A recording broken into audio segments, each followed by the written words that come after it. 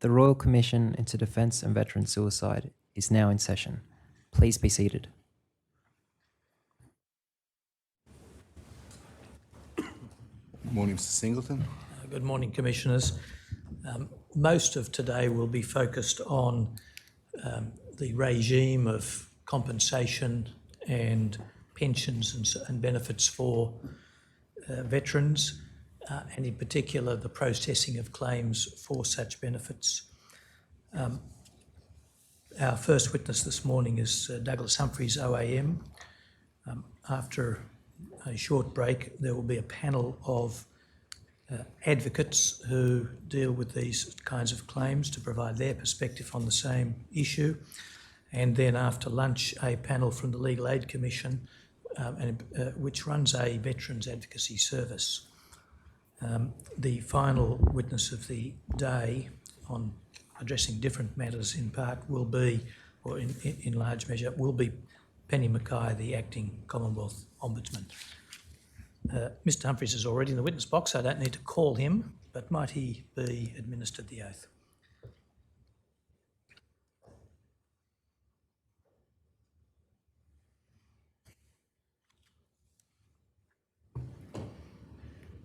Mr. Humphreys, do you swear by Almighty God that the evidence you will give will be the truth, the whole truth, and nothing but the truth? So help me God.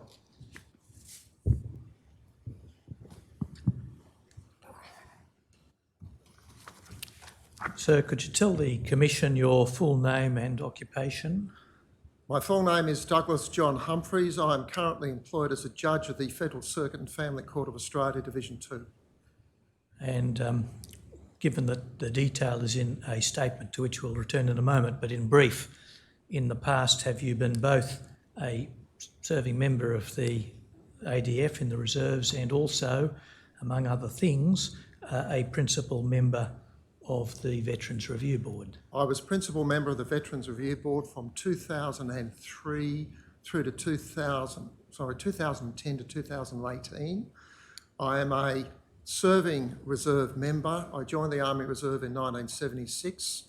I was in the Royal Australian Infantry. I was commissioned. I served as a Royal Australian Infantry officer, including heavy weapons, things like that. I went on the inactive reserve for a period of time. I came back in about 2010. I transferred to Legal Corps. I was far too old to run up a hill with a rifle and a bayonet.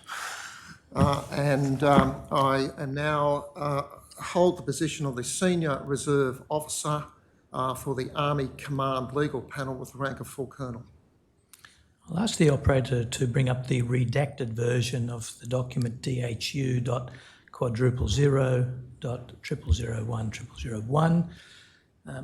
Mr Humphreys, does that appear to be a redacted version of the first and covering page of a statement you've made for this commission? It does.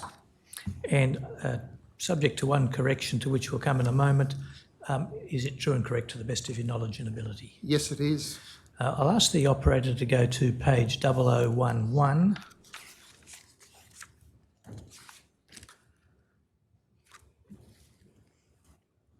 And Mr Humphreys, I think you might have a paper copy, page 11 of your statement. Yes, I have that in front of me. If we can enlarge paragraph 53, the second sentence begins, I have recently formally withdrawn my application for review. The context is explained by the statement, but since the original drafting of these words occurred, the matter perhaps needs to be modified. As of today, does that need to be modified? Yeah, the word recently should be I formally withdrew. And that's simply as a result of I did draft the statement in July last year. Thank you. The statement can be taken off the screen for the time being. Thank you, operator.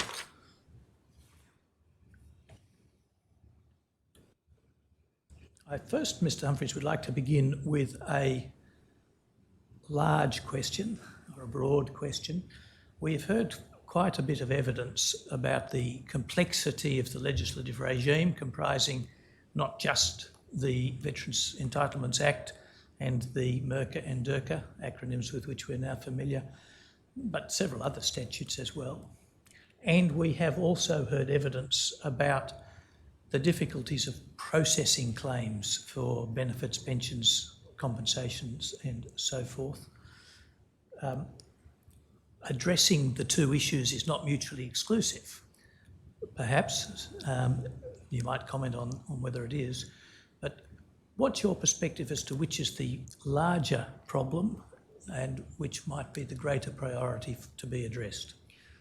From my perspective, and I'm talking as a former principal member of the board, but also a serving member, I might also add on for my sins, the patron of the Burwood RSL sub-branch. So I still maintain a very active involvement with ex-service organisations. It's the processing that is the most important thing. People need to get their claims processed. And indeed, I was somewhat surprised to read in the paper about a week ago that the complaints by the Minister for Veterans Affairs that they hadn't been allocated additional money in the budget in order to increase the rate of processing of claims. I think there's about 60,000 outstanding. That's shameful. You'll pardon me for only dipping into your statement because it's about to be tendered. Perhaps I've got to tender that formality, Commissioners. Commissioners, I tender the redacted version of the statement as a public exhibit and the unredacted version as a confidential exhibit. Thank you, Mr. Singleton. Both be accepted and allocated the next consecutive numbers. Thank you. So, Mr. Humphries, that'll allow me not to have you rehearse the whole lot. But could I draw your attention to paragraph 22, where you point out that the Veterans Review Board has jurisdiction to conduct merit reviews of decisions made under the VEA and the MERCA, but not the DIRCA. We've heard evidence that explains the historical reason for that. There are different streams of legislation and that's the way it turned out. But are you aware of any argument at the level of principle or logic for why the VRB should deal with 2 but not 3 of these acts? I can think of no argument in logic or principle why there should not be a single stream in relation to all veterans' entitlements, no matter what act they are under. The board is well set up, and it would require some further training and education, but the board's well set up to deal with these very effectively and quickly. Perhaps we can go into it later, but if you look at the processing times of the board at the moment compared to the AAT, they are chalk and cheese. The board is processing matters far more quickly, far more effectively. The use of ADR within the board is resulting in much, much better outcomes. And I think if the board was given the extra jurisdiction, it would be able to get a hold of those matters and deal with them quickly, effectively, and to the satisfaction of the applicants. Just give us to give that some context. DVA decisions made under the DIRCA, once they leave the DVA for review, go straight to the AAT. Is that correct? That's right. And look, I've been in both. I was the principal registrar and CEO of the AAT for 7 years, so I know how both works. That was before, I should add, the AAT was given, or the Social Security Appeals Tribunal, the Migration Review Tribunal and the Refugee Review Tribunal were folded into the AAT. So it's a much bigger organisation than when I was there. But the fact is the AAT is far more court-like. That frightens veterans. They don't want to go to court. When I arrived at the Veterans Review Board, it was euphemistically termed by some of the people involved with it as the Veterans Refusal Board. We managed to change over the period of time that I was there, and it stayed completely the culture in that it's beneficial legislation, it needs to be applied beneficially. Now the board, first of all, DVA as the respondent does not appear at the board. The easiest way I can describe a board session is a round table discussion. There's no bowing. Somebody, if it's a 3-member tribunal, one of the members will go and get the person, they'll come in, they'll have their advocate with them. The biggest thing I have said to members of the board while I was there is that we wanted people to be heard. And I wanted, and I would say to veterans, pardon me, look, at the end of the hearing, I want you to feel as if you have had everything that you want to say. Doesn't matter whether you think it's relevant or not. Don't go away from here not saying something you want to say. Now, that's meant is that in the long term, people have been happy with outcomes. Now, one of the most telling things I got was a letter from a widow, war widow. She wrote to say she wanted to thank the board for the hearing. But she said, I didn't get what I wanted, which was a gold card and a widow's pension, but I actually now understand why it is I cannot get what I was told I could. And I want to thank you because you made me feel welcome and you made me feel, and you went through and you explained the process to me. That is an essential difference of the board to the AAT. The board is there to turn around and engage with veterans. It's there to turn around and go through their claims with them, to talk to them. We have a preponderance of military members of the board, and when I say military members, they're people like me who've got military service. So they actually feel comfortable talking to us because they understand they can use the acronyms that are so prevalent in the military. And we can actually get what it's like when they turn around and say, and a lot of things that people that haven't served would turn around and say, that's ridiculous, it couldn't have happened. And you can think back to your own service and say, yeah, it probably did. Now, the biggest thing is that I have also said that we sometimes get people to come in and tell what I could euphemistically describe as recollections that may not necessarily accord with the historical records. That happens, that's fine. The biggest thing is that we don't call them liars. We don't call them people that are trying to malingering or trying things on.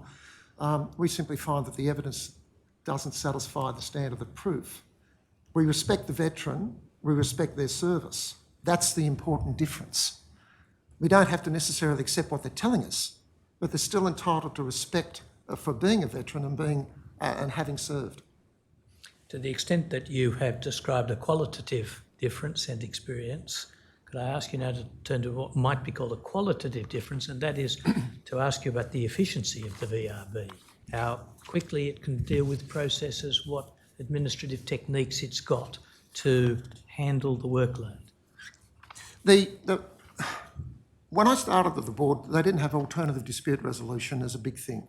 There had been a recommendation that ADR be introduced. We went through a fairly exhaustive process of looking at the best models we could come up with, and we trialled a number of them. The fact is that what we call outreach, or the board calls outreach, which we proactively get in contact with the veteran or the veteran's advocate and say to them, well, we've had a look at this case. If you want this, you're going to have to get some more evidence. Can you get that evidence? Or we can probably turn around and in relation to there may be a number of claims in relation to the assessment of pension. Look, based on the evidence you've given us, you can probably get this, you can get that, but you're going to have to go away and get a heap more evidence in relation to the third thing. In many cases, what will happen is they'll turn around and say, yeah, look, we're happy with that. Please do a decision on the papers and do that. In my statement, I described in my own case where a decision on the papers was done in relation to inadvertible disc prolapse. Outreach has been an enormously successful thing, and it's because we go out, or the board goes out. I use we because I still have an attachment to the place. The board goes out and physically engages with people and talks to them about what it is that they want, what it is they can get, what they might have to be able to provide. And if they can't provide stuff, as I said, in many cases, they're quite happy.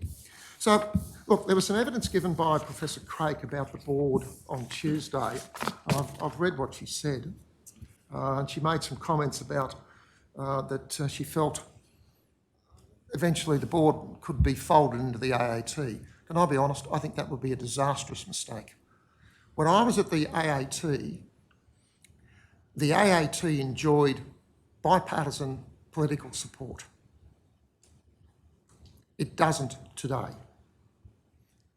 That is difficult. What you've got is a specialist, small, highly veteran-centric board that deals with veterans. The AAT is a much, much bigger organisation now than when I was there, and its problems are well known in the media, and indeed, I think this recent Senate report said it should be disestablished.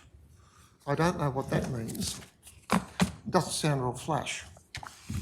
That's not indicative of a body that enjoys high levels of bipartisan support. But let's just get back to some stats. In terms of the appeal rate to the AAT has halved from 13.6% in 2014-15 to 6.6% in 2015-16 and is now sitting at about 2.4%. So a 2.4% appeal rate is indicative, in my view, of a very high level of satisfaction. Over the last... Just if I could just define appeal rate for us. That's the numbers of matters where they say we're not happy with the board's decision, we want a further merits review at the AAT. So the numbers relate to the percentage of decisions of the VRB that actually run onto the AAT. So we're talking 2.4%. In a contested area like veterans' entitlements, that's remarkably low, remarkably low. On average, and these were, I'll be honest, these were provided to me by the board because I asked them to provide me some figures so that I'm upfront as to where the sources are. Where it's decided differently to the AAT runs at 0.475% of applications that the board deals with.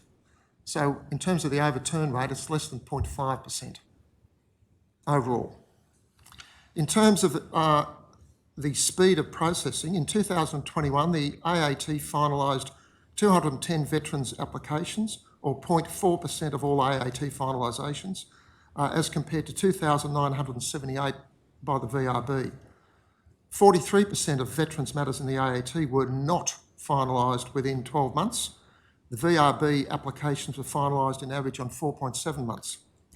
ADR, at the AAT, it took on average 7.1 months. At the VRB, 81.7% of cases were resolved by ADR on average of 3.8 months.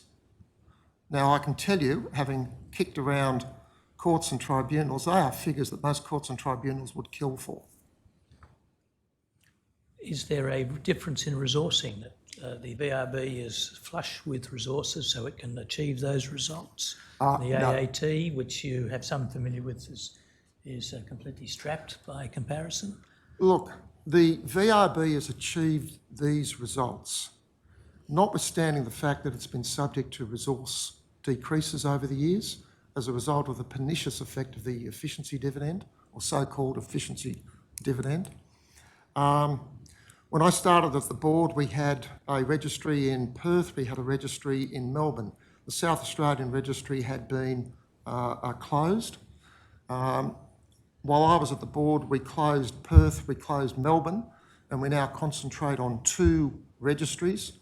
And we've been able to turn out, and the board was able to turn out by having dedicated officers, administrative officers within each of those registries dedicated to particular regions, and with phone numbers that were well known, they managed to turn out and deal with that.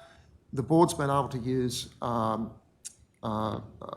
video conferencing and telephone hearings to greater effect. So when I first started, the board used to go to Cairns and Townsville. It doesn't anymore. It only sits in Brisbane.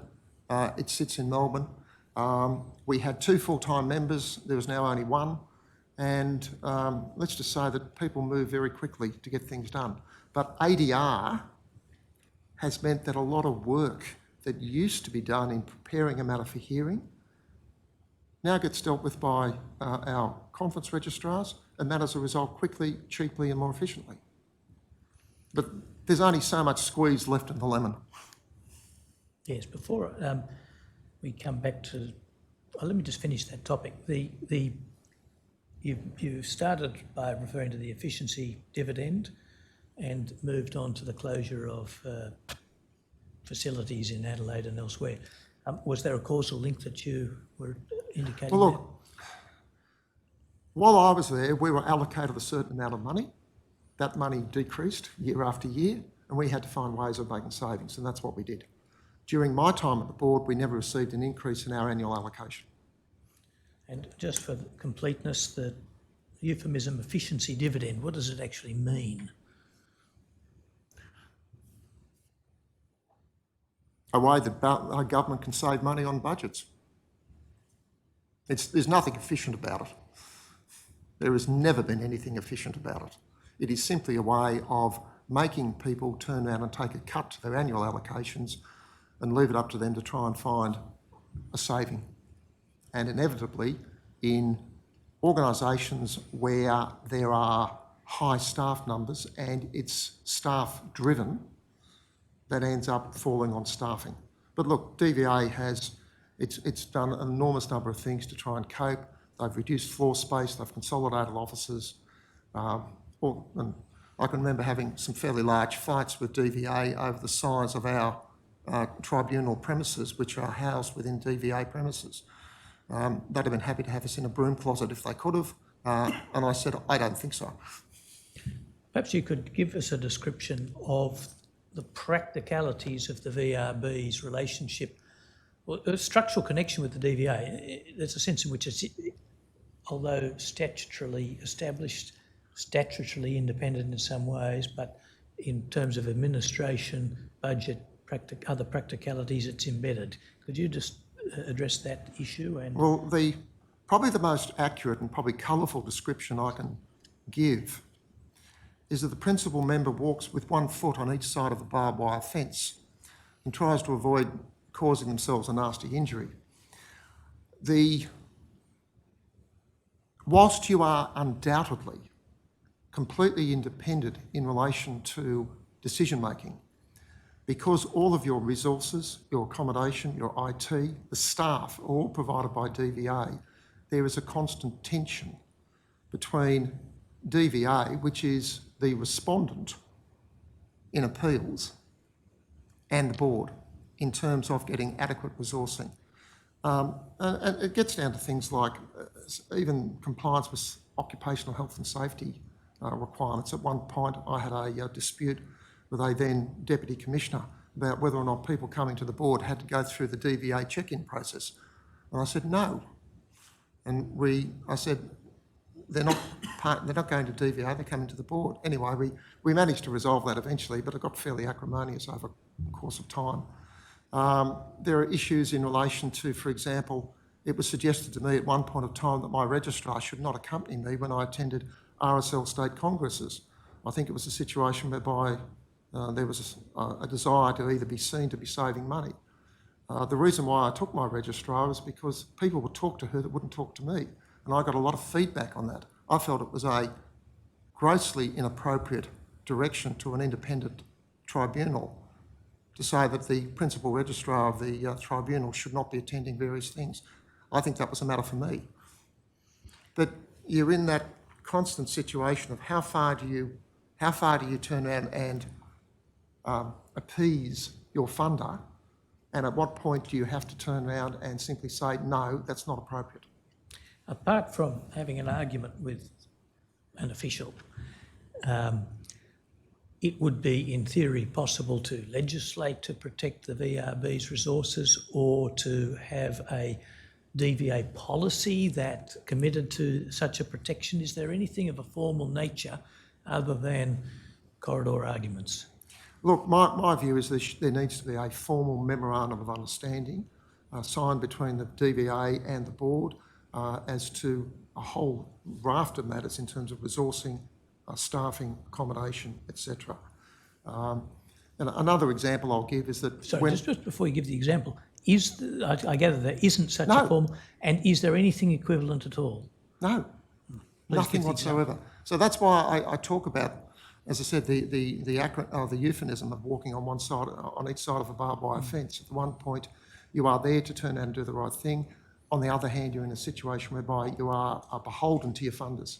And it needs to be a lot more separate and apart and formalised, in my view. When the efficiency dividend, that is the budget cut, is given to a department, the secretary must determine how to cope with that, what adjustments to make. And in theory, I'm not talking specifically about the DVA, but in theory, a secretary might say area A is already very lean and there'll be no cuts there, and area B will take a larger proportionate cut, larger than the percentage of the dividend itself. In terms of now turning to the DVA and the VRB, in your experience, were efforts made to put funding constraints on the VRB based on the individual needs of the VRB, or was there a more arbitrary approach? While I was there, we were basically told by the Chief Finance Officer what we were going to get for the following year, and we then looked at what we could turn out and do. To be fair to DVA and to congratulate the new principal member, I understand that she managed to negotiate an increase in funding, but that's post me. I can simply say while I was there, and that was a 7-year period, we were told what we were having and we cut our cloth to suit our funding. So your statement says at 33, the VRB must bid for funding along with other parts of DVA. How, in your time, was the bidding done? Well, you would put forward what's called new policy proposals or bids for funding. The biggest thing that we did while I was there was we bid for money to be allocated for a new case management system. The case management system that we had, our IT system, was so old they did not even have the source code and were unable to even do minor changes to it. We managed to get funding for a new IT system. We went out to market, we got it in. It had some considerable difficulties in that at the time we were seeking to actually install the system and activate it. DVA were in the process of transferring all of their IT resources to the Department of Human Services, and they're one big IT system. So DVA at the moment doesn't have its own IT branch. They've got to work with Human Services. Whilst big may produce some savings, it also has issues in relation to how reactive they are. And again, in terms of where we sat within DVA, we were the, let's just say, the ant on the elephant.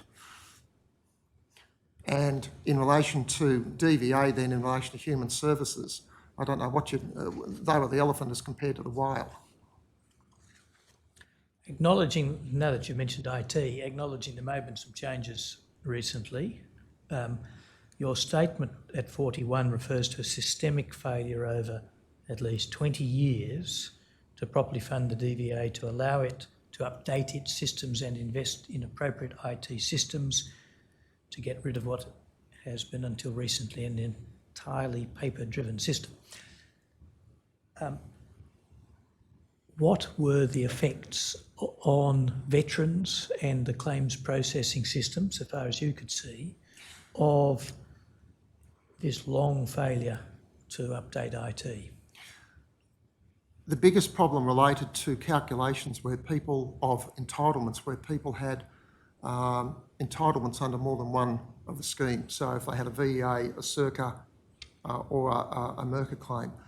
And certainly when I was there, in many cases where there were multiple entitlements, the apportionment of those to each of the schemes and of course the money that was payable was being done on paper, by hand calculations, because there was no integrated system that would enable people to turn around and put in the various claims, what was accepted, etc., which would then produce a result.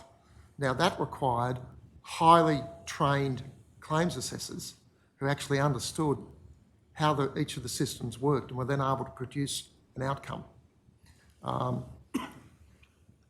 If you look at if you look at the GARP, the Guide to the Assessment Rate for Pensions, There's a whole heap of forms in there that relate to hearing loss and various other things. How you work those out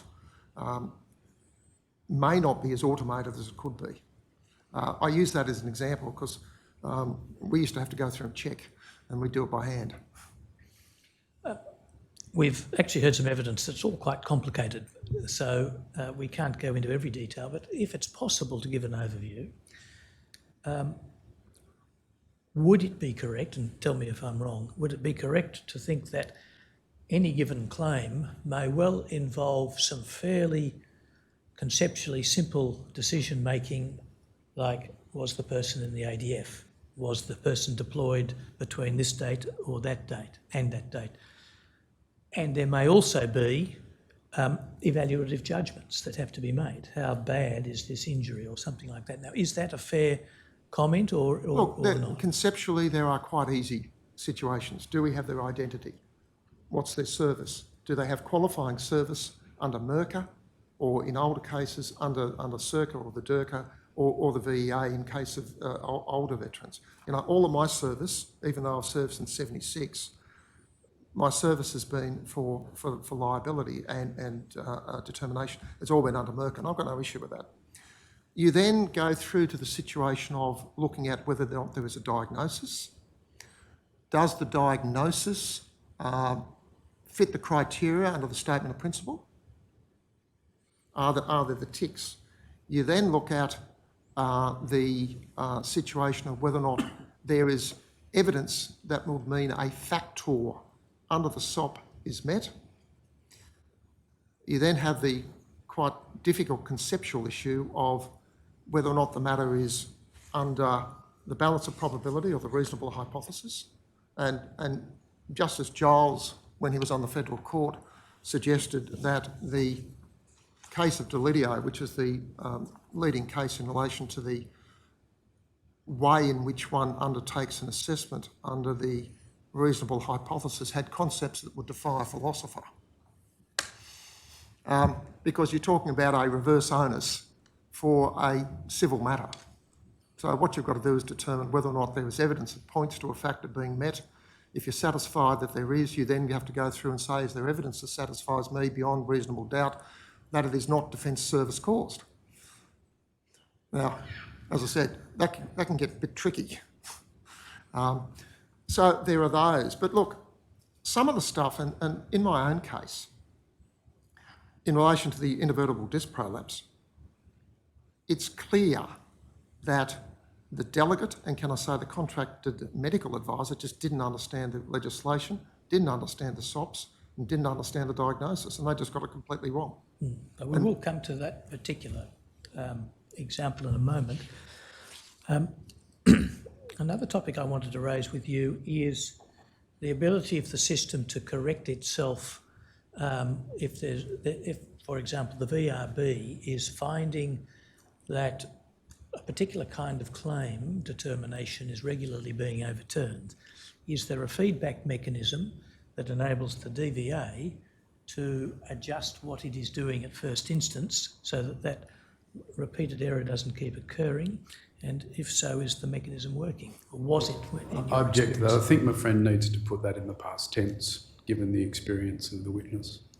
Yes, that's why I said, was it in your time?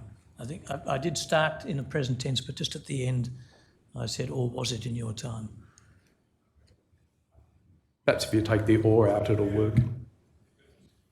I can only speak from my experience, and my experience ended, other than as a user of the system, in 2018. So let's be clear.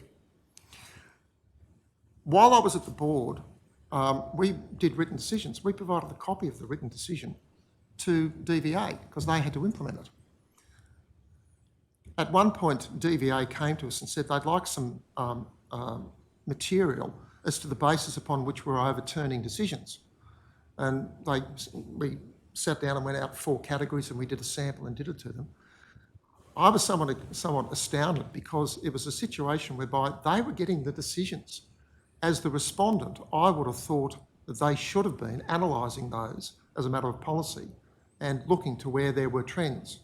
In administrative law, there is a principle called the normalisation principle, which means that a body such as DVA or a government department where its decisions are being reviewed and overturned on merit, should be analysing that as a matter of course, and it should be self-adjusting decisions in the light of if there are trends. It's clear that that wasn't happening at the time. Whether or not it is happening now, I don't know. I would hope it is. One of the difficulties for such a system might be that in a merits review, you don't have to find error.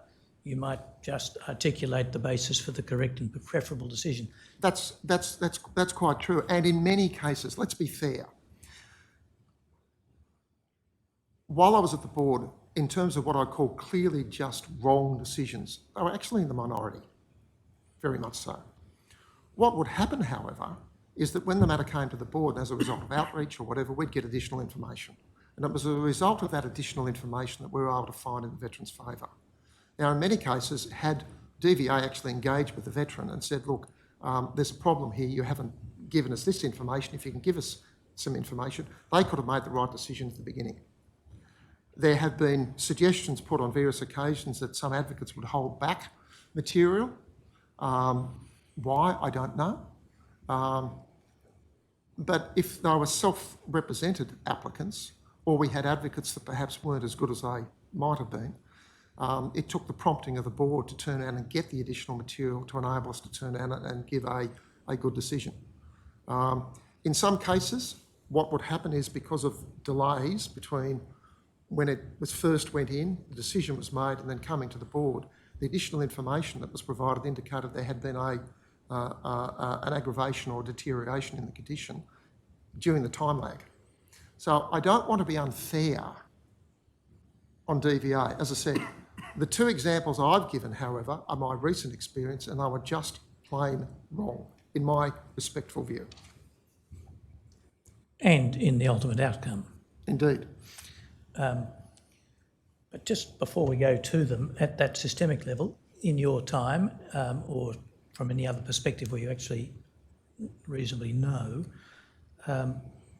was there a systemic or too general failure of claims processors, delegates, proactively to get information that what was in existence but not for... As I understand it, one of the issue was that delegates would act to a certain extent as gatekeepers. They would process the claim based on the information that was before them. Now, I can understand why they would do that, but the difference, and in many cases they were able to grant it, but in the matters where they weren't, that's when they came to the board and we'd get additional information. Or indeed what would happen is an advocate would put a second set of eyes on a matter and turn and say, aha, this is what we need. We'll go and get that information. It was provided, then we're able to turn around and give the outcome that the veteran wanted. You say you can understand why they wouldn't proactively reach for the needed information. Why? Well, it's a lot more time intensive. Was the VRB so efficient that it was better to flick it onto the VRB for a merits review than to reach out and get the information in the first place? I object to that. Without needing a contest, I'll just rephrase it.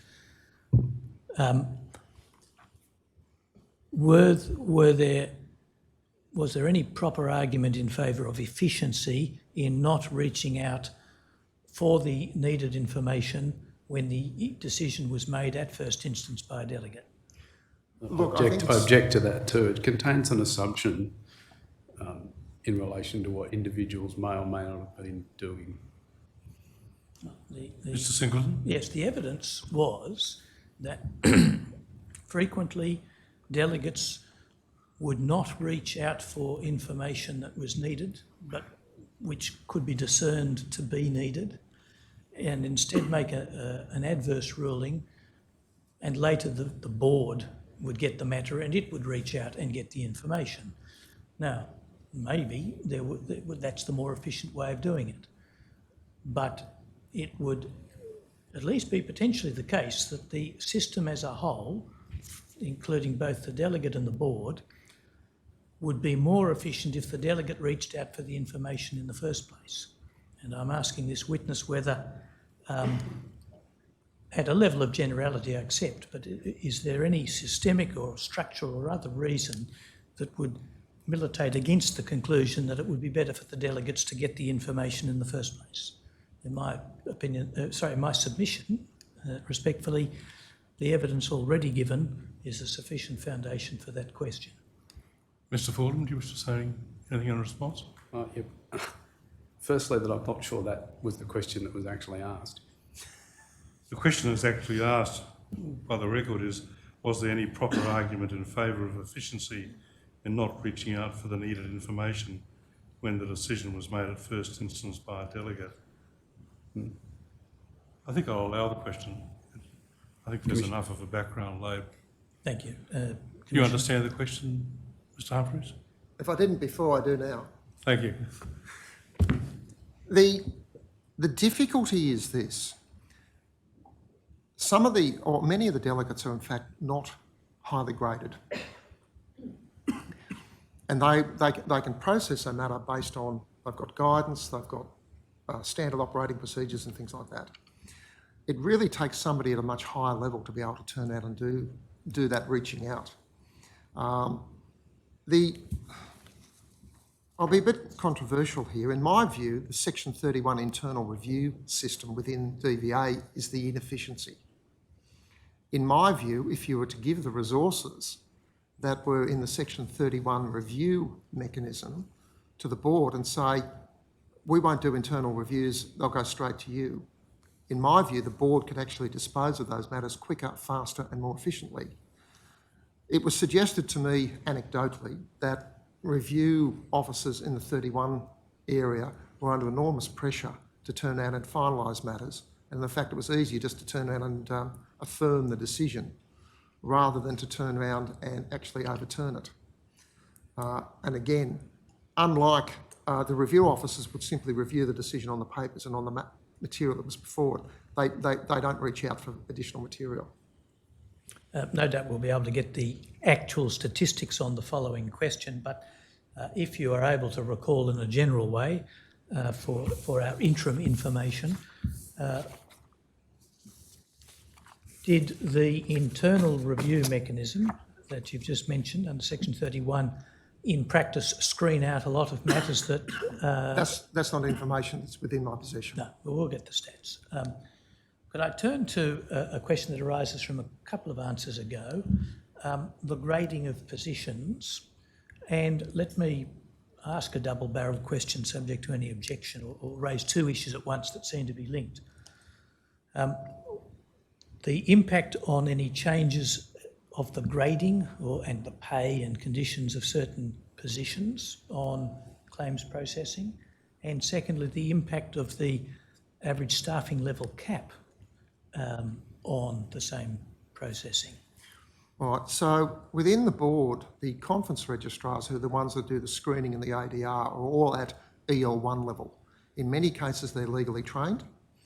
If they're not legally trained, they are people who have vast experience as advocates or people who have worked in the system. So we're talking at a fairly high level. Within DVA, as I understand it, and I could be wrong, claims officers can be APS 4 through to APS 6. So we're not talking people who are highly remunerated, highly trained in terms of what I'll call tertiary education and other things like that. So that impacts on how they will approach matters. They're given sort of it's very structured process that they've got to follow through. Obviously, the board members and whatever are looking at a matter more holistically, more intuitively, based on their overall experience as both lawyers, serving members and tribunal members. When I say serving members, serving military members. From your experience, are you able to express a view on whether it takes some time for a newly appointed delegate to be fully productive and reasonably error-free in his or her determinations? The systems are complex. You've heard a lot of evidence about that. You cannot take someone off the street as a contractor, in my respectful view, give them a basic education on the claims process and expect them to get it right. they will make stupid errors. And in my case, the error in relation to the inadvertible disc prolapse was that the delegate didn't even understand that I didn't have any VEA service. The initial determination was done under the Veterans Entitlement Act, which was just wrong, notwithstanding the fact that all of my other determinations were made under the MERCA. So they just didn't understand that, and they clearly didn't understand the SOPs. So just turning, we may as well come to that particular example. So you're able to testify not only as a former principal member of the board, but as a claimant yourself. And one claim was the one you just mentioned. Is the determination of whether your claim was properly determined under MERCA or VEA a complicated decision in your case? It's a matter of looking at what service I had, and there's a table which will tell you, as a reservist, I never qualified under the VEA. I may have qualified under CIRCA, but certainly never under the VEA. The delegate thought, in fact, that I was a regular soldier, and I had to dissuade her of that view. You write at paragraph 48 that the delegate explained that she had incorrectly read your service records. This is when you contacted her. Were you able to get any sense either for that particular case or from more broad experience and generally about other cases, whether such an error, which is perhaps a relatively simple error conceptually, arises from something systemic like a lack of training or people being overworked, or might this example of yours just be a one-off or a rare case?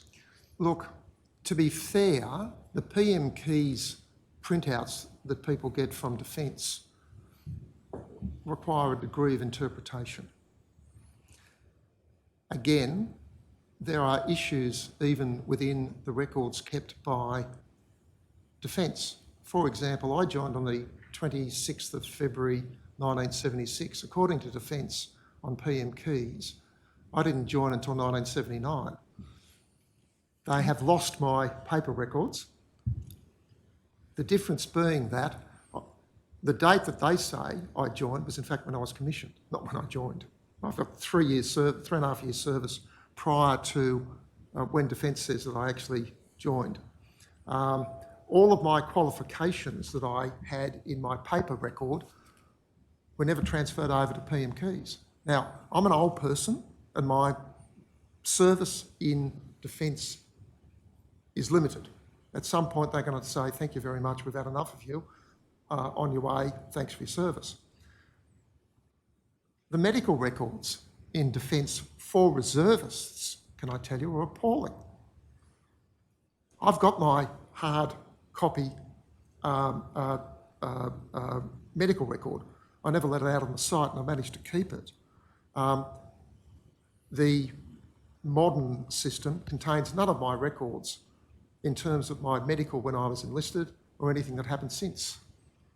They were never transcribed. All the existing paper records were never actually taken over into PM keys. So from the PM keys record, I had issues in relation to a thing like whether or not I attended staff college. It wasn't shown on PM keys. So when they went to promote me, they said, you haven't done staff college. And I said, yes, I have. And I had to pull out my paper records and show them. So I'm saying there's a whole heap of compounding factors that go into being able to actually look at something like PM keys and work out what it means. That requires knowledge, training and experience. And I can tell you, if you get somebody in off the street and try and give them a 3-week course as to how to do it, they will get it wrong. But the information itself coming across from Defence about a service record, there's a few issues you've raised. Let's put aside for one moment that the original information's incomplete anyway, but I want to go to the point about the difficulty of interpreting the printout. It's not easy. That is, correct me if I'm wrong, but is that a difficulty that arises from the way in which the information is presented as distinct from the inherent complexity of the information itself? It's the way it's presented. And- You know, defining somebody as an ARES soldier and then having a situation where they might do periods of CFTS, continuous full-time service, or they may have deployed, all of those sort of things, you've got to be able to go through and work out, and they're not easy. In theory, it ought to be possible with some software to take that data in its electronic form and translate it into a presentation that is fit for DVA's purposes, and perhaps even changes acronyms to ones that the DVA would understand, or whatever it may be. But you still need the original source documentation. For example, somebody might claim that they were on a course, and while they were on that course, they suffered an injury. You've still got to be able to go back and check sometimes that in fact they were on the course, and that will normally be in PM keys. That's the sort of granularity that you can get down to, because they may claim, for example, they were on a promotion course, they got hurt because it was a promotion course, they soldiered on, they didn't want to get medicaled off the promotion course because of the impact it would have on their career. That's the sort of thing that you can sometimes get down to. And if you can know that they were on a course, it was a promotion course, and they said, yes, they soldiered on, I can tell you that's what soldiers do. Yes. But those records,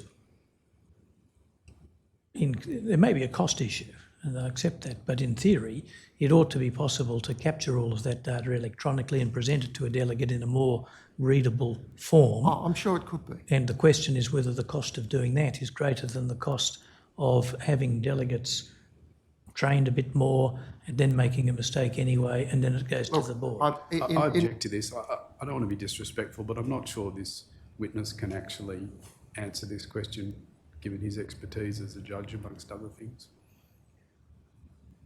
Yes, Mr. Singleton. Yes, I don't ask him in his capacity as a judge. I ask him in his capacity as a person with considerable knowledge of the claims processing system. It may well be that he says he can't comment. He's, with great respect, perfectly capable of that. But unless we ask witnesses to comment on propositions, we won't know which of our propositions are right or wrong, or, to be more refined, properly arguable or not. And in my respectful submission, you would be aided by... I might short-circuit it. Can you comment on it, Mr. Humphries? This is impressionistic, and you can give it such weight as you think, Commissioner. In my view, you need... I'm sorry? I'll allow the question and the answer on that basis. Thank you, Commissioner. It's a situation whereby I think you've got to have trained delegates, and you're not going to solve it with a computer program. You've got to have trained, highly skilled delegates that can turn around and deal with this complex legislation and get the right decisions. And let me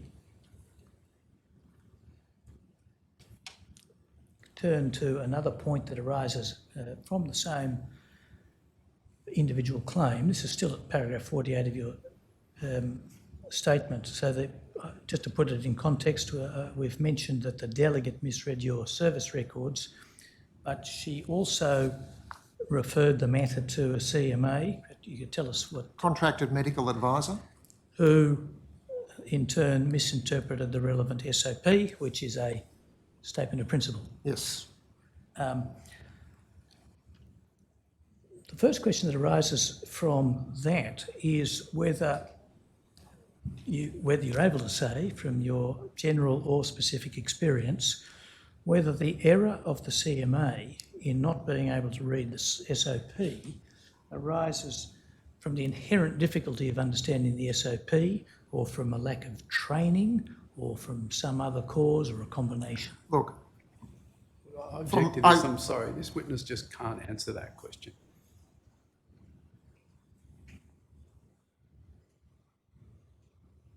Well, let me be... You're asking him to speculate, aren't you? No, I'm asking him whether he has the... whether from his general or specific experience he's able to answer the question. He may well be able to say, yes, I've seen so many cases, I'm able to detect a systemic issue. Alternatively, he might say, no, the answer to your question is no, I'm not able to say. I've asked a preliminary question about his capacity to address the issue. To draw an analogy, as if on the voir dire I'm qualifying him or perhaps disqualifying him, depending on the answer, I'll put the substantive question. Mr. Fordham, we aren't bound by the strict rules of evidence, and I accept that. this witness does seem to have some general experience in the area. My inclination is to allow him to answer it. If I may say one more thing, Yes. it's a simple proposition that in an individual case, the witness is of the view that someone made an error in reading a document. Doesn't take it very far. I No, it appreciate doesn't. that. And I appreciate the rules of evidence don't apply, but the evidence actually has to assist you. You might be able, Mr. Singleton, to pin it down to his own experience rather than attempt to draw a general conclusion from. And the difficulty is that without evidence of the particular SOP and how complex or simple it was, this goes nowhere. Well, it goes a little way, but I think so. I will allow it. I think, Commissioner, just please. to be clear on both the ruling and what I'm attempting to do, and with respect, I think my friend has some strength in so far as he might be objecting to my trying to elicit from the witness an analysis of this particular decision by this particular CMA, and I'm not really seeking to do that.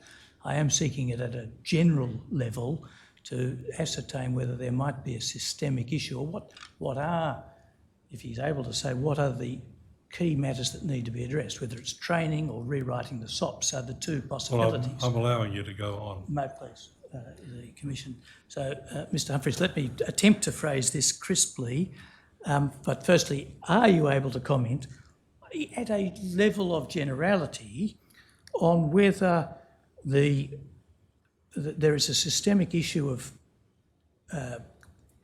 SOPs being too complicated, or CMAs not having enough training, or some other systemic issue that's leading to this kind of error? Look, the way I will answer the question is this. I think SOPs are easy to read, all right? They are legislative instruments, but they set out what the condition is. They set out the basis on whether it's a reasonable hypothesis or a statement or a balance of probability, and then they list a certain number of factors. Now, that's not rocket science. And so from my point of view, are SOPs able to be read? Yes, they should be able to be read. In my view, SOPs are in fact the jewel in the crown of the repat system that we've got at the moment. And indeed, others are looking to adopt the SOP system. New Zealand's adopted the SOP system. It has completely cut away arguments about causation. And that's to the veterans' benefit. As to delegates not understanding SOPs, or CMAs not understanding SOPs, and why they don't understand them, the answer is, I can't tell you.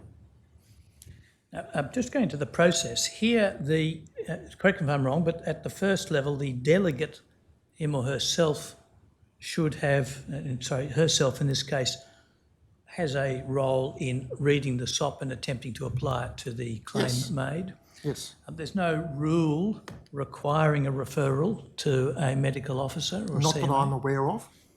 And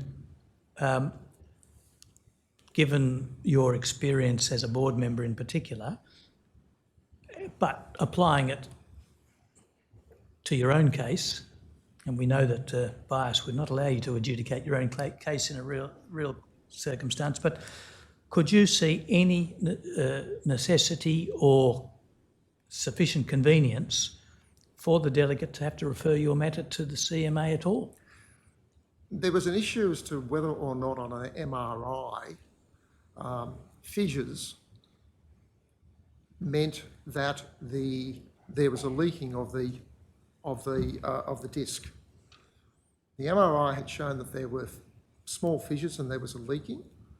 That, in my view, met the definition of a prolapse.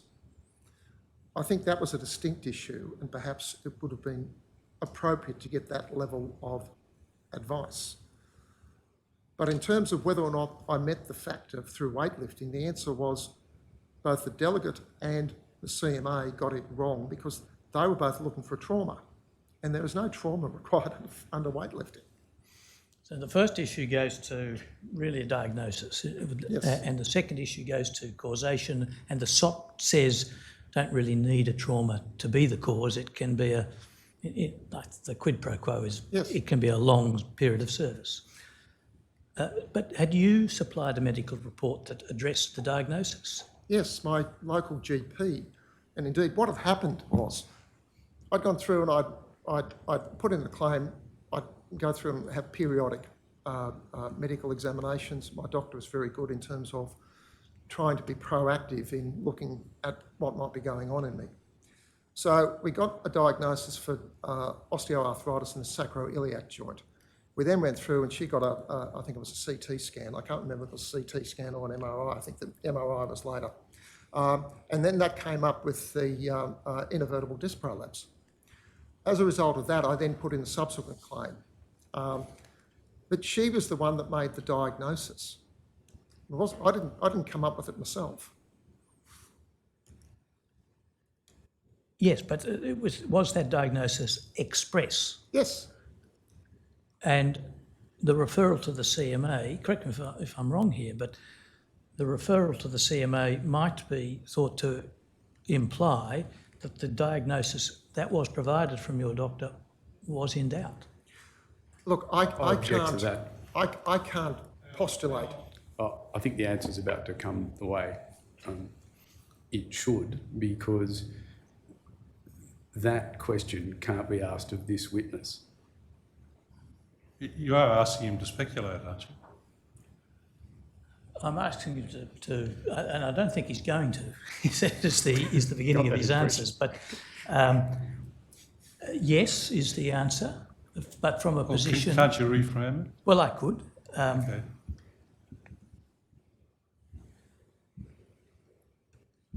Leave this case aside. From your general experience, particularly at the VRB, where the onus is as it is, for a fairly favourable onus to the veteran, where there's evidence that prima facie satisfies the requirement for a favourable determination, what are the kinds of matters that nevertheless lead delegates to get a second opinion?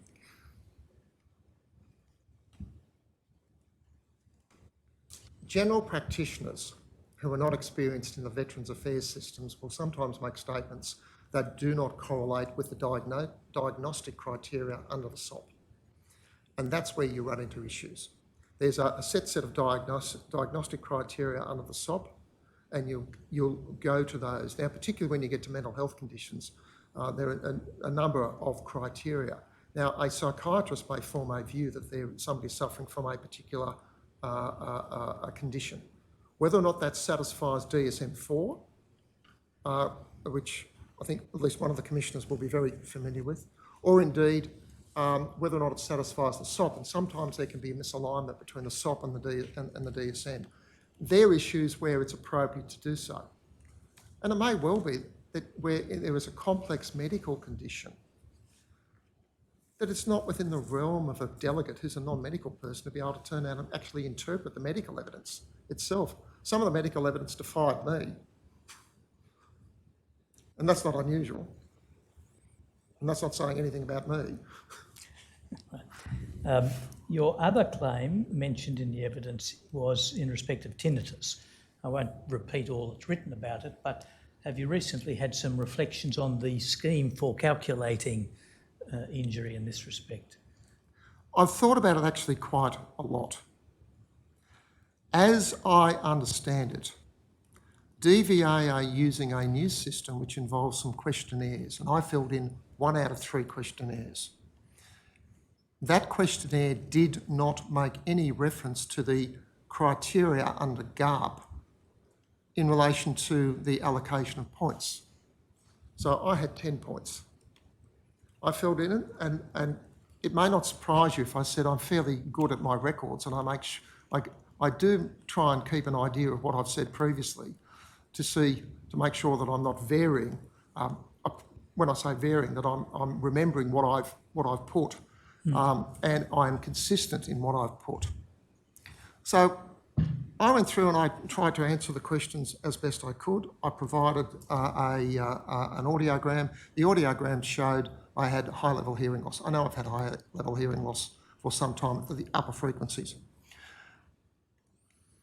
When I got the 137, there was some sort of a calculation as to a figure that had been diagnosed, and that figure then translated into 2 points.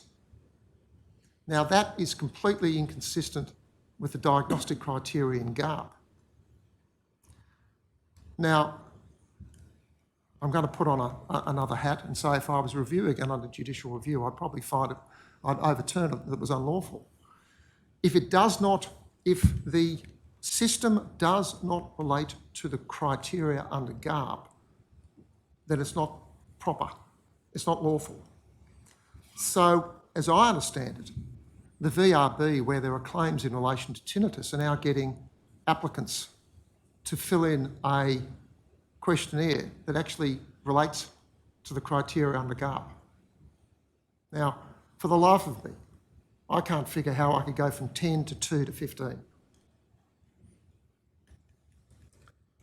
Can I ask you this question about your own career?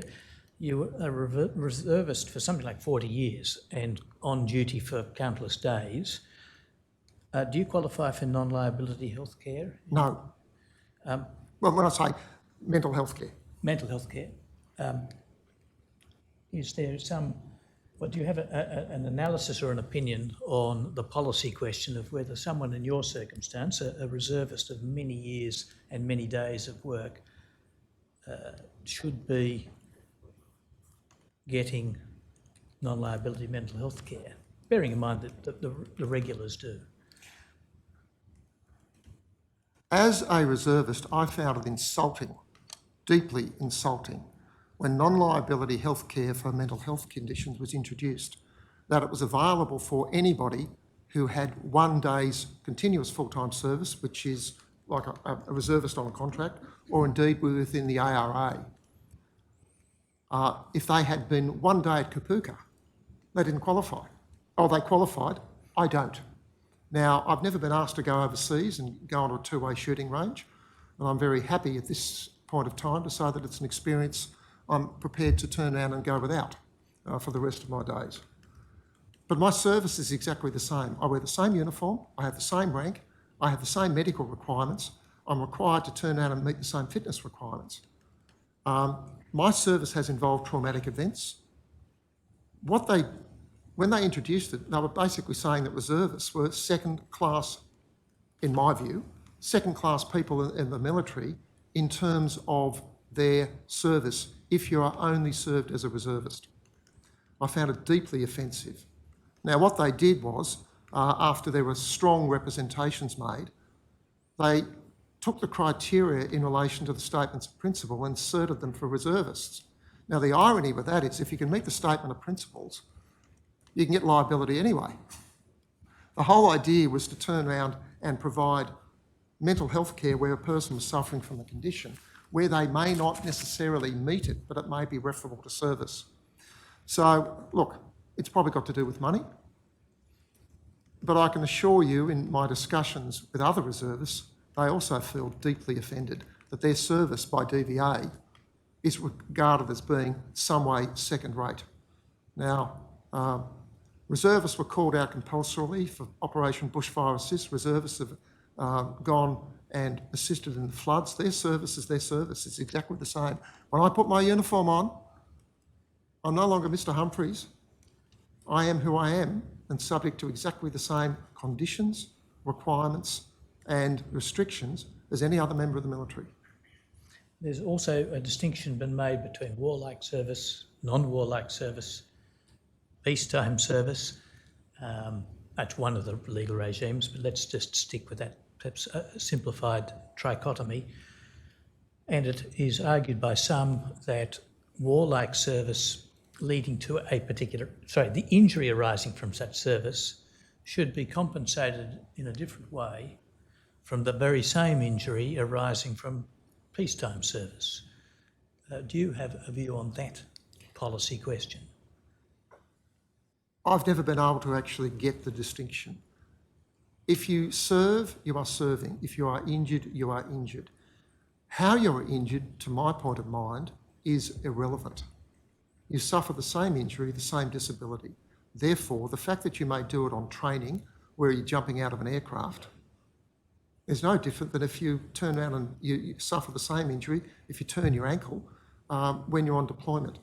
We compensate those that go on deployment by giving them tax-free status for their income, and we also provide them with significant allowances for being in combat or in warlike situations.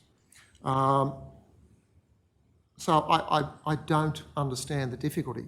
The fact is, if you injure your back and are unable to work, does it really matter how you injured your back? Well, can I just ask you this question? Does being a reservist mean that you can disobey orders to go into a flood rescue situation? The answer to that is a little bit complicated. When I'm on duty, the answer is no. I do as I'm told in exactly the way as any other member of the military does. If I'm not on duty, well then I obviously don't have to do things. No, but if you're called up, you... Well, if I'm either called out, as happened in bushfire assist, which was a compulsory call out, the answer is one, you've got to turn up, and two, you do as you're told. As soon as I put my uniform on and turn up, I'm subject to the same military discipline requirements as any other member of the military. Finally, at paragraph 55, you say that you suggest that the current culture and systemic failures within DVA in the claims area are negatively impacting on the mental health and wellbeing of veterans and their families. Firstly, are there any systemic failures that we haven't yet touched upon that you feel are worthy of mention? We've talked about the efficiency dividend and the pernicious effect that's had on staffing levels. The other issue is what I'd call the staffing caps or average staffing levels. I do not get it. If you've got a job to do and the secretary's given a bunch of money, how they spend that money should be a matter for them. If they choose to employ long-time staff or full-time staff, ongoing staff, that should be a matter for them. What's happened, and it's been the subject of analysis of public service exports, the Thotty report, various other reviews, have basically said that we've de-skilled the public service by artificially capping the number of people that we can employ. Now, in an area like DVA, where you've got lifetime clients, you need to have a level of expertise that is ongoing, and you can't just buy it in. You can't buy you can't buy in like you can just get an electrician, all right? An electrician is an electrician. They can serve and do things. They can fix a light. When you're talking about this stuff, it requires considerable knowledge, development, experience and expertise. So using contractors, in my view, has been a way that DVA has sought to deal with issues such that there is not an underlying increase in their ongoing expenditure, and they're able to use one-off grants. So it was suggested that the DVA was going to get 21.6 million to turn out and employ some additional people to turn out and deal with these claims. Now, that's not going to solve the long-term problem. There needs to be a sufficient critical mass of people that can deal with stuff on a long-term basis. And artificial staffing caps, to my way, are an anathema to turn out to the efficient, effective provision of services. And DVA is one of the few areas within the Commonwealth that is actually a direct service provider. And secondly, to the extent we haven't covered them, are there matters of culture, significant matters of the DVA culture that are negatively impacting mental health? That's really hard. I think there have been issues that people have thought they were gatekeepers, rather than being people that were there to turn around and actually provide services. There's been an enormous amount of work done within DVA over the years that I went from when I started and even continuing now to try and address those issues. But issues regarding, for example, Jessie Bird, that was an example where there was a complete systemic failure. There have been other examples where there have been systemic failures, but I like to think that in exactly the same way that I think Defence is addressing a whole lot of issues in relation to transition, that DVA is learning from issues. But can I say, this Royal Commission is going to be a very painful experience for a lot of people, and there are no doubt a lot of learnings are going to come from it. My hope is that what I think will be a considered and evidence-based report from this commission will not gather dust. There have been reports before that haven't been properly implemented. Thank you, Mr Humphries. Commissioners, those are my questions for Mr Humphries. Thank you, Mr Singleton. Commissioner Brown? Thank you, Mr Humphries. There's a lot in that you've raised. Can I just firstly start off by just asking you made a comment to say that the AAT does not have bipartisan support, whereas I'm assuming you were implying that the VRB perhaps does, but I just wanted to understand the significance of that. Why would it be necessary for the AAT to have bipartisan support if indeed there was consideration going to be given to the VRB being subsumed within it? I say this because there needs to be confidence in the institution. There has been a Senate report that was handed down a few days ago that basically said that the... I think I'll object to this one. I don't know which Senate report is being referred to, but I have some fear that this evidence ought not be received. I'm happy. Oh, yes. You're thinking of the Parliamentary Privileges Act again? Absolutely. Yes. Mr Singleton? I think, with respect, my learned friend's correct. The witness should not be permitted to testify to the content of a Senate report. Yes, and that's probably best done by tabling it if it becomes necessary. Yeah. You'll just need to You're answer. aware, witness, that you're not, this commission can't hear evidence that calls in question or comments on the content of proceedings in Parliament. Look, I would imagine that's the case. All I can say is there was a report, there was a recommendation. Okay, thank you. So that still doesn't aid my somewhat inadequate understanding of the issue, regardless of what the Senate report does or does not say. There needs to be public confidence and user confidence in the system.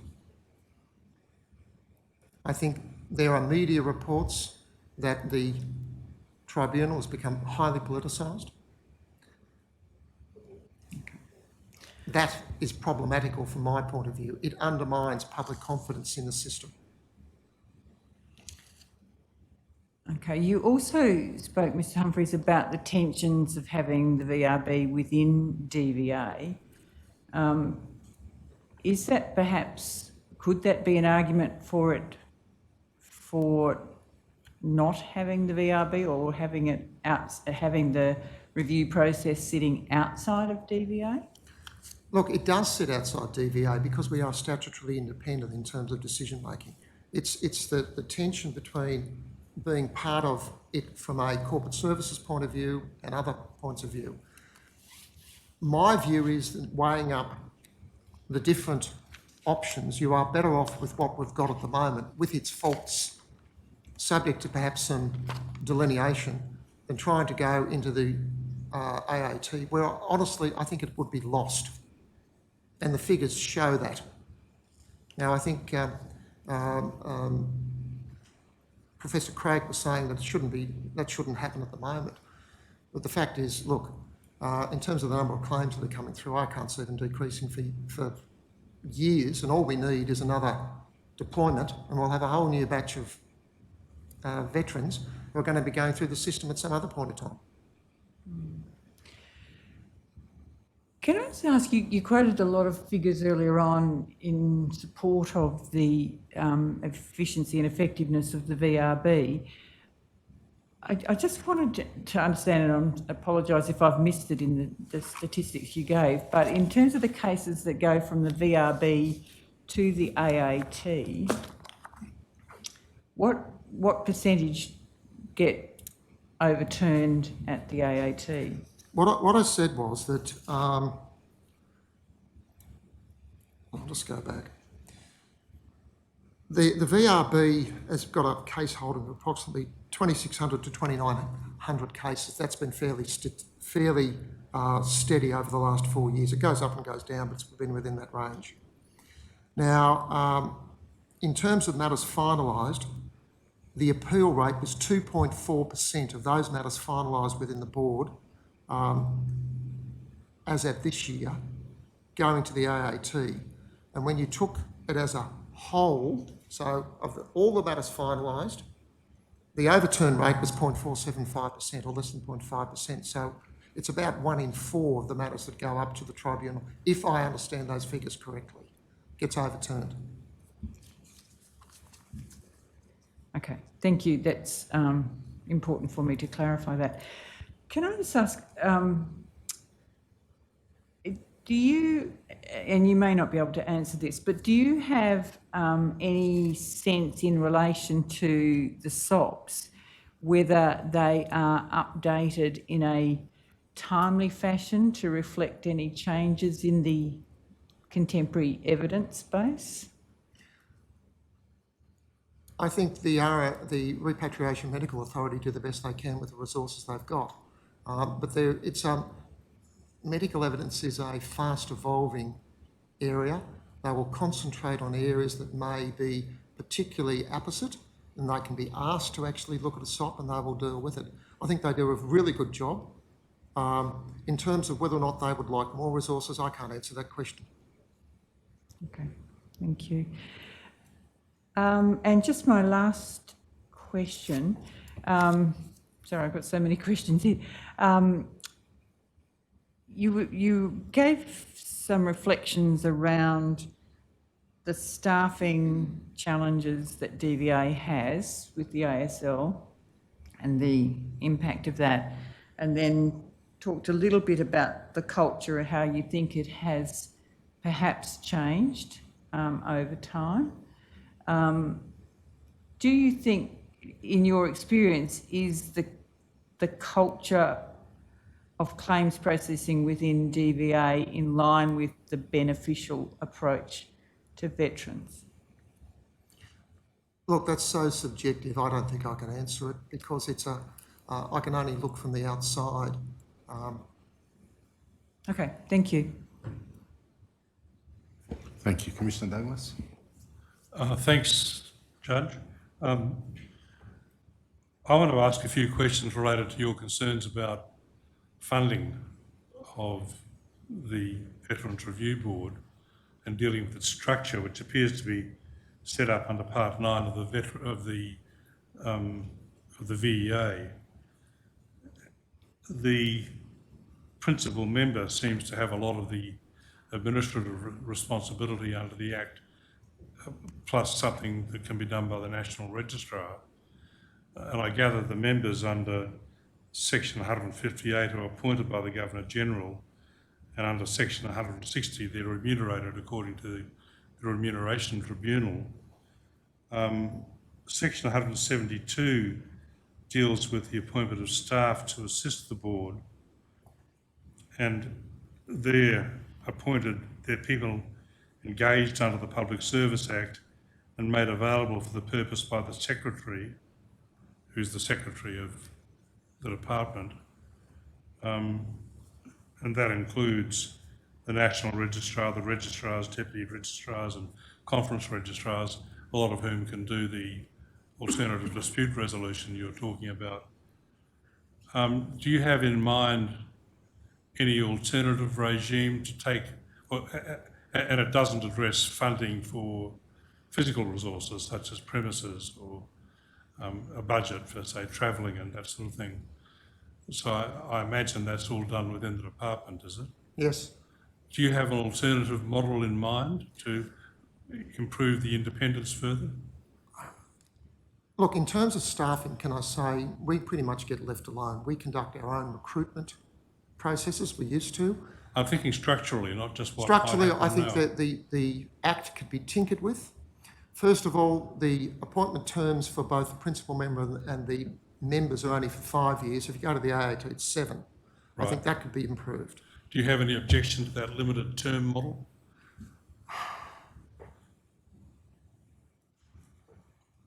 there is significant advantages in having limited terms when you have people that don't perform. Okay. There are disadvantages from the point of view of people who are performing well, who may not be favoured by particular governments, Yes. and notwithstanding the fact that they may be recommended for reappointment, they are not. The only good thing with the board is it's one of the most lowly remunerated tribunals, and people are not that keen to turn out and seek appointment in many cases, except for the right reasons. Yes. But getting back to what I anticipated you to be most concerned about is the funding for staff and resources apart from the allowances paid to members. Look, the allowances were never an issue because if... Well, they're under the remuneration tribunal. it was... Let's assume that's independent. Yeah. The total amount of money that the board got was dependent upon the secretary. I know, well, that seems to be your concern. Do you have an alternative model? Look, I think you can have a long-time MOU. It could be based on the number funding being provided on a base rate together with an additional amount for the number of cases, so that funding automatically goes up if the number of cases go up. There are a number of different models. Each of them has advantages and disadvantages. Funding for the AAT, how is that derived? Funding for the AAT is a one-liner in the budget, and it just goes to them. Under the AAT Act, presumably? Yes. It was more complex with the MRT, RRT in that they had funding models that included amounts for, they had a base funding and then amounts for matters finalised. So there's things like that. All of them have issues, particularly if the funding, no matter what model you're on, is inadequate. Who administers the AAT Act? Attorney General's Department. Would it be feasible to, for the tribunal to be hived off and put under the Attorney General's Department? It's feasible, but what I'm saying is I think in so doing you'd lose the linkages and the very strong linkages that exist back into DVA. And that's the advantage of the model that we've got at the moment. Okay, thank you. Thank you. I just have two issues just to raise. Firstly, you've mentioned in your statement in relation to the independence of the VRB from DVA, and in fact you quote the issue of, for instance, your travel having to be approved by DVA. What would you recommend should be in place in terms of just taking Commissioner Douglas's thoughts a little bit further? What would you like to see instituted in terms of the independence of the VRB? I think there needs to be an increase in the role of the National Registrar, and that the National Registrar's role become a statutory appointment, and that their role be defined quite clearly as to their capacity to manage the affairs of the board, and that they have the same role as I did at the AAT as the Principal Registrar. Understood. The other issue I just want to raise is, and you've mentioned it again in your statement, in relation to the three acts. You haven't, and perhaps I've missed it, forgive me if I have, you haven't said what you think ought to happen in relation to either an amalgamation of all three. I know the Productivity Commission, as you're aware, recommended they be reduced to two. But from your extensive experience, and particularly from your lived experience with 45 odd years as a reservist, in the perfect world, what would you like to see happen in that space? My experience perhaps extends further because both my father was a veteran. My mother ended up on a war widow's pension. Both of my grandfathers served at Gallipoli and on the Western Front, and my maternal grandfather died from war wounds in 1939. So from a family experience, it goes back pretty far. My father was extensively involved in legacy. He was the president of Bathurst Legacy. So as a child, I've been pretty much involved. The danger that we've got at the moment is this. MERCA exists and exists for service post-2014. I think the danger of trying to turn around and merge further is you're going to end up in another situation whereby you've got 15 years of litigation while we sort out the vagaries of the various acts. It's really hard I think there needs to be more alignment between certainly the superannuation requirements, and I think the work could be done there so that if somebody's leaving full-time service, we can work out more easily and effectively what they're going to get paid for in terms of their superannuation and what they're going to get paid for. There's a lack of alignment between what DVA would pay in recognition of certain overall body impairment and what the superannuation will pay, because they've got different criteria. That's problematic. I think we need to get aligned, but if you create another act, there's going to be huge fights on winners and losers. And then we're going to have, as I said, another 15 years of litigation as to as to what it all means before we get to the stage where the litigation is settled. And as Professor Craig said yesterday, look, the actual litigation has basically tailored right off, and we're in a pretty settled space as to what, albeit as complex as it is, the legislation actually means and how it works. So if you really want to go there, have a crack. My answer is don't. We're simply looking for answers, but just to make sure that I haven't misunderstood you, you're saying more of an alignment, integration, rather than a merging of the acts. Merging of the acts, I think, would be, again, a long-term difficulty and a nightmare. I'm going to say Mercus 2 volumes. What are you going to end up with? Understood. Thank you. Mr. Fordham, are there any matters arising? No, thank you. Thank you. Mr. Singleton? Two matters. Did you, this is a transcript correction really, but did you say that VRB members are among the most lively remunerated or lowly? Lowly.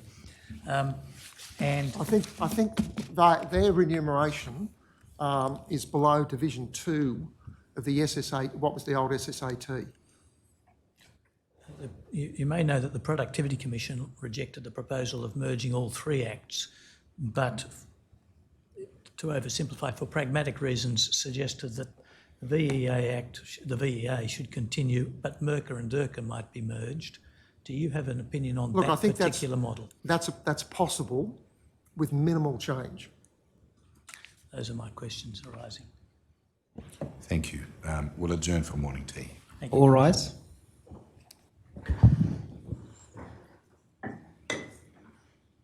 My apologies, the witness hasn't been excused from his summons, but you are excused, Judge.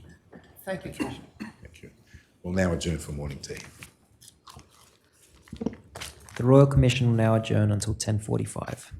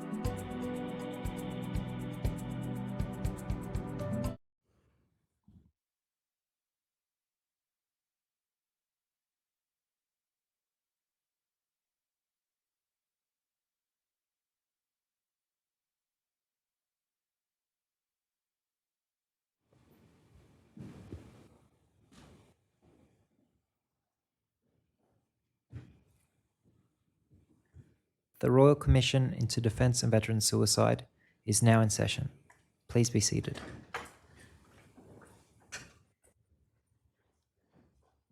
Mr. Singleton? Commissioners, the present session is a panel discussion between three people whom I'll introduce in a moment, but from about DVA claims processing and related subjects from the point of view of advocates. Commissioners, as you know, a number of organisations provide advocates who assist and represent veterans when making claims and dealing with the DVA. There is an important point to be made about this discussion and some of the other discussions. We are focusing on systemic issues, and although this may sometimes seem like a criticism, the purpose is not to be unfair or critical or condemnatory or negative about staff of the DVA. The issues are systemic, resource-driven, and the purpose is not to be critical of staff of the DVA. If it may sometimes seem, because examples come up that a staff member is being criticised, even if not named, it would be a misunderstanding to think that our purpose is to be critical of staff. We do have an understanding that they're under enormous pressure, resource constraints and otherwise. Commissioners, to turn to the panel and to briefly introduce them before they are sworn in as witnesses. From left to right, the traditional legal order. Nicole Noakes, Royal Australian Navy Lieutenant retired, is currently the CEO of Veterans Centre Australia. Richard Kellaway, AM OBE mentioned in dispatches, retired Group Captain from the RAAF, is currently a Senior Advocate, Public Officer, and was the founder of the Veterans Wellbeing Network, Mid-North Coast, and in context that's the Mid-North Coast of New South Wales. And closer to you and further from me, Ian Lindgren. Mr Lindgren's a retired Lieutenant Colonel and currently is the Vice Chairperson of the Australian Peacekeepers and Peacemakers Association Limited. Might I call on the Associate to swear them in?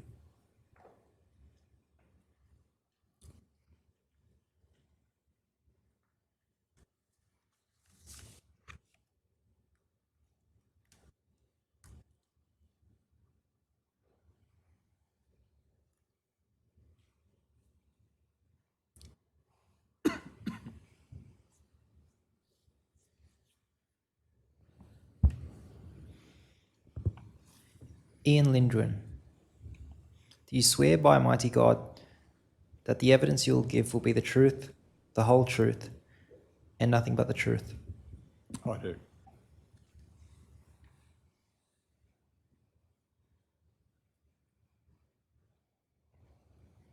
Richard Kellaway, do you swear by Almighty God that the evidence you will give will be the truth, the whole truth, and nothing but the truth? I do.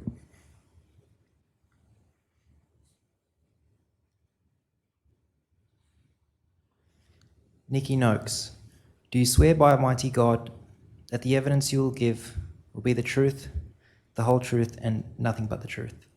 I do. I might just ask the operator to bring up the tender list for this panel discussion. There'll be another page, but before we move,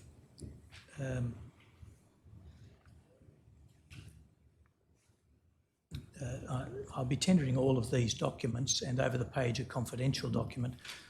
Just while we're on this page, document number 8 includes a page where there's a need to redact a name out. We'll attend to that and make with Commissioner's leave, we'll substitute the page in due course. Could the operator just go over to the next page of the list?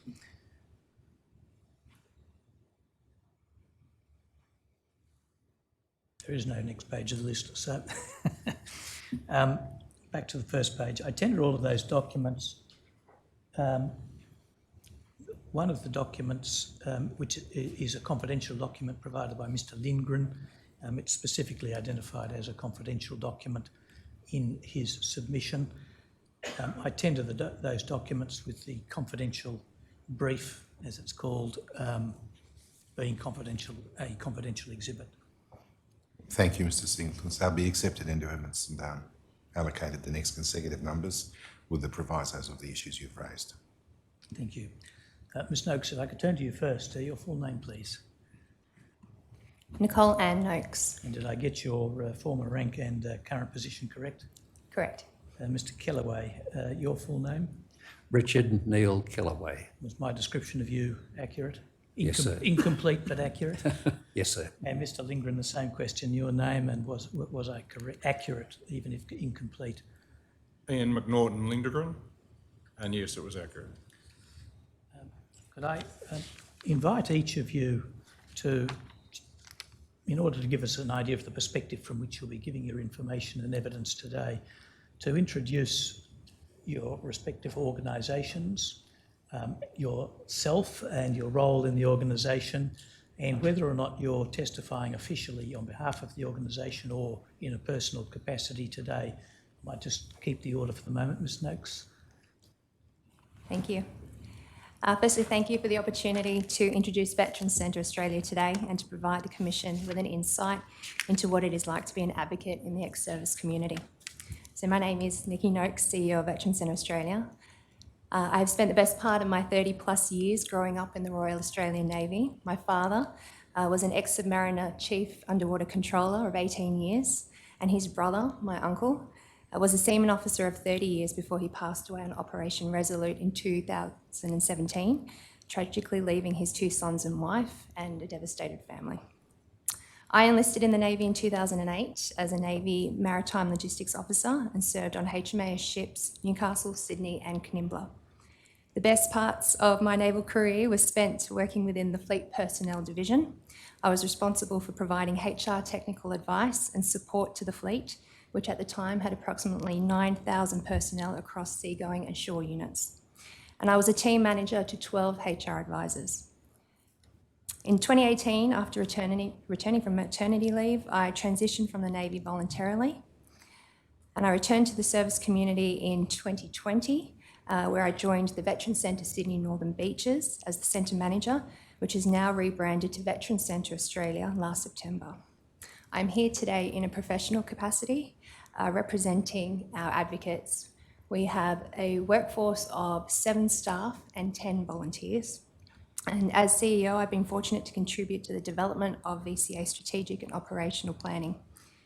The creation of VCA is both an endorsement of the work as Veterans Centre Sydney Northern Beaches and a reflection of the continuing and growing need for professional support of veterans and their families across the nation when experiencing transition from the ADF.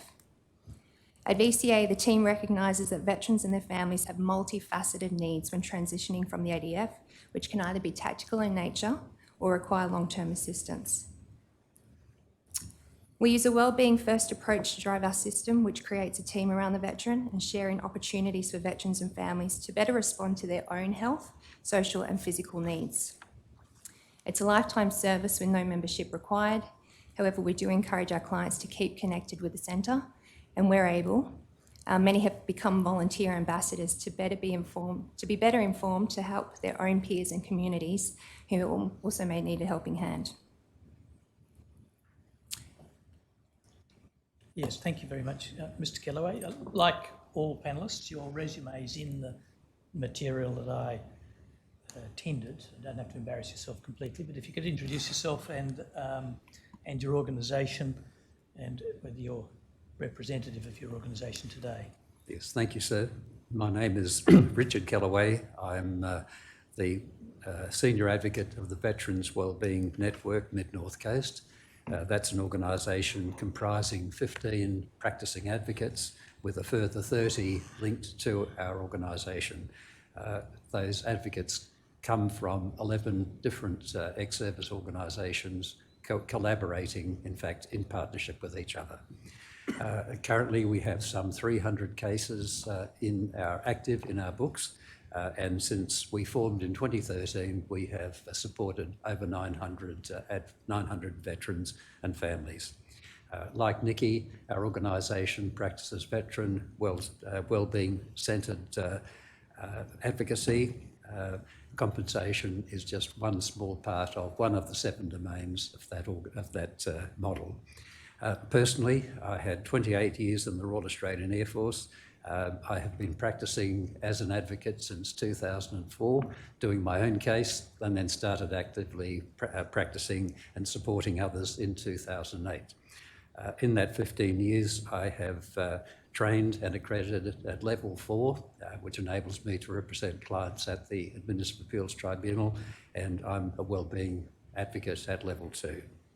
I'm also a member of the Training and Development Program, a trainer assessor, and I also have had the privilege of sitting on eSort and therefore having the opportunity to have a helicopter view of relationships at that national level. I'm representing the Veterans Wellbeing Network, Mid-North Coast, in a professional capacity. Although you're in a leadership role with your organisation, you actually do advocacy work yourself I do, on a regular yes, basis? Yes, currently I have one person at the Administrative Appeals Tribunal, I have 7 I'm representing at the VRB, and I have 40 other clients, veterans and their families at the compensation liability level.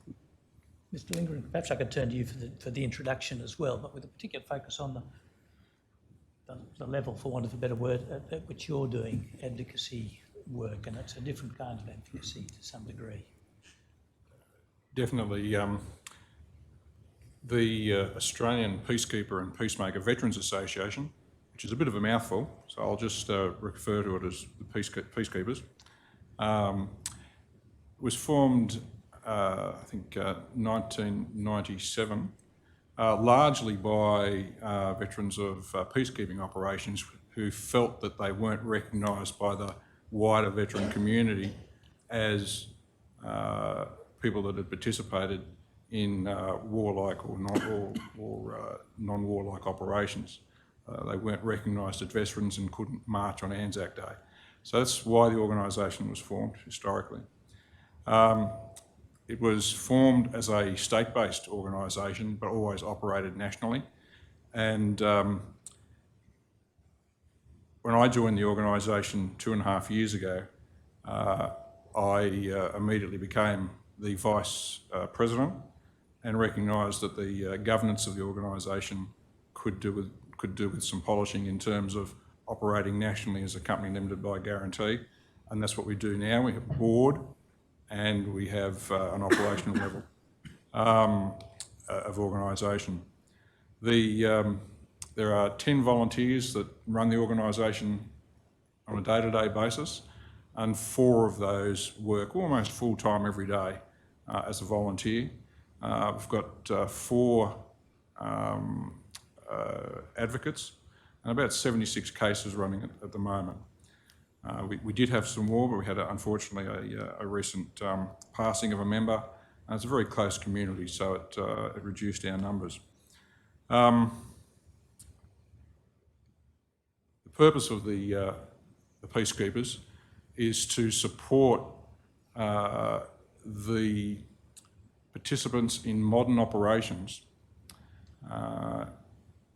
both veterans and veteran family members, DFAT, AFP, police that have deployed from other states that represented and deploy as AFP representatives, and all the other organisations that deploy in the national interest in order to ensure that after they've served, they have and can enjoy happiness in life. My representational role today is personal. It's my personal submission. It's got the approval of our chairperson, and my particular role in the organisation is leading the governance at the strategic and the operational level, and advising on that move. And I can do that because I'm a qualified company director. and I'm the executive chairman of 5 companies in the here in 5 family businesses here in Canberra.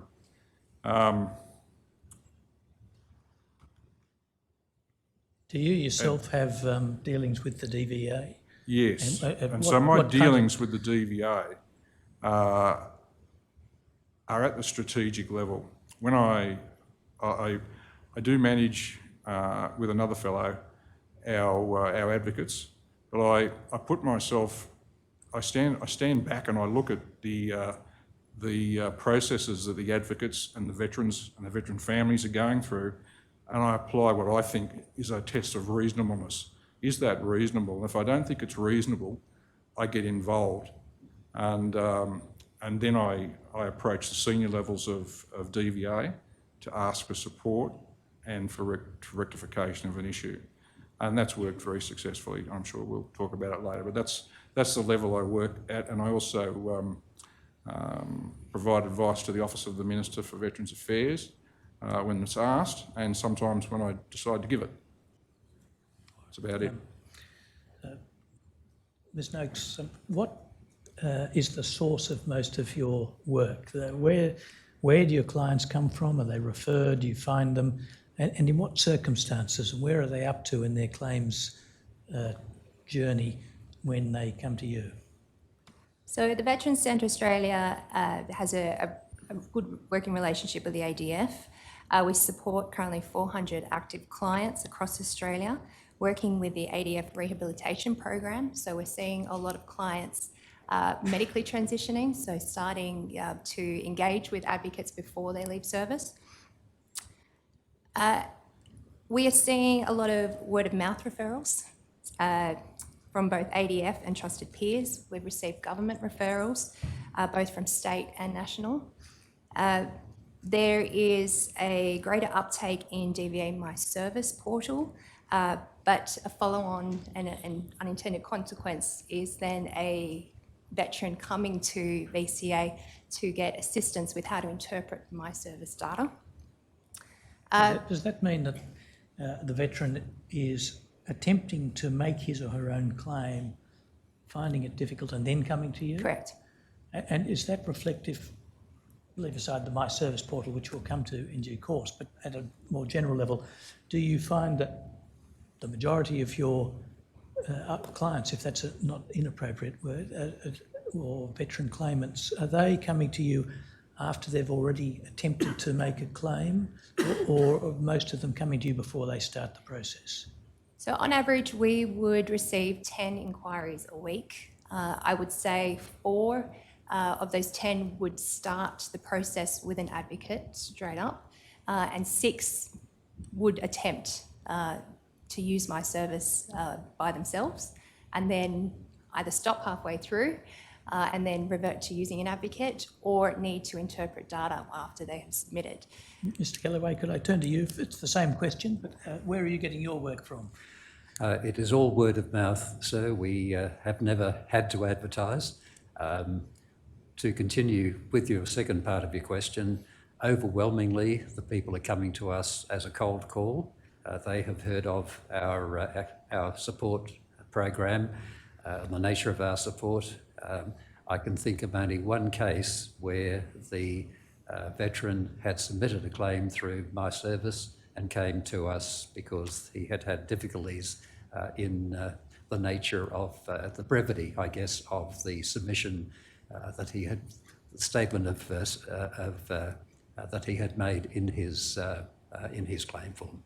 Mr Lindgren, turning to you, does your organisation have advocates of the same kind, and are you able to indicate where the circumstances in which veterans are coming to your organisation for assistance? When they come to the advocates, it's largely by word of mouth. And I'll leave that really to Richard and Nikki to talk more about.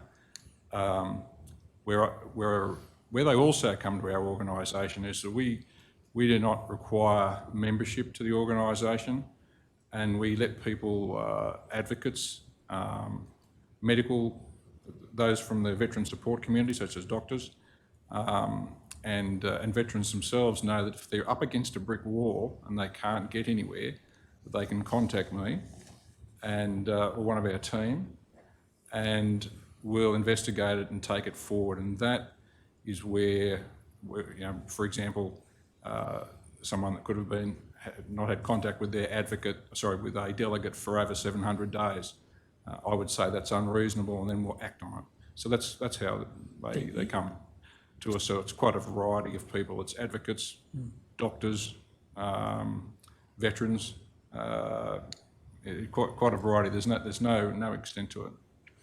Turning to what might be thought to be a strategic issue, Mr. Lindgren, have you become aware of the concern that the legislation that DVA delegates have to administer and advocates have to grapple with is too complicated? And do you have any comments on that issue? Yes, I do. And I'll preface it by saying that I know that there is an analogy towards state workers' compensation. It's much wider than that. But in one of my other volunteer capacities, I volunteer to write the guidance notes for the ACT government's application of workers' compensation insurance. And to run my businesses, I'm aware of how it operates through each of the states. And I've just quickly lost the point of the question. Well, I'll ask you another question. No. I was asking about just for general comments on the complexity of the system. The complexity of the system, yes. Then I'll have a follow-up. So when I look at the system, I see that it's overly complex, and when I compare it to it's overly complex in terms of it is a system of systems. There is no one portal where you can examine and say, I have a question, whether I'm an advocate, whether I'm a veteran, whether I'm a spouse, whether I'm a family member, whether I'm a doctor. There's no one place where the information is available. Yet at a state level, you can go to, say, Allianz, and they haven't paid me to say this, but you can go to Allianz, and through one single portal, you can see the whole passage of business processes and how clear it is. And if you compare the requirements of each state legislation, such as a case manager should contact you within 2 days, and with no criticism to DVA at all, our legislation just does not pass muster with the state-based legislation if you focused on that single area of workers' compensation responses, and that's analogous to claims in my mind. So I think it's overly complex and it can be simplified. Mr. Kellaway, from your perspective and your organisation's perspective, how significant is the problem of legislative complexity? Thank you very much again, sir. Could I just go back to the previous question? Please just do, to embroider please. it a little bit? I did say that our client base is all coming to us because of word of mouth. In fact, that's probably a shorthand for the reality. We would get a reasonably significant number of referrals from DVA client coordinators. They will ring us on the basis of knowing the quality of the work that we do and seek our support with the veteran, and they will come from all over Australia. We also, of course, have referrals. As you recognise, the nature of the network is that it's spread across a significant number of ex-service organisations, RSL sub-branches in particular, and they, not having advocates themselves, refer their veterans to us. And then the others, the cold calls, the people who simply have heard by word of mouth about us and therefore seek our support. To go to the question about the legislation, without doubt it is complex. I think I'm very fortunate, however, to have been invited by DVA to participate in some of their analyses of the complexity of the legislation, and I realise the difficulties that will be encountered in the attempts to harmonise, let alone to move forward to One Act. My concern would be that in moving forward to One Act, the vectors in veteran support will continue, And unfortunately, in that sense, it seems that the dollar is more important than the quality of the support that is provided by the legislation. With respect to how the complexity can be dealt with, on the DVA website and through the Advocacy Training and Development website, there are handbooks that are accessible. Those handbooks are written in plain English. They are well written and they are certainly complex in their own right. However, the utility of them is facilitated by the quality of the contents pages and the hyperlinks from the contents page to that particular part of the handbook that is needed. So I believe that at the operational level, there is a way around the complexity. The problem then becomes knowledge by the broader veterans base about the availability of those. Continuing in another vein, I mentor actively in compensation and in wellbeing, and what I aim to do is to simplify the complexity by giving the trainee advocates and practicing advocates through continuing professional development a model that makes it visually possible for them to understand and simplify the complexity in their own mind. That, of course, doesn't remove the complexity, but from experience makes it more manageable. And then finally, I should say that it's not only veterans legislation that is complex, but the wellbeing advocate probably has, my last count, 16 other legislative acts that they must work to or understand well enough to be able to support a veteran and family. Ms Noakes, your submission mentioned the different definitions of veteran in different bits of legislation. Just with that reminder, do you have any additional comments on legislative complexity as an issue for advocates and their clients? Look, in my short 2 years with Veterans Centre, what struck me as interesting was that one individual can have a condition that is covered under the 3 different acts. So for some veterans, they may receive a decision for the same condition up to 3 times. So that means 3 sets of documents, 3 different outcomes, 3 different forms back and forth between the GPs or the specialists, and that in itself becomes confusing. So from the veteran's perspective, and as a user of, I have been a client of DVA myself, that's the complexity right there. So. Mr Callaway, perhaps I could come to you I realise we've only got a couple of hours and I've used a quarter of the time already, but are you able to give us an overview, a description of what it's like for a veteran to make a claim and prepare one? What does a veteran have to do to prepare a claim and lodge it? Yes. Again, I think so the best way of making it easy for the veteran and the family is to bite off the complexity into manageable tasks.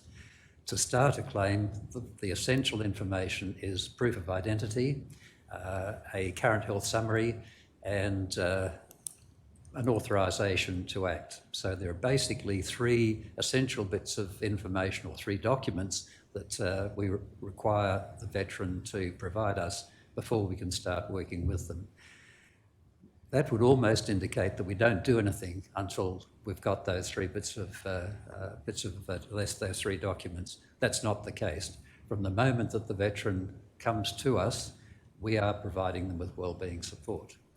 The issue that then follows, of course, is the need for wellbeing support to continue, and until liability has been accepted, once a claim has been lodged, then there is no veterans legislation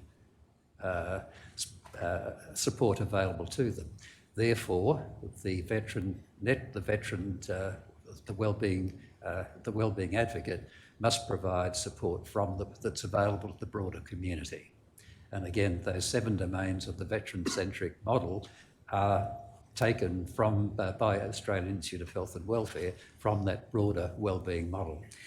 So to get the claim lodged and therefore for liability to be determined, there are requirements. The first one, of course, is the medical evidence, and that requires the veteran, the wellbeing advocate, to guide the veteran to accumulate, see the specialists, whatever is necessary to get that medical evidence. Once that's all done, effectively the next step is for a statement of attribution to be written, and that's where the compensation advocate within the wellbeing and compensation advocacy team helps the veteran understand the legislation. And you'll understand that I'm talking about statements of principle there. Yes. At that point, the compensation advocate member of the team can lodge the claim, but throughout the time that is taken by determination of liability, the wellbeing advocate continues to provide wellbeing support. Once liability has been accepted, then obviously the veterans legislation is triggered, and not only is it the community services that are available, but also, of course, there's the rehabilitation services under MERCA and DERCA, and they are added by the wellbeing advocate to the support service. So, in other words, we try to break it down to steps that are easy for the veteran, and obviously the level of support we're giving depends on their ability to take care of themselves. But we do encourage them not to depend on us. Actively, we pass the responsibility to them, but obviously moderate that by their own ability to help themselves either mentally or physically. The first thing you mentioned was proof of identity. What Yes. level of proof of identity is required? It's the standard proof of identity, 100 points, in other words, that they would be able to get together from a bank. And do you then find that the Defence Department and the DVA, through whatever systems they've got, can bring up lots of the required information, or do you find that you and the veteran have to go and get information that probably they've already got? I don't have the inside understanding of what information Defence and DVA have. Obviously, if the member has a Defence identification card, that greatly simplifies. But apart from that, all it requires is a licence, a birth certificate or a passport, and some sort of credit card, Medicare card, something like that. So it's not onerous in my belief. The only thing that, of course, must be done is that they have to be certified by a JP. Do you get many veterans who come to you before they have discharged? Very infrequently because of our location on the mid-north coast of New South Wales. But not uncommonly, people, most that we would see who are still serving would be reservists rather than serving personnel. Ms Noakes, do you get many who are full-time servicemen and women not yet discharged?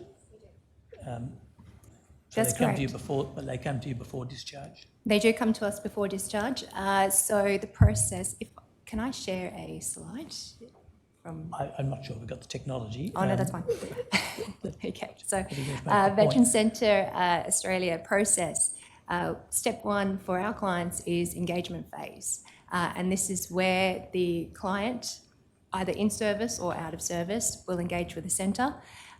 We will then allocate a care coordinator to meet with that client, and we move into stabilisation phase. This is where the client and the care coordinator complete an intake assessment. Prior to intake assessment, a request for records needs to be sent to gain the medical file of that client. That could take up to 6 to 8 weeks. So there's a long delay period between first engagement and actually being able to stabilise. During that process, we start the goal setting, case management plan, trying to work out what it is that the client would like to achieve with their time at Veteran Centre. 9 times out of 10, it is claims-related work, and it's the initial engagement with DVA to starting that claims liability process. From stabilisation, we move into psychosocial phase. The client is supported through adjustment phase. So at this stage, they're either transitioning, have transitioned out, or if they reached out to us out of service, 9 times out of 10, it's related to a significant distress application. So something is going wrong in their life. It's crisis management. So we've set goals, case management plan is in place, we're advising, we're educating, we're engaging with DVA, and our community supports. Once that plan is up and running, we move into resilience phase. The case management plan is activated with goals being achieved. We are starting to hear back from DVA. Claims are being assessed, either accepted or not. We then rephase that case. We move then into transition phase, and case management plan has been fully implemented, goals have been met. Now, for some clients, their goal is just to be stabilised, and we'll work closely with families for a myriad of reasons, why stabilisation is the goal. For others, it's just to get their claims processed. For others, it could be housing, financial support, social, vocational support. And what we want to do is build resilience. So we want to be able to encourage people to, again, look at their own social health, physical needs. Can we support you in reaching that goal? And then go away and live your best life. And if you need to come back to us. We'll always be there. Do you find that there's any difference in the quality or efficiency or effectiveness of DVA claims processing of different kinds of determinations? For example, is there a difference between initial liability determinations and later determinations, or between VEA, DIRCA and MERCA determinations? And perhaps by all means defer to Mr. Kellaway on that. I think, sir, it's very difficult to answer a question like that. It would be very easy in a forum like this to be categorical, but in fact the situation is very, very, very, very nuanced. If I could approach it this way, it strikes me from my experience and from the experience of my colleagues that the major issue is the quality of the relationship between the advocate and the delegate. And if the personalities are such that the two work together easily and well, then the quality does not vary. And of course we're all human beings, we're all extremely busy. So it is not always possible for the advocate to have that close interrelationship with the delegate. And unfortunately, it's probably fair to say that in a situation like that, not uncommonly, the advocate will wait for the delegate to make contact. And the delegate, of course, is extremely busy, and therefore they're in a similar situation. I liken the relationship, therefore, to a bridge between the delegate and the veteran, and the advocate is that bridge. But more than bridge, also translator. Each is from a different cultural background. Each is dealing with their own lives in a very different way. Each is using a very, very different language. Very, very legislative on the one hand, and very down-to-earth common day English on the other hand. So again, I get back to the quality of the relationship being the major determinant. But again, it's a very, very nuanced situation. As you'll imagine, human beings dealing with human beings is very much relationship orientated. As far as DIRCA, MERCA or VEA is concerned, there are differences in the time taken, but not necessarily in the quality of the determinations or the decisions, whichever act it's under. Mr. Lingren, have you got any feedback from your advocates about the quality of their dealings with the delegates? Are there any patterns or trends, or is it Yes, there is. idiosyncratic? There's a feeling of unnecessary repetition of communication. The documentation may not be clear. An answer may be provided back to a delegate, and there'll be an email exchange which which could have been solved in one telephone call. Yet it can take, as in one of the examples I gave, a year of back and forward emailing, and that's just unnecessary. So they certainly get frustrated with that. They get frustrated with delegates if they've passed a piece of correspondence to one delegate, and it should go to the delegate in the next department, which may well be the next office, but it doesn't move. And that's very frustrating for them. And that's where, as I say, a test of unreasonableness comes in to get it fixed. And I find that if you ask or motivate the delegates to move out of their rigid processes, the ones that Richard just so eloquently described, if you get them to think outside those rigid processes, they deliver a service that is acceptable to you and I, for example. If we had a motor vehicle accident and were at a brain damage from it, we'd expect that rapid service through that civilian environment. We don't get it in this environment that we're talking about, and I think Richard's description of all the complexities behind the legislation is a gold case for understanding why it's got to change. It's a self-licking ice cream that presents a barrier to the veteran, presents a barrier to the advocate for wanting to change, and internally within an organisation that doesn't operate as a commercial organisation and doesn't have to make a profit, they focus on the process, not the outcome. The outcome is the care of the veteran and the veteran community, and that is overlooked at the benefit of achieving good process. Your experience is it not, that you can get a delegate to break out of the process-driven approach? Most definitely.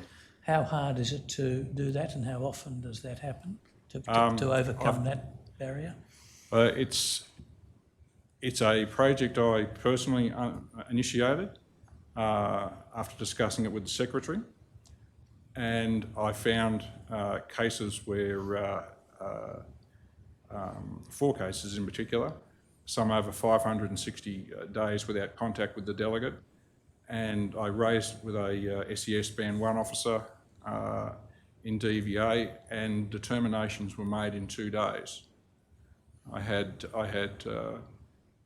spouses in tears about the change that it had made on their partner, and it showed that stepping outside that rigidity and being able to use your initiative and being free to use it actually focused on the outcome, not the process.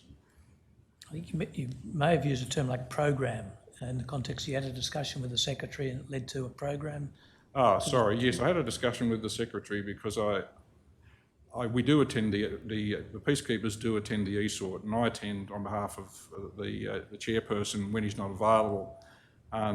So I often make a comment on governance, and I raised it with the Secretary that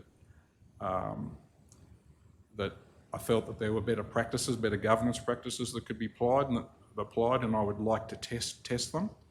And she placed me on a committee known as the ESORT Multi-Act Working Group, which I've actually never met anyone that actually has heard of it before, but it's actually an interesting venue to attend, and the SES officer that runs that is the one that I've been dealing with, and I praise him for his use of moral courage to actually step outside the rigidity of the process. So you've found that when you intervene, you can get a particular case moved along, overcoming the process barriers. Yes, I can. Are you detecting any systemic or wider improvements in this regard, or are we going to continue to have to rely on advocates and people like yourself? Well, look, it's not to right. achieve that? So it's a very good argument that it's not right that I do what I'm doing. But if you sit back and accept what is not right, then it'll never change. So I feel that it proves that there's a case for it to change. And what holds it back is the mechanisms within the acts require DVA to execute things in a certain way. And it's not just DVA.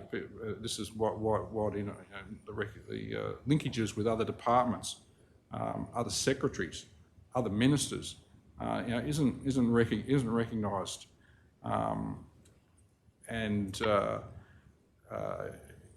When you start to ask questions at a strategic level as to why someone can't do something, there'll be an issue as to why it can't change. And so the obvious question there is, well then, let's look at it the other way around and let's make it change for the better so that it focuses on the outcome. So I think, yes, there's a systemic issue of not being permitted to use your initiative. I've noticed SES officers wish to get permission to make a decision. I can only call on when I was an SES officer for a brief period of time that, I didn't wait to get permission for someone to use my initiative. And I think that's a culture that needs to change. And I note that at the most senior levels within DVA, they are very supportive of these positive changes, but they come up against the process which for anyone that's wanting to implement these positive changes, it slows them down. And I have really had to go to great lengths to say, I've submitted this, I would like, a reasonable person would expect a report back within 2 weeks of the status, just to encourage them and bring them out of the chain. So I think there's that systemic process, and it's a process that and a culture that just needs to be recognised and acted on. Good, Ms. Noakes, is your organisation finding that process is getting in the way of outcome, that there's not enough initiative in the way Mr. Lindgren has Most suggested? definitely. And if I could share an example, which only landed in my inbox last night, so this is real time. We have a veteran who medically discharged July 2020. Incapacity claims were finalised 16th of June 2020 based on mental health conditions. All liability claims finalised on 31st of May 2021. So we're already 12 months on. PI determination 18 March 2022. Acceptance forms signed by veteran and returned to DVA 19 March 2022, a day later. And to date, still no payment made. The advocate attempted to make contact with the delegate, still no response. Client managed to get in contact with the delegate and was advised to expect 4 to 6 week delay in payment. No reason as to why. So the policy lists 7 to 10 days expectation. So a significant delay. Do you have a perspective on the little discussion we've just had? Yes, I do. Thank you, sir. And again, I have to call upon nuance. Please do. I think both Nikki and Ian have underscored the importance of relationship. I would say that since 2008 to about 2012 or 13, certainly there were delegates who were known to be Mr. or Mrs. No. 2013, that changed very significantly, and I think it can be attributed to some work that was done by the Australian Public Service Commission in analysing the performance of the department, the appointment of Simon Lewis, the then secretary, to that role, and the start of the veteran-centric reform process that followed that and has been continued, in my view, terrifically by Liz Cosson, the current president, the current secretary. Aside from that, at the working level where the relationships are established, I cannot think of a case now for the last 3 to 5 years where the beneficial intent of the legislation has not been foremost in the delegate's mind. There would be, I honestly cannot think of a case where the delegate was in any way obstructive, if I could use that term. To give you two specific examples, the case coordinators that are now supporting complex cases are doing a terrific job. They facilitate inside the department extremely well. I think a possible reality is, though, that if a veteran is given priority through case coordination, then unfortunately someone else is not going to receive the support that they might otherwise need because of the situation, the manning situation of the department. And in that sense, the CPSU's response to the budget this year illustrates the point I'm making. Despite the allocation of funding in 2021-22 that enabled the recruitment of additional delegates, the complexity of the legislation and the learning of the legislation simply means that, in my view, a delegate is going to have to take time to acquire the knowledge to be able to work effectively. And I suspect that part of the reason for the backlog that CPSU raised in their submission is a result of the delegates not yet having the experience to make the system work the way it should. But that doesn't mean that they're not doing their very best. Two particular cases where I intervened on behalf of terminal cancer, veterans with terminal cancer, by having had the privilege of working at ESORT level for a while, in exactly the same way that Ian is doing at the secretary level. I had knowledge, and the senior medical officer had knowledge of me. I was able to send her an email to say, these are the circumstances with these people. They need a specific trial infusion to be made available. Those infusions were only available at extraordinary expense from the United States. The first case I'm talking of, I sent an email to the Chief Medical Officer on a Thursday. Her response was, please get me the peer-reviewed research, which I was able to get from the oncologist by Friday. She sent off to an approval and a request for the infusions to be made available from the United States. They arrived on the Monday, despite there being a day difference between the two, and the gentleman was infused on the Tuesday. Unfortunately, he didn't respond to the infusion, and he had only 3 of those infusions. And I've had 2 other similar circumstances where people with terminal conditions have got remarkable response from the department, and at not only in a timely fashion, but also at very significant expense. You've spoken of the commitment of DVA officers to live up to the beneficial intent of the legislation. Yes. And effectively have the right attitude. Mr. Lindgren has spoken of being process-driven. They're not mutually exclusive. They may both be right.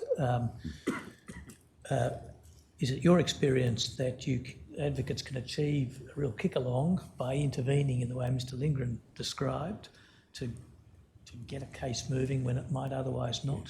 Yes, without doubt. Again, we're talking about a situation where the level of a backlog is overwhelming, and as Ian has termed it, if there is a reasonable case to be made for advancing by approaching directly, then obviously that is a case where our personal judgment is being exercised. But again, from my understanding of my colleagues, there would be very, very few who would use that capriciously. You mentioned the veteran-centric reform. Yes. Has that had tangible benefits for claims processing and for the veterans going through that process? Yes. Again, this is one of those nuanced situations. I started off as a compensation advocate, but I became aware that there was something that was far, far more needed than compensation. We do live in a moneyed economy, moneyed society, and therefore income is obviously essential. However, it is only one part of the wellbeing need. As Nikki has said, there's housing, there is health, and so it goes on. The 7 domains of that veteran-centric wellbeing model. All of those are necessary. Compensation is part of it. So there are good work. There's good work being done in housing and health and other things, but just on claims processing, Yes. has veteran-centric reform had anything to say or any impact on how quickly claims are processed, how efficiently they're processed? Yes, I think the answer to that question would have to be yes, in the sense that, and I probably answered it by illustration, the attitude back in 2008 through to 2012-13 was, and I don't mean to be pejorative in saying this, but it was certainly Australian public service officers who were making those decisions, that their experience, while there had been many of them working for some significant period of time as delegates, they appeared from the determinations and decisions we saw made that they were not applying the beneficial intent of the legislation. Veteran-centric reform, on the other hand, has certainly brought forward, in my view, and in the experience of most of my colleagues, it certainly has focused the delegates on the beneficial intent of the legislation, and certainly the culture has changed as a result of veteran-centric reform. And I'm talking there about the culture inside the department. Yep. Mr. Lindgren, perhaps I could turn to you for a different topic, and then I will come to you, Ms. Noakes, and Mr. Kellaway for the same topic. Efficiency dividends, we've heard evidence that that's really a budget cut. Sorry, I missed that. But I want to talk about efficiency dividends, which we've been told are effectively budget cuts. Has your organisation noticed any impact on DVA claims processing arising from efficiency dividends, staff reductions and reliance on contractors instead of... No. Ms. Noakes, is that an issue that's come to the attention of your organisation? I would say that going back to relationship building, where the advocates are trying to establish a relationship with delegates or case coordinators, it has been difficult because there is a high turnover rate. We understand that contractors are supplementing the workforce, so it has been difficult to build a team around the veteran when the key decision makers keep changing out. Mr. Kellaway, is turnover rate an issue from your perspective? Yes, I would have to say without doubt. And again, I go back to my earlier comment about the need for the delegate to be effective, to understand the systems that they are applying. And I don't know what the current number is, but at one stage, my understanding is that there were 20 different computer programs that needed to be accessed by the delegate and accessed at the right time in the right way. I defy anyone, no matter how well-intentioned, to come to grips with that in short order. Unfortunately, it was the contracted delegates who had to come to grips quickly, and inevitably that wasn't possible, and therefore the time has blown out to the extent that it has, in my view. Do you have any visibility of the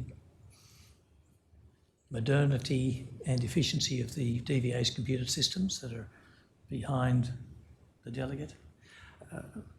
Could you ask that question again for me? I'm not too sure I understand the I'll put detail. it more bluntly, but it's been suggested that the DVA's computer systems for a long time were hopeless and have improved recently. Yes. I'm not sure whether that's visible from the point of view of an advocacy organisation, but if it's visible, are you seeing any impact from IT improvements? And do you see areas where computer improvements could be made? I'd have to jump in my helicopter and look at that from a higher level view. In my view, the decision, while understandable, of introducing, and I think it's called electronic transition, if I am recalling transformation, pardon me, government decision back in 2013, which coincided with a significant cut in manpower across the public service. I presume that in the case of the department, that transformation has led to the advent of my service, and my service has certainly brought with it fairly significant issues, and I'm sure you'll want to come to those shortly. In my view, the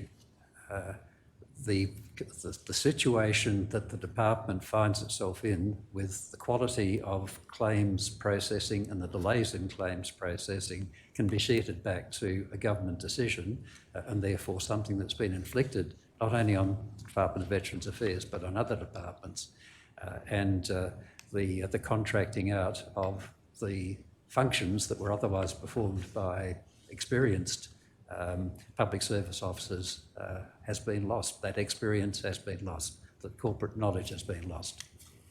Perhaps you could tell us what my service is? Yes, my service is a means by which a veteran without support can submit a claim. It's a noble, if I could use that term without being mischievous, it's a noble attempt to make it easy for the veteran to lodge a claim in their own right without external support.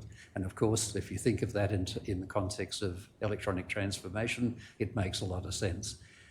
Regrettably, whereas a claim previously, and if lodged through the ESA portal with an advocate's support, in other words, with awareness of the legislation and the statements, the principle, of course, are part of that legislation. If that support is not there, then the statement of attainment, which can be lodged within my service, isn't lodged with the level of knowledge of the legislation and the SAPs. And the result of that, if I understand correctly, has been 84% of the MRCA claims lodged by an advocate through my service without an advocate supporting them have failed. 84%. I think there may have been a slip of the tongue there.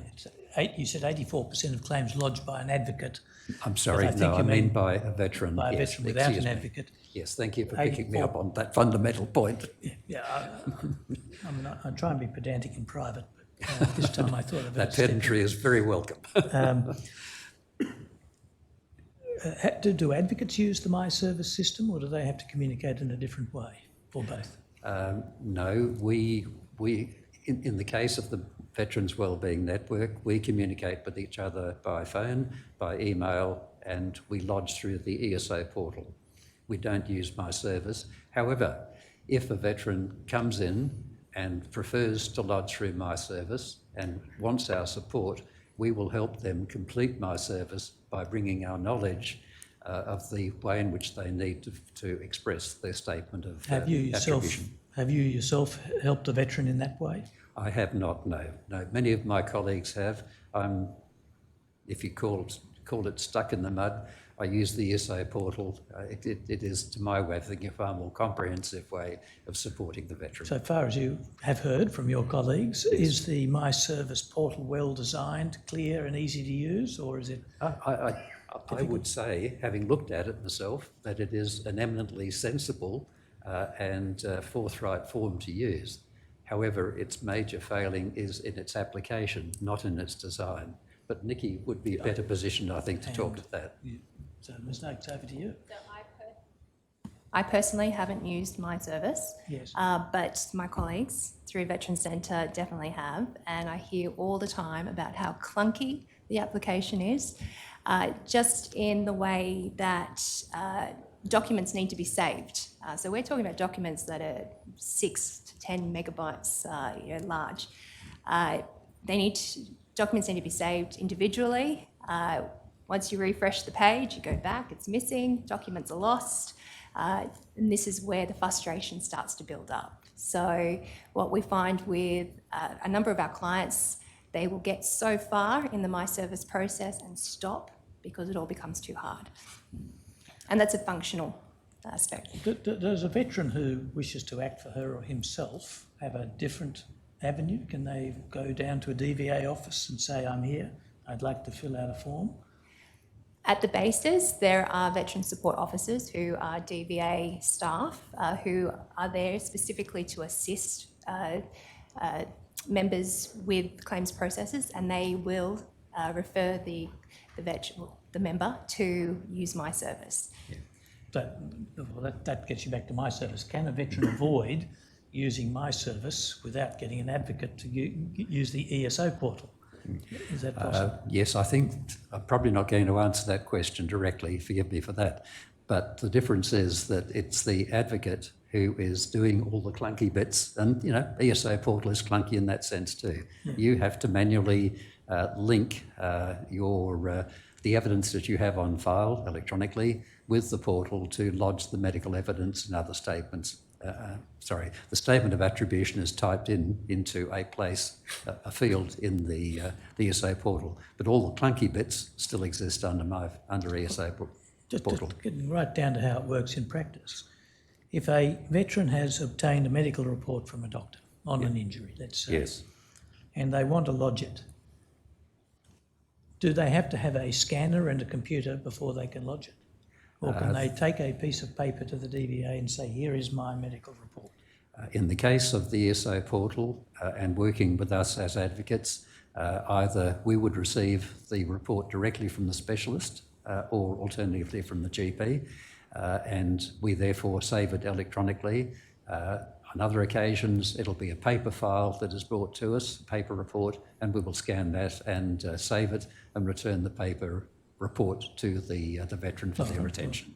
Not every veteran's got a scanner at home. No. How does a veteran without a scanner, who doesn't have an advocate, lodge a claim with the documents? Okay.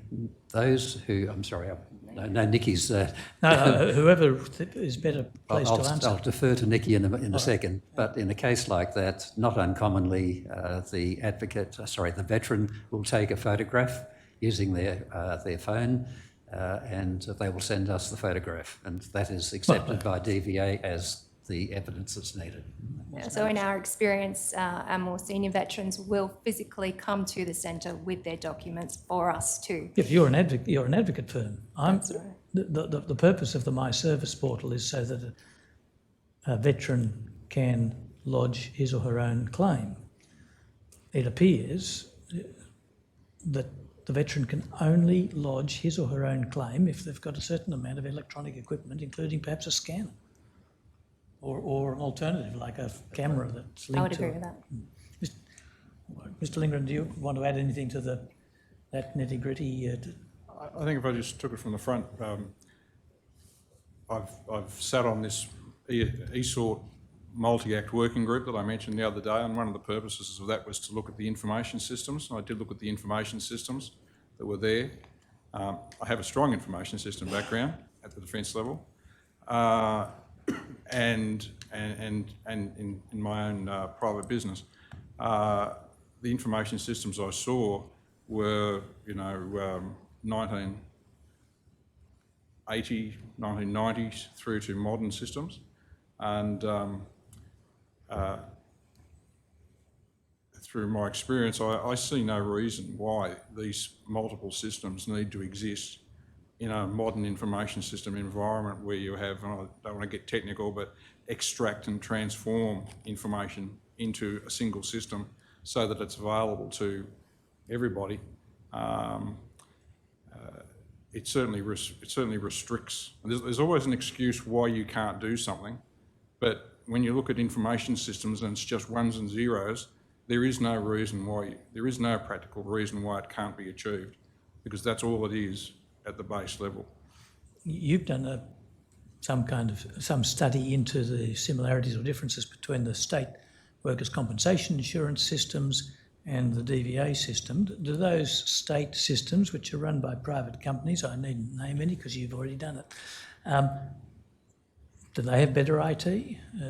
Have you been able to look at that? Yes, they have commercially viable off-the-shelf packages, and that have some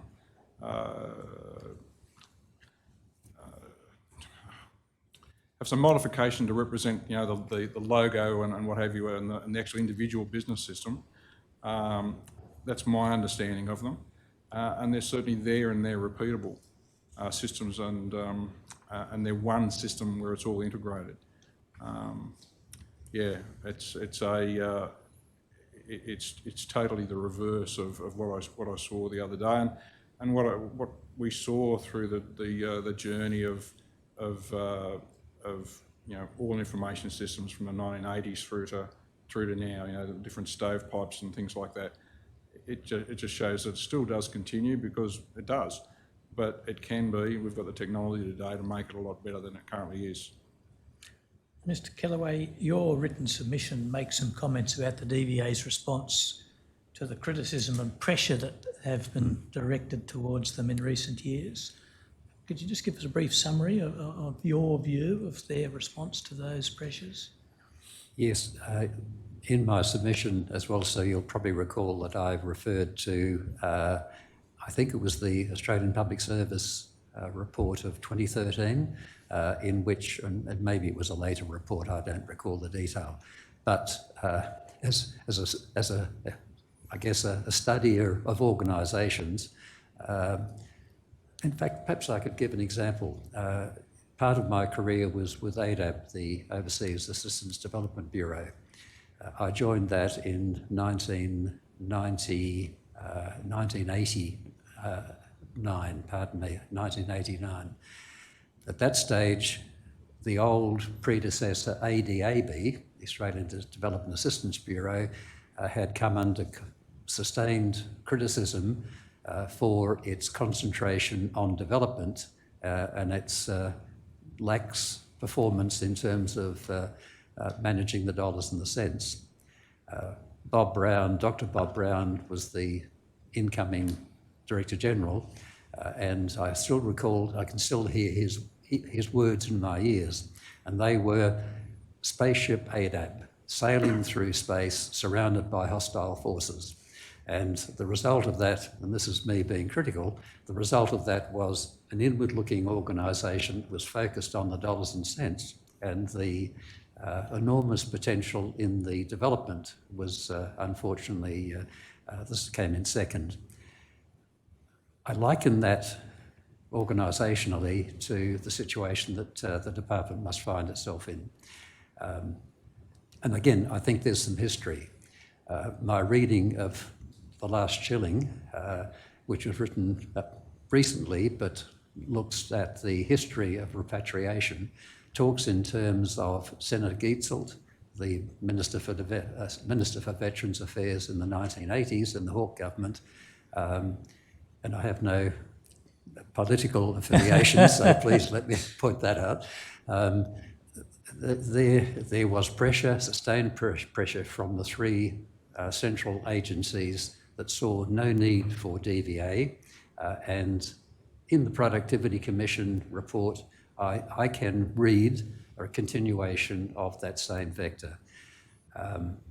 And I would imagine if I was in the organisation with those sorts of, with that knowledge that, and the pressure that must be on the department now through veteran suicide in the first instance, and a number of other occasions where individuals have not been well served by the delegate, that must inevitably it would create an environment in which the organisation itself felt that it was under threat, and that knowing human beings and knowing organisations would have to be inimical. It would be a diversion from the work that is being done, the good work that's being done.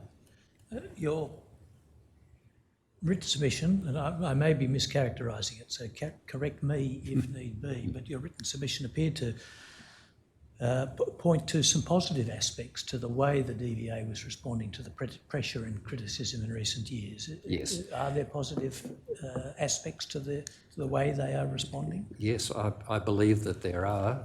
Veteran-centric reform has to be, as I think I've said previously, a major change coincided with a major change in culture. And I attribute that to the immediate past secretary and the current secretary continuing it.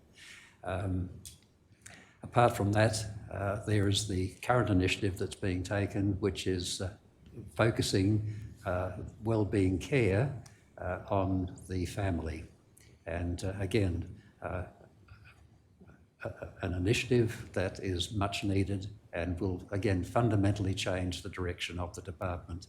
And if I could give you an example, in 2013, through ESORT, I was a member of a working group of 3 people who looked at the training and information program, which preceded the advocacy training and development program. We did an analysis of what was wrong with TIP. And in fact, we found that the problem was not the training and information program, it was the ex-service organisations that were not supporting their advocates. When we briefed our findings to ESORT, a senior public sector officer in the department, when we talked about the problem in terms of welfare and care for welfare, said at that stage, DVA does not do welfare. Now, it appalled me, surprised me and appalled me. At that stage, circa claims had been administered by DVA for many years, and MRCA had been enacted and commenced 11 years before in 2004, 9 years before, pardon me. That attitude would have no place whatsoever in the department now. Ms Noakes, you earlier, I think, forgive me if I'm wrong, gave something of a description of the support services that are being put in by advocacy organisations for the personal and health support. But my question now is this, are you able to summarise the effects of the claim process on veterans, and particularly on their health and well-being? I think it's fair to say that when we have clients who present with mental health conditions or ill mental health, when there is a delay in the process or there is a lack of communication, either way, that can exacerbate mental health condition. What we have tried to do is build a team around the veteran, so we work with that individual and their family. For those who are high complex clients, we do get next of kin involved because we want to be sure that next of kin understands the process, has expectations about timeframes, and what other services can be tapped into. But it can be debilitating. You particularly gave an answer that's referable to clients who already have challenges, and it exacerbates their challenges. But do you find any clients who are seemingly well, at least presenting well, but become distressed during the process of making a claim and having it determined? We have, yes. And are you able to point to any common features of just why stress and even ill health are arising from the claims process? What's the connection? The time factor, the time it takes to process claims. Again, it's the communication, either lack of or the communication that is being sent to the client is it's not personalised. Many feel as if it's just a stock standard letter that's being sent out. There's no consideration for the individual circumstances, and it can be confusing as well. So, Mr. Lindgren, does your organisation have a perspective on this? I do. In fact, we do.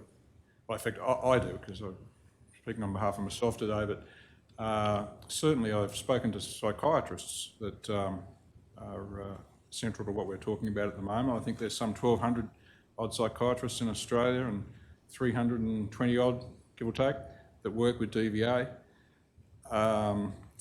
The anecdotal evidence from them through conversation is that the reason they don't wish to work with DVA is the correspondence, the tone, the belittling nature of the tone of the correspondence, and the fact that they can't get help directly with the delegate on how to complete the document without it going back and forward a number of times. So that becomes an issue. It does. Yes, Ms Noakes. I may, just to set an example, recently we had one client who received a notice from the delegate requesting for more information. But the information was specific to what activities were taking place outside of service that could have led to the condition. Now, that's not within scope. And that caused that individual client a lot of distress, which then needed to be managed. I want to move on a little bit. I've got a little bit of time, so add to the comments, Mr. Kellaway, but I'll ask you another question as well. Do you and do other advocates, have any issues about communicating with delegates? Is it easy to communicate with delegates? Difficult? Frequent? Infrequent? I think this is an occasion when I can be categorical. No. You have no comments? No, I certainly have a comment. My answer to the question is no. There is no difficulty, but it depends on the human being. Is there a dedicated telephone number for advocates to ring, or do they have to go through the switchboard? There is a direct contact number for advocates. I personally prefer to use an email, because I then have a paper record, and the indemnification insurance requires us to record keep, and that is the most effective way of gaining that record. But on top of that, not imposing myself on the delegates' time, giving them the chance to fit in with their priorities. Thank you. Mr. Lindgren, I just want to go to another possibly strategic question. There's been a significant growth in the number of claims, particularly from early 2019. The charts start to go upwards. Are you able to give us any opinion as to whether that growth is likely to continue or might come down again? Could you just say it again, please, Peter? There's been a steady increase in the number of claims coming into DVA in the last 4 years. Is that a temporary blip or something you would expect to continue? I think it's got something to do. It's got quite a lot to do with the fact that veteran-centric reform. It's got to do with the engagement, last 20 years engagement. I expect that it will continue because it is now people can put claims in while they're in service through the veteran support officers that Nikki spoke about before. It's where I get concerned is the record keeping and the visibility of that information, because it should be presented as information, not data, and it's presented as data to people. And in fact, I don't know that it's actually, you correct me if I'm wrong, I don't know that it's available anywhere on any system. I have a copy of it, and I'm analysing that at the moment so that it can be turned into information that's digestible by the person that needs it, which is the veteran. And we're working on that project, but we certainly haven't got there at the moment.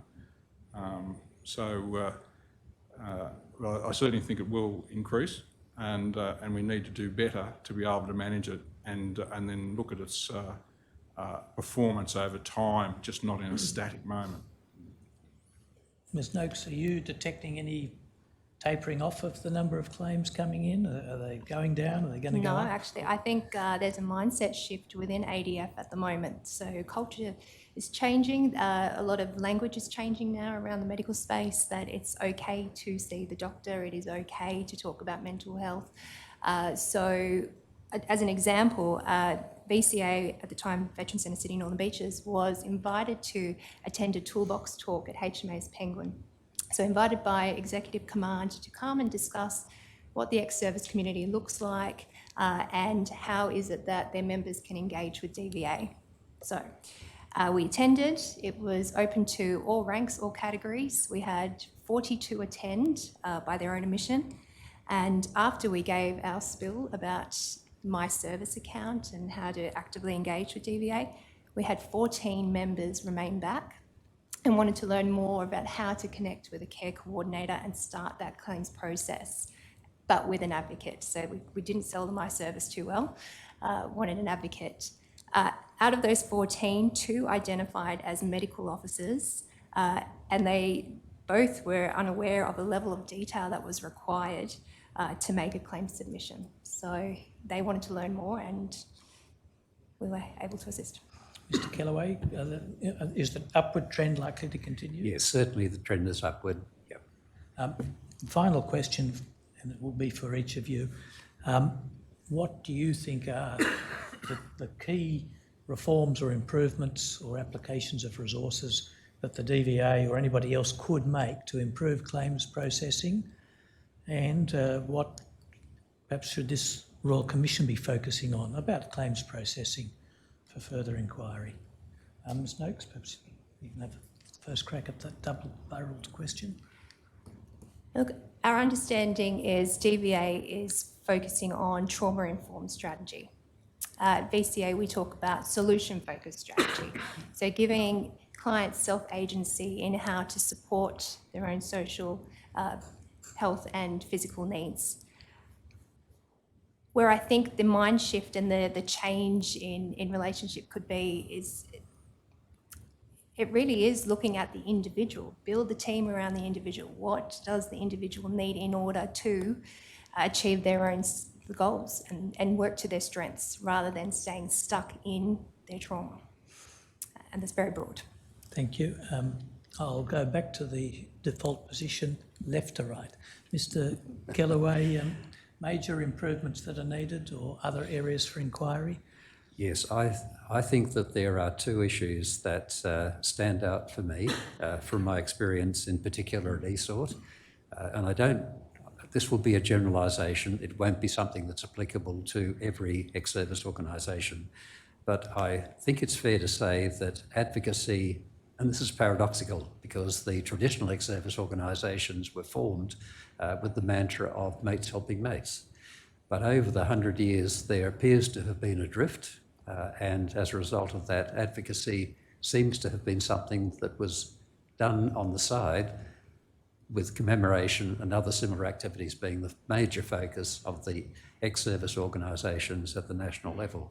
So if there were an improvement that was absolutely fundamental, it would be to have a voice for advocates at that senior level in an advisory capacity to ESORT, not necessarily a separate organisation, but in an advisory capacity to ESORT. There is some history, unfortunately, where the advocacy training and development program, people involved in it have a feeling that their value to the support of veterans has not been respected, and as a result of that, there has been a difficulty created. And again, relationships are possibly part of the issue. There is a difficulty that has been created that may have had wider consequences for the hearing of advocates at the ESORT level. At the ESO level, all the way down from the national through the state to the local level, the communication of policy in one direction and voice about advocacy and veterans and families issues upward is still a weakness, and it's up to the ex-service organisations to resolve that.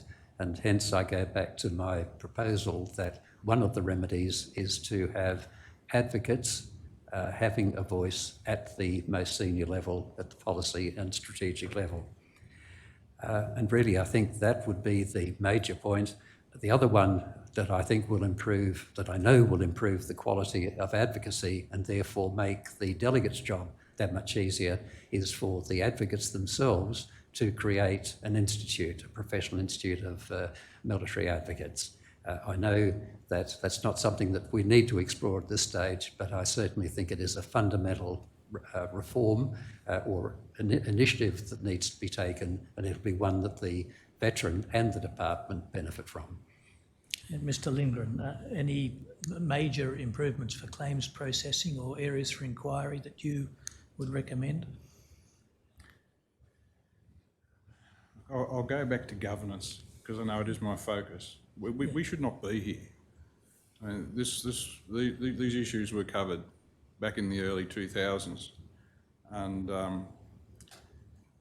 had we had good governance about claims issues and everything else, where people were held accountable to achieve and to implement, then we wouldn't be here for all great purposes. So my opinion is that the greatest thing that the greatest recommendation for this, and it's not just my opinion, it's that of a number of other people in that report that's suppressed. And it doesn't have to be suppressed, if I'm allowed to mention the names of the people, if you mind, because they give them permission. I'm not sure what you're going to say about them, so... I'm just going to say that we need to have an overarching independent body that governs the veteran support system, the whole ecosystem of support to veterans, which the claims are a subpart of, and the impact that we are here today in terms of suicidal ideation and suicide, it should have been raised by the peak veteran bodies many years ago. The peak veteran bodies, being the ESORT, should not have been the last organisations to support the call for a Royal Commission into defence and veteran suicide. If they had sound relationship with the majority of modern veterans alive today, they would have known that it was a need, and it was a need that should have been brought forward earlier. And so I think that the best thing that we could do to improve the claims process is have that independent authority outside of a public service environment, operating in a commercial manner, and holding people accountable in accordance with the Australian Institute of Company Directors and other eminent organisations in ways that cannot be done within the public sector because of the pressures that are put on the public sector secretaries. So that's what I feel is the major improvement. The names you wanted to mention, are they names of people who agree with that proposal? They do, and they've given me permission. At least a number of those names are in documentary form that you've provided us. Yes, they're the names. So we need not articulate them right now. Both uniformed and non-uniformed. Yes. Others may have some questions for the three of you, but can I thank you both for giving us the tip of the iceberg in the last 2 hours and a lot more of the iceberg in your very helpful written materials. A great deal of effort went into those. As I think at least one or two of you just foreshadowed more to come later in the year on those issues, including training, professionalisation and governance. Commissioners, those are my questions for this panel this morning. Thank you. Commissioner Brown? Thank you very much for your evidence today. I've got a couple of questions I wanted to just clarify, and then perhaps a comment/question. Can I just start by asking, I think a couple of you spoke about the well-being focus and having a well-being first approach. And I think Ms No-Q perhaps spoke to that when you talked at the end about going back to the individual, building a team around the individual, etc. But I guess I'm just wondering if you can more clearly explain to me how that well-being focus is actually being achieved through DVA as opposed to how your organisations are operating. Because as I understand it, DVA has articulated, and I think Defence as well, but a need to focus on that well-being. I'm just wondering, as opposed to what you do, what is it that they're doing that is demonstrating that well-being focus? So DVA, as I understand it, they are using the wellbeing and veterans model, which includes the 7 elements to veteran care. So we look at recognition and respect, health, education, and so on. There are different activities and programs that have been developed specifically to support those individual elements. We look at some of the safety nets that have been implemented from DVA. So we've got obviously DVA Open Arms that looks at the health and wellbeing side. So 24/7 counselling, which is a great asset. We've got PAMT as well, so that's the 20 conditions, the interim conditions, whilst veterans are waiting on their conditions to be accepted.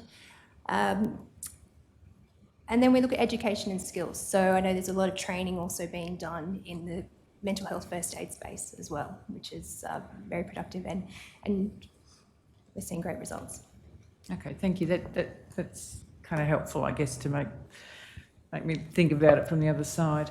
My other clarifying question was for Mr. Lingram. You talked about the need for an overarching independent body. Can I be very clear? Are you talking about for ex-service organisations, or are you talking about the governance of DVA? Commissioner, I'm not talking about ex-service organisations. They have a good body known as the ESORD. It does need some improvements in governance, there's no doubt about that. But I'm talking a larger picture, an enterprise picture, where the interdepartmental pressures between secretaries, where the ministerial pressures within government will not affect the recommendations made by that independent body. And I could use the example of whatever triggered the Minister to make, the Veterans Affairs Minister to make his statement the other week. I think that illustrates what I'm talking about, his frustration at not being able to achieve what's promised in the Veteran Covenant. If that answers your question. It does. So just then as a follow-up, do you have a personal view in relation to the Productivity Commission recommendation about the establishment of a Veteran Services Commission? I must confess, Commissioner, that I haven't read every document. I'm just applying my knowledge in governance. Okay. No, there are parallels, I think, to be drawn between what you've said. Yeah, I'm not saying it's the only solution, but because no one person's suggestion is the only solution, but I think it's been recommended before and agreed to by the ex-service organisations in 2018 under Sir Angus Houston, I believe, and then when he moved out of the situation, it was rejected. And I feel that if it was true that the ex-service organisations represented the majority of living veterans today, we wouldn't have 4,000 to 5,000 organisations representing veterans. So I don't believe they can represent veterans in the current governance arrangement.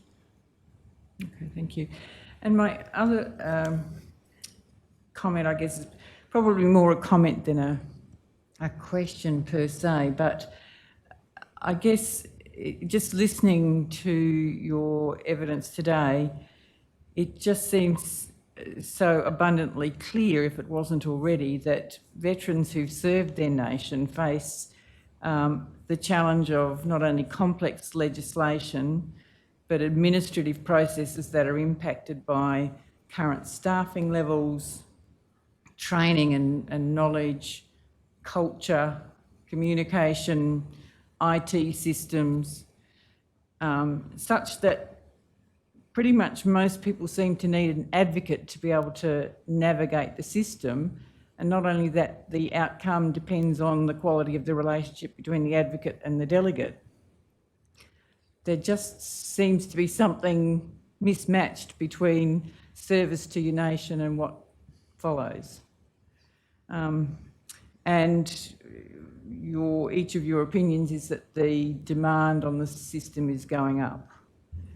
Yes, Commissioner. So as I say, I'll leave that as a comment reflecting what I've heard from you. Thank you.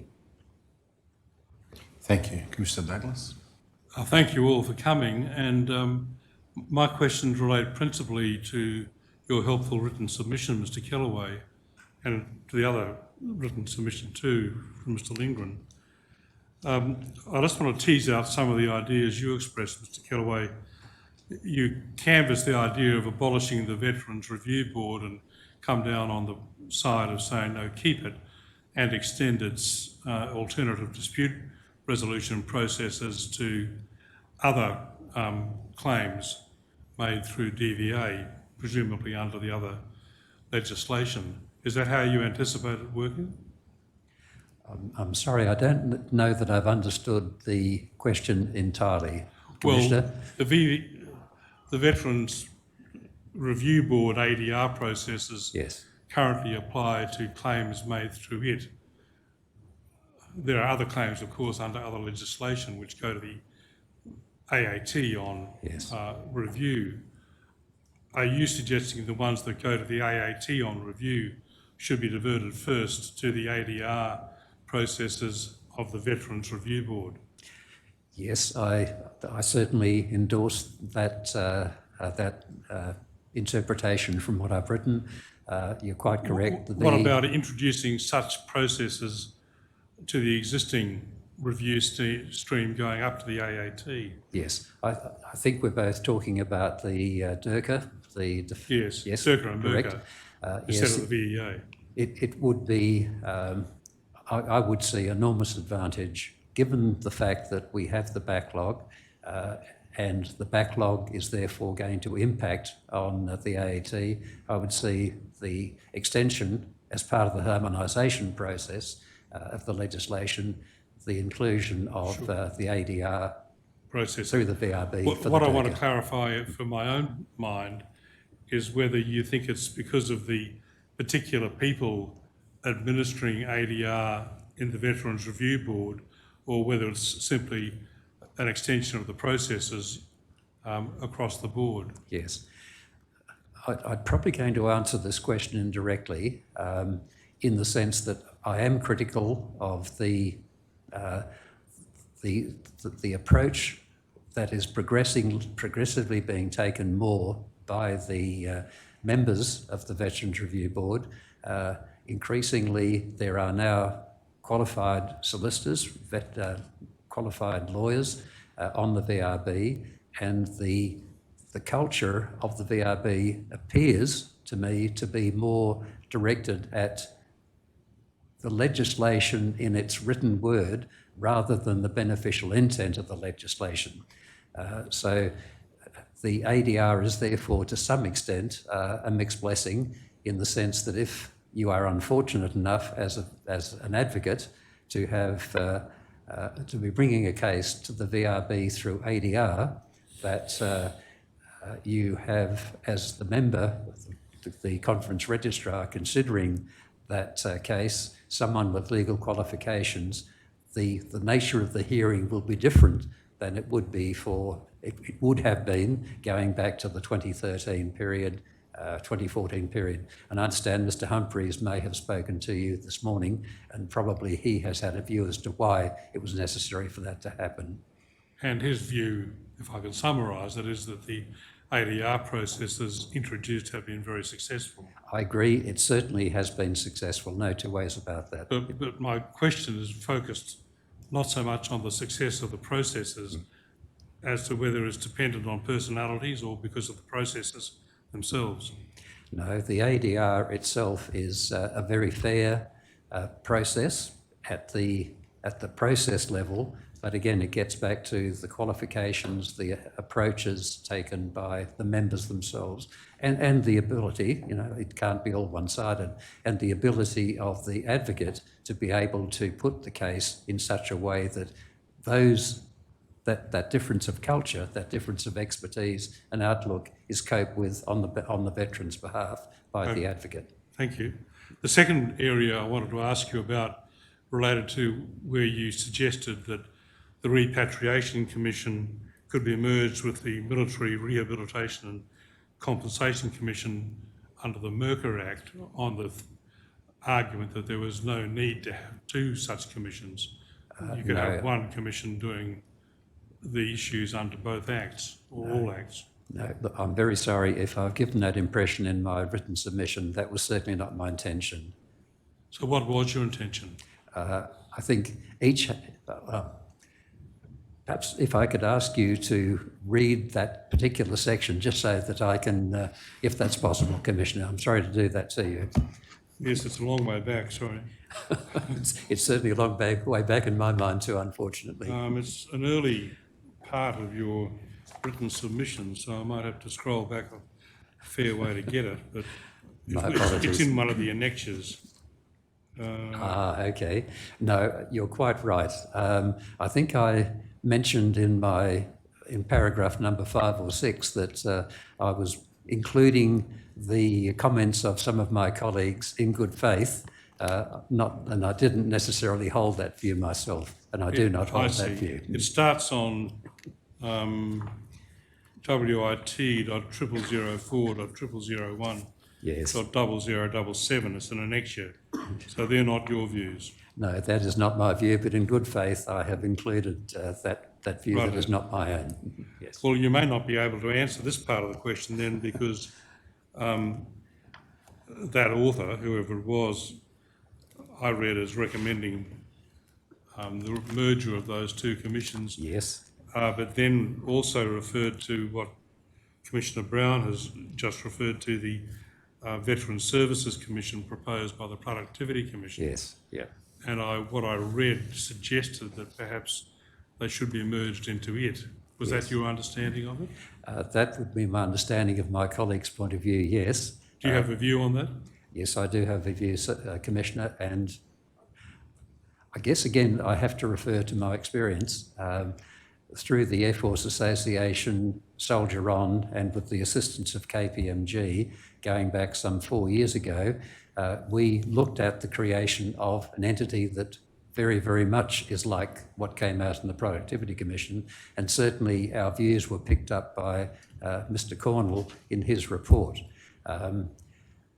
We were fortunate to have an opportunity to, through ADSO, and Air Force Association is a member of ADSO, we had the opportunity to canvass the creation of that entity through ADSO to RSL and Legacy, and unfortunately at that senior level, at that national level, it was not possible for reasons that are best known to the individuals themselves. It was not possible for them to see themselves being part of a peak body, that, in other words, a peak body of ex-service organisations. And therefore, while we presented it to ESORT, unfortunately, it didn't get the traction that otherwise it might have. Another aspect of what the author of that part of your submission said was, in effect, arguing that membership of such a commission should not be dominated by Australian Public Service members. Do you have a view about that? Yes, I have, and in fact, I am agreeing with his point, and the point I've made about the change of culture inside the department, it coincides with the appointment of, rather than senior public servants to the secretaryship, it has been military officers or people with a military affiliation, Simon Lewis in the first instance and Liz Costin in the second. I believe that they have brought to the department a culture that is significantly different from that which I experienced in the period when there were senior public servants as the secretaries of the departments. Now, the third area I wanted to ask you about was your suggestion about a professional institute of military advocates Yes. and developed, I thought in what you said orally, that there should be an advisory capacity to ESORT Yes. from advocates. Yes. Do you see the professional institute as the source of the advice? I do. Yes, Commissioner, that's correct. Thank you. Thank you. I wanted to ask Mr. Linger in particular, but perhaps the others may also want to comment on your suggestion of an overarching, I think you described as an independent body that governs the whole system, and then you mentioned enterprise. It is certainly something that must be looked at. And we're aware of and I'll probably get the name wrong, but there is a commission in the United States, independent panel of experts that tables an annual report that passes judgment, if you like, on veteran affairs issues and entitlements and so on. And I understand it's an act of Congress, so it's the legislative piece that dictates that their annual report must be tabled as is and cannot be interfered with by any public servant. So that's just something in the background that we've certainly been made aware of. But Mr. Lingren, you mentioned that I'm guessing what you're talking about is a body that has visibility on the whole enterprise, as you call it, enforces accountability, but broadly uses sort of private enterprise principles of making things work, such as the company directors programs that you mentioned. Could you just elaborate on that, how that might look? And I know Commissioner Brown asked about it before, but I also want to clarify, you meant that it would also include looking at the ADF, not just DVA? Yes, I do, Commissioner. In fact, we do in that suppressed report.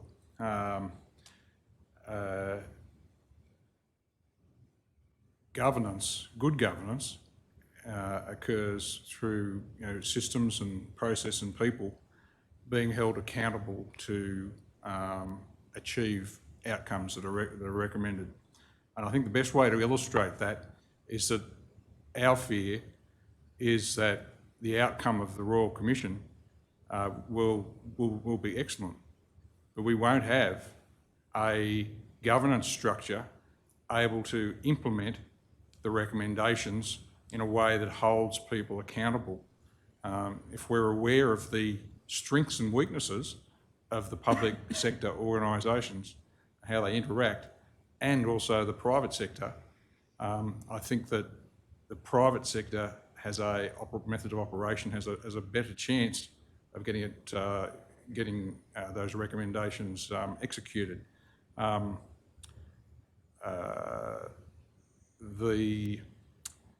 just collect my thoughts for a second.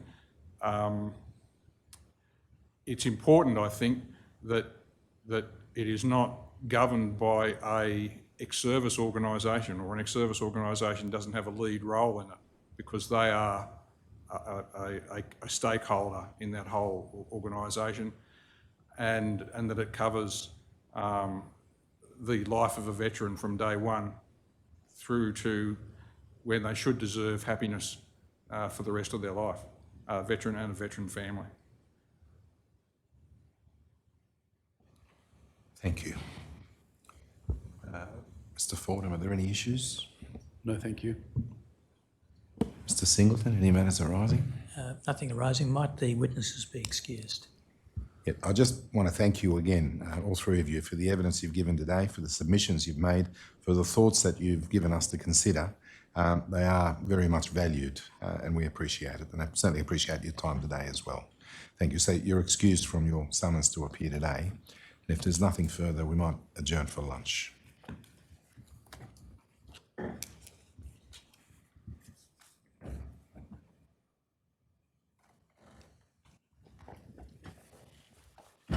All rise.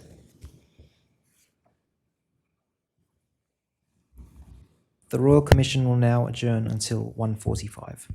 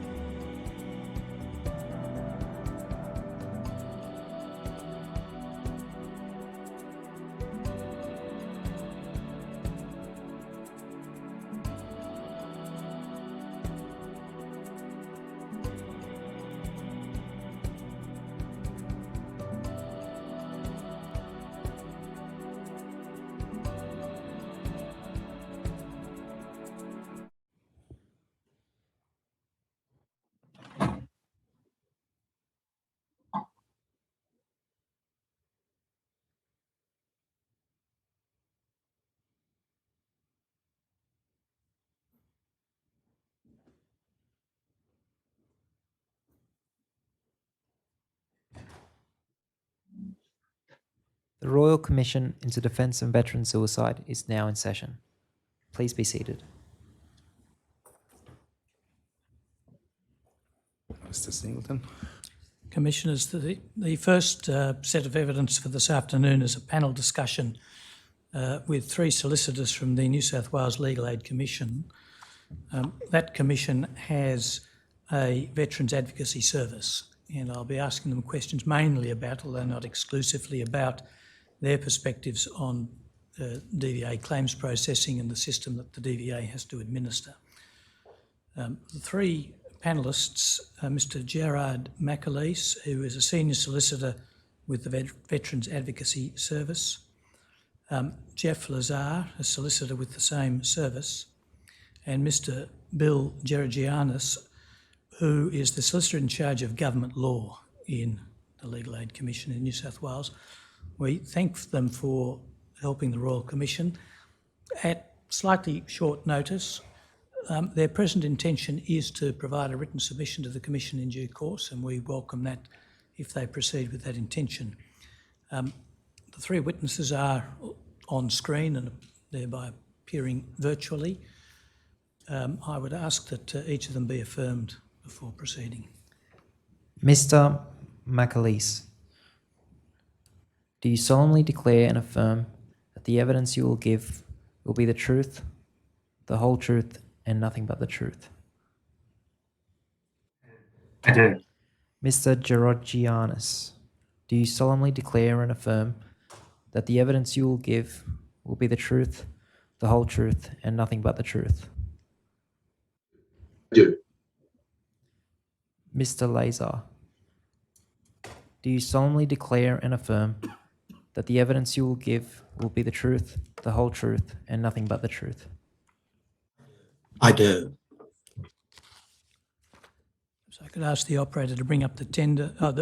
Yes, there's a tender list for this panel discussion, if that could be brought up on screen. Commissioners, you will see that the Legal Aid Commission has made submissions to 2 prior inquiries, 3 submissions, which have valuable content for our purposes as well, and I tender those documents. Thank you. So they'll be accepted and allocated the next consecutive numbers.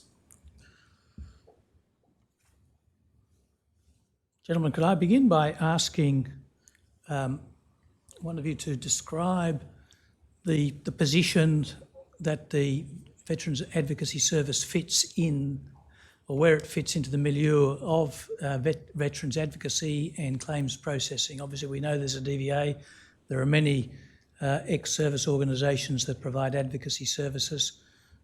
Do you play the same role as one of those advocacy services, a different role? How do you fit into the broader context?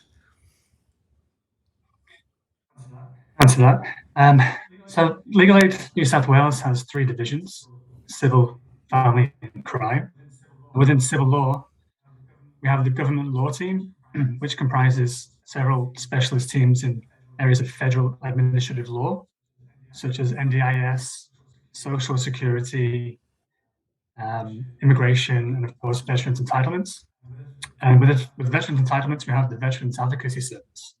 And we're a team of 6 members of staff, 2 of whom are lay advocates and 4 lawyers. The reason we have 2 lay advocates is because of the prohibition on anyone with a law degree from appearing at hearings of the Veterans Review Board, which is the first-tier tribunal in the administrative review process. And in terms of the work that we do, it's quite broad. It ranges from primary claims with DVA to representation and advocacy at the tribunals. So the VRB, the Administrative Appeals Tribunal, and much more rarely these days, the Federal Court. And we also assist veterans with super claims for invalidity pensions and applications to the Defence Force Ombudsman for reparation payments for abuse suffered in defence. But in addition to the casework that we do, we provide outreach, or at least we did provide face-to-face outreach before COVID. And that would involve attending face-to-face transition seminars through the Defence Community Organisation to engage with members of Defence who are leaving and transitioning into civilian life. And we also have partnerships with hospitals in New South Wales South Coast Private Hospital in Wollongong, and the National Centre for Veterans Healthcare in Concord. And we provide targeted assistance to vulnerable veterans in those settings. In addition to that, we provide community legal education to the community, such as members of the public, the ex-service organisations, hospital staff, and so on. And we hold a quarterly webinar with the ex-service organisations where we get together and discuss issues in veterans entitlements law.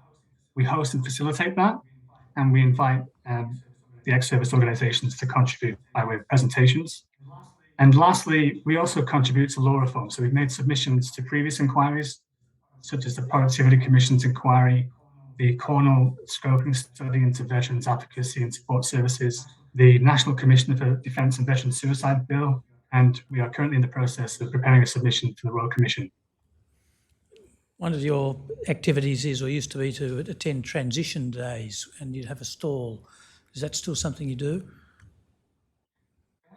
We haven't been able to do it now for a couple of years because of COVID, and we have attended virtual transition seminars, which in our experience hasn't worked as well because it's slightly more passive. But we see value in attending the face-to-face transition seminars because research has shown that it's a very vulnerable time for veterans as they're leaving defence. And we found it very useful to provide information to those members as they were leaving about the work that we do as a team, but the work that Legal Aid does as a whole as well. Do you know whether there are counterparts of yourselves in the other states? We're the only team across the Legal Aid Commissions that deal specifically with veterans entitlements, as far as I'm aware. And it's my understanding that the other Legal Aid Commissions have panels of private solicitors they brief matters out to. And is your service funded at all by the Commonwealth? I believe so. Bill might be in a better position to answer that. Yes, we receive Legal Aid New South Wales receives funding from the Commonwealth for providing our services across the board, and our Veterans Advocacy Services is long established within Legal Aid New South Wales. As Gerard has said, other legal aid commissions don't have a specific advocacy service, but under each legal aid commission's guidelines, there are guidelines available whereby veterans with matters mainly at the AAT stage can get grants of legal aid, provided they meet the relevant tests. But yes, the funding primarily comes from the Commonwealth for the work that we do. How does the VAS get its clients? Do you go out and look for them? Are they referrals from particular sources, word of mouth or something else, or all of the above? Yes, all of the above. Excuse me. In fact, most of our new inquiries come to us directly online through our contact form or through our email. But we do have a number of referrals from a range of stakeholders. And we get well over 100 referrals a year from various stakeholders. I'd say 80%, approximately 80% of referrals come to us from a handful of sources. And they would be directly or from the partnerships with the hospitals I mentioned, the ex-service organisations, other legal aid offices and teams. And of course, since the Defence and Veterans Legal Service has been established for the purpose of this Royal Commission, we have received a number of referrals from that team as well. And word of mouth referrals are quite important too. You've mentioned already that you have quite a range of activities, including policy development and submissions and appearing in Royal Commissions by video. But what proportion of your team's work is actually running a case for a client, either with the DVA or the VRB or the AAT? That type of work actually forms the bulk of the work that we do. We see around, on average, 300 veterans a year. And the bulk of the work that we do relates to DVA primary claims and appeals. We do other work in ComSuper and with the Defence Force Ombudsman, but the majority is with DVA primary claims and appeals. Is within that work, is there any reasonably consistent proportional breakup between dealing with original claims, which the DVA delegate deals with, and VRB work and AAT work? I might Yeah, add to that. Sorry, Jerry, go ahead. Mr. Lazar? I would say that quite more, 70% of the matters which are coming through are original claims, although there is some doubt about that because sometimes a veteran makes an original claim and then realises, oh, I should have actually also claimed for second injury, whatever. I do primarily all that sort of work. What I am finding is that you will find veterans who have a physical injury and also, well, multiple physical injuries and also mental injuries. I would say in my practice, more than half have both. But that makes for a person who is very much at risk. Are you able to? Could I also mention at this point? I think it's fair to say, and Jared and Jeff could correct me if I'm wrong, but at least in the last 10 years, our service has moved more towards early intervention with our casework. In the past, there was a bit more of a focus on AAT work, but because of the needs of the veteran community and what we saw as efficiencies in getting to matters early, particularly at the VRB and at the primary stage, our casework has shifted towards those early intervention services, both at the primary level and at the VRB, and now to a lesser extent at the AAT. As I say, you might correct me if I'm wrong. No one's correcting. I realise that there can be a merits test before legal aid is granted and perhaps a means test sometimes, but in terms of the clientele that your service gets, is there something that distinguishes them from the clientele that other advocacy groups get? Not that I'm aware. Jeff, I know you're a member of the RSL and you have close connections with the ESOs. Do you have anything to add? Not particularly. I think is fairly much the same. What we are seeing, though, is our expertise is being acknowledged and ESOs are coming to us with the more difficult matters, like those dealing with Commonwealth superannuation or dealing with the Defence Ombudsman and occasionally other ones, CDDAs or applications for actual change of the basis of a person's discharge from voluntary, involuntary to medical. We're seeing more of those. We've heard quite a lot about the complexity of the 3-Act system, but Mr. Lazar, you've just mentioned another complexity, which is the possibility of the Commonwealth Superannuation Commission being involved. Is that a reference to disability insurance arrangements that they offer or a reference to some other feature? Disability insurance is a broad term for it, yes. They call it an invalidity benefit. It's very much like the TPI policy in a civilian superannuation scheme. And how does that make it more complicated? If you've got a client with multiple issues and that's one of them, is it especially more complicated than all the other issues? Or just an extra one? It's certainly not easier. And you have crossovers. One of the issues always is that they can't be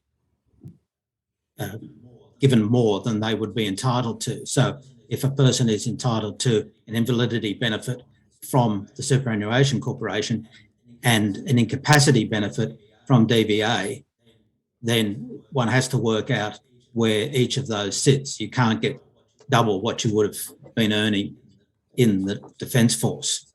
So it gets to be quite complex at times working it out, and then you have offsetting and lately the issue in relation to tax on those benefits from Commonwealth Super. That's something which is following the decision in Douglas in the federal court. So in practice, if you've got a client who would be entitled to an invalidity pension through the Superannuation Commission and also an equivalent pension or compensation through the DVA, but there has to be offsetting firstly, that's the first question. There must be offsetting to ensure that they only get the maximum of what they're entitled to, correct? That's correct. In practice, do you go to the CSC first, get what you can, and then later there's a calculation of offset by going, you go to the DVA and then do an offset, or do you go to the DVA first and the CSC second, or do you do them simultaneously, or is it a case by case? In general, CSC first. And that's particularly because those who are transitioning from defence and who are doing so under a medical discharge are virtually pushed straight to CSC first. And they tend to be quicker in coming to an answer on whether the person is entitled or not. So they tend to be the baseline of the entitlement, and then you look at incapacity pay or similar from DVA. It gets more complex when you have people who are under the older Veterans Entitlement Act, and possibly also not military super, but those who are under the DFRDB scheme. And then you have the really complex ones, those who've served for so long, and I have a couple of those as clients who are covered by all three acts, and trying to figure out which one comes in when can be extremely complex for us and for virtually every veteran, completely unintelligible for them. And in practice, in such a case, do you find that you need to do all of that legal calculation of working out dates of service, dates of injury, lining them up with the statute, or are you able to go to DVA and say, here's my client's situation, you work it out and I'll check it? We prefer to do the former rather than the latter for a number of reasons, including that sometimes DVA, in fact, either just gets it wrong or chooses the outcome which is most favourable to them and not necessarily for the veteran. Hypothetically, one might think that if they, in 90% of cases, came out with the most favourable and correct determination, you might save your own resources by just holding back and checking the result, making sure it was correct, and if necessary, proceeding further, but otherwise accepting the result. I take it from your prior answer that's not a feasible approach at the moment. That's correct. It's much easier and relatively quicker to work it out for yourself than to try and unscramble the omelette later. Very well. I might now turn to a broader question, and that is to ask you whether there have been major improvements in the last few years, let's say since 2019, but change that date if you think it important to do so. Have there been major improvements in the last few years in the way the DVA has been managing claims under the three acts? Not that we're aware. In fact, on one view, it's got worse because of the delays in determining claims. And often when determinations are made, and we just discussed the complex calculations for incapacity payments and offsetting, they don't provide the actual path of reasoning, the details of how they've arrived at those calculations, and nor do they refer to the material on which they've relied to arrive at those findings. So we have to, as Jeff said, unscramble the omelette and request further information from DVA to explain how they've arrived at these decisions. But in terms of reform over the past few years, and I might be mistaken, but it's my understanding that there hasn't been much reform as such to make drastic improvements to the system. Jeff, do you have any observations about that? I tend to agree with that. The only real improvement I've seen since 2019 is for very simple claims which are put into the DVA system through MyGov and where it is absolutely straightforward, and I'm thinking particularly of a hearing claim because it's straightforward. That system, which has the computer work it out, is the only real improvement that I can say. And I completely agree with Jared. The rest of it is delays, and that's creating all its own problems for us as well because of the distress for our clients. We've heard evidence that a veteran, an individual, can lodge or attempt to lodge his or her own claim through the My Service portal, but that advocacy groups can't use that portal. They have their own one. Do you have your own portal, or do you use the ESO one or some other method? I'll answer that. I think most of us lodge them directly rather than through the portal. Yes, we have access to the ESO portal, but it's not a particularly user-friendly. So how do you lodge a claim on behalf of a client? Just by email? By email. One of your written submissions pointed out that for VEA matters, there's only one or a limited number of correct email addresses. If you send it to the wrong DVA email address, it's considered an invalid claim. Is that still a problem, or has that been rectified? As far as we're aware, yes, that's still a problem because of Section 5T of the Veterans Entitlements Act. It's very prescriptive as to how claims can be lodged. And if it's not lodged to the prescribed electronic address, then it's treated as not having been lodged. And that can have consequences for the claim because of the provisions relating to back pay. Once a claim's made, if it's for an original claim, you can back pay the pension to 3 months before the date of the application. If it's an application for an increase in the pension, then you can back it to the date of the application. So if DVA treats it as not having been lodged, it can have financial consequences for the veteran. And is there a similar arrangement for, or limitation or problem for MERCA and DIRCA claims? No, the DIRCA and MERCA aren't so prescriptive as to how a claim may be lodged, and there are some general email addresses you can use.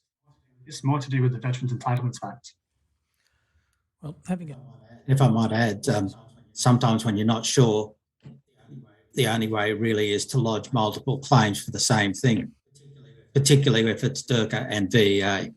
And absolutely no disrespect to your professional capabilities, but is that essentially a comment on the complexity of the legislation, that to protect your client, you have to make multiple applications to cover the bases?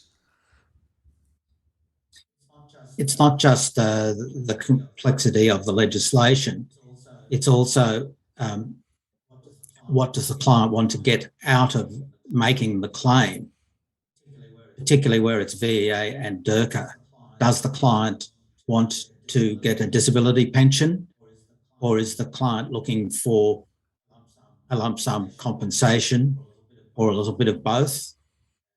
And I'm dealing with a couple like that right now. That strikes me, I withdraw that, that might well be in many cases a rather difficult financial decision to make, and lawyers aren't always best advised to give financial advice.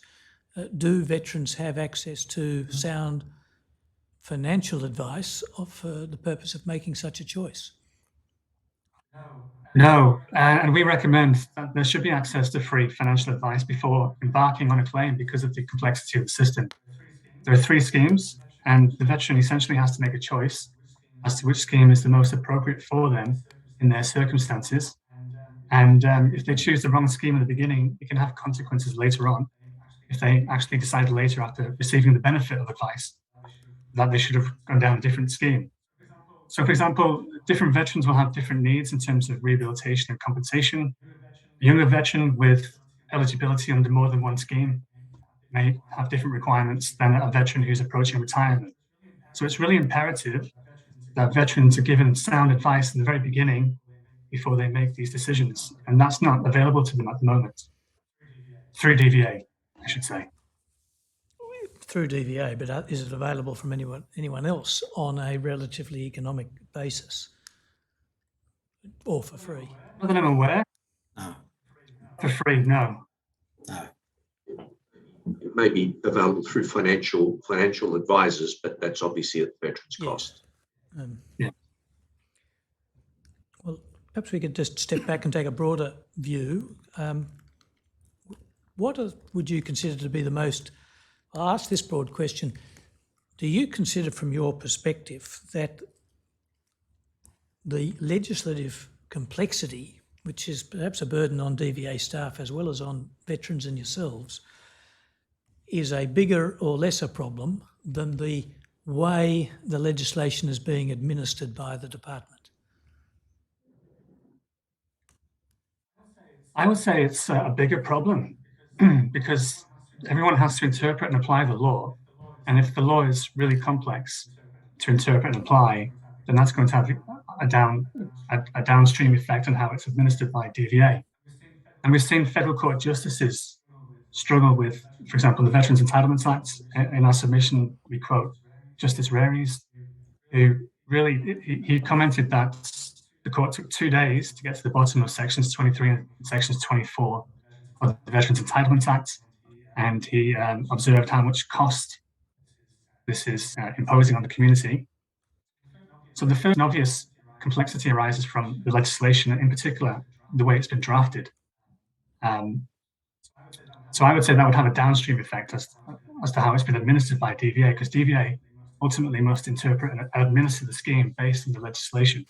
Mr. Lazar, minds might legitimately differ on this question, so I'll give you a chance. Do you consider that the legislative complexity... Sorry, I said so frozen. I didn't hear that question. Start again. The computer froze. Do you consider, I'm going to the same question, Mr. Lazar, but to see what your opinion is the legislative complexity a higher priority to fix, or DVA processing methods and resources? I agree with Gerard that the legislative framework makes the actual handling of claims much more difficult. I think there are other issues as well. It's the turnover of staff who don't have the experience and knowledge of how the legislation actually works and is interpreted, that leads then to delays or wrong outcomes, particularly things like under DIRCA, did service make a significant or material contribution to the person's condition, depending on the date. And when you have an administrative, looking at it as an example, they use the onset date as the date of a diagnosis made by a doctor, whereas in fact it may have been 20 years before. So you've actually got to turn the clock back for DVA and point out, no, this is a significant, not a material case, just as an example. I think we've made that point in previous submissions, that simplifying the legislative scheme is very important, and I think we're all in agreement that simplifying the legislative scheme will then lead to hopefully better outcomes and a decision-making process that is simpler for delegates to apply as well. It's not just it's us as advocates, but also it has that downstream effect, as Gerard was saying, about making it easier to administer.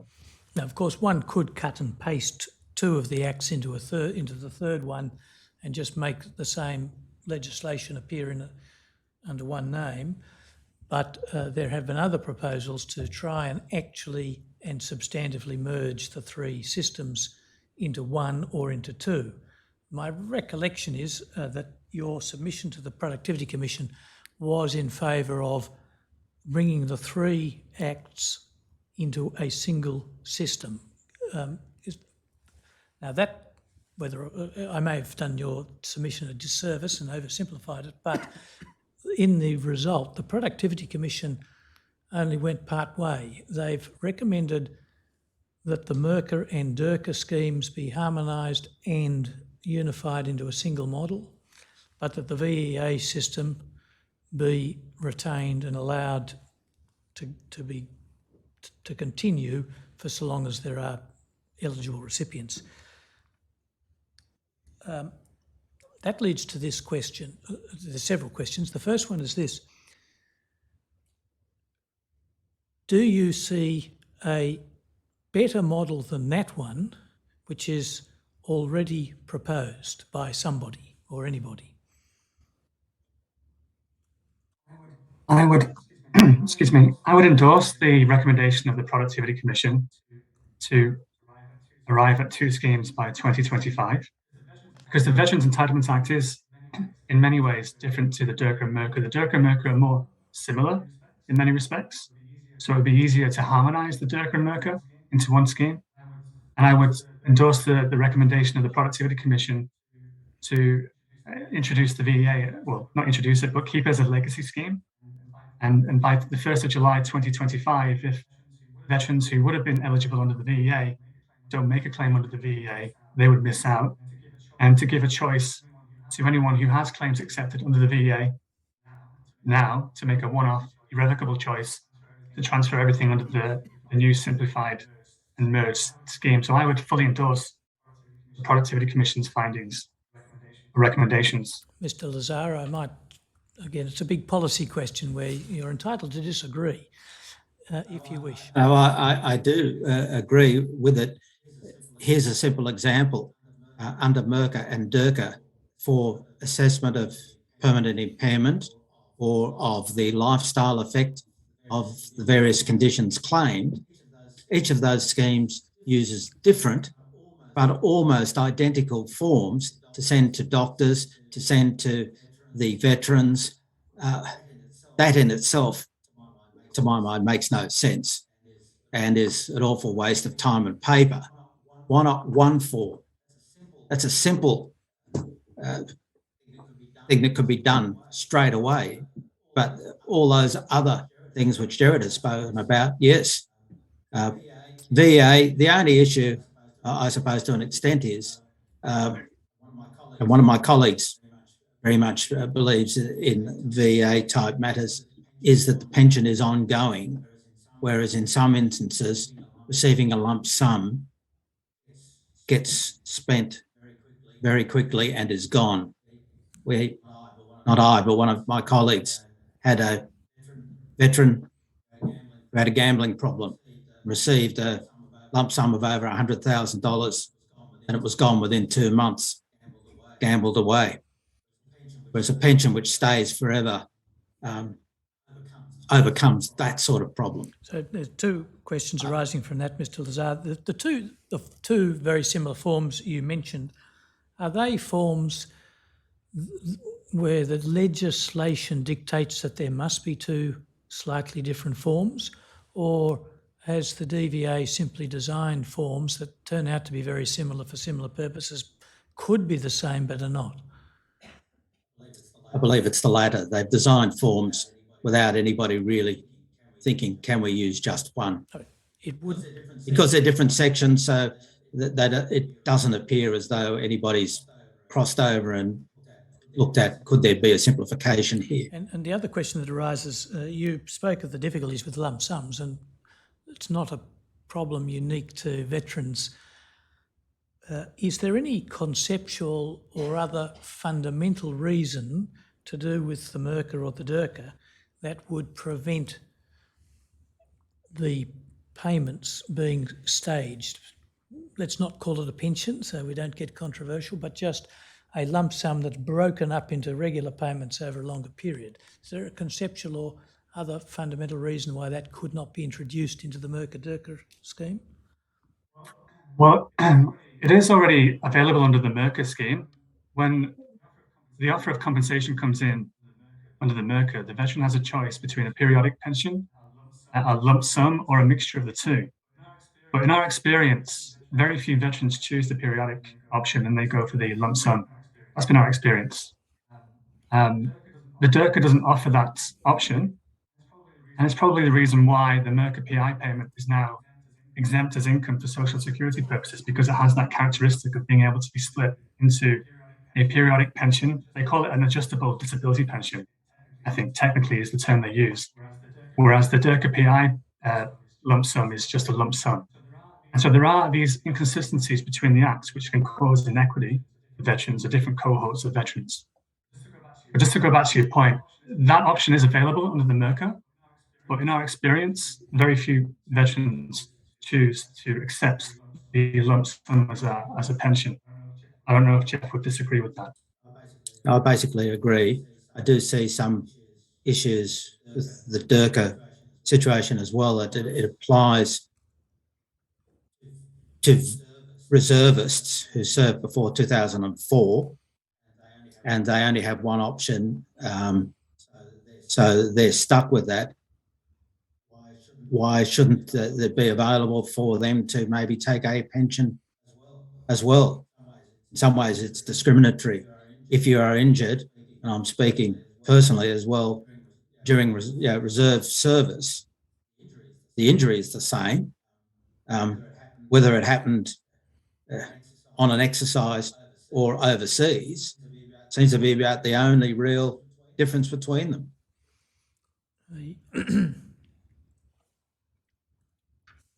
I'll turn now to claims processing itself. Whatever the legislative regime, there will have to be some administration of it.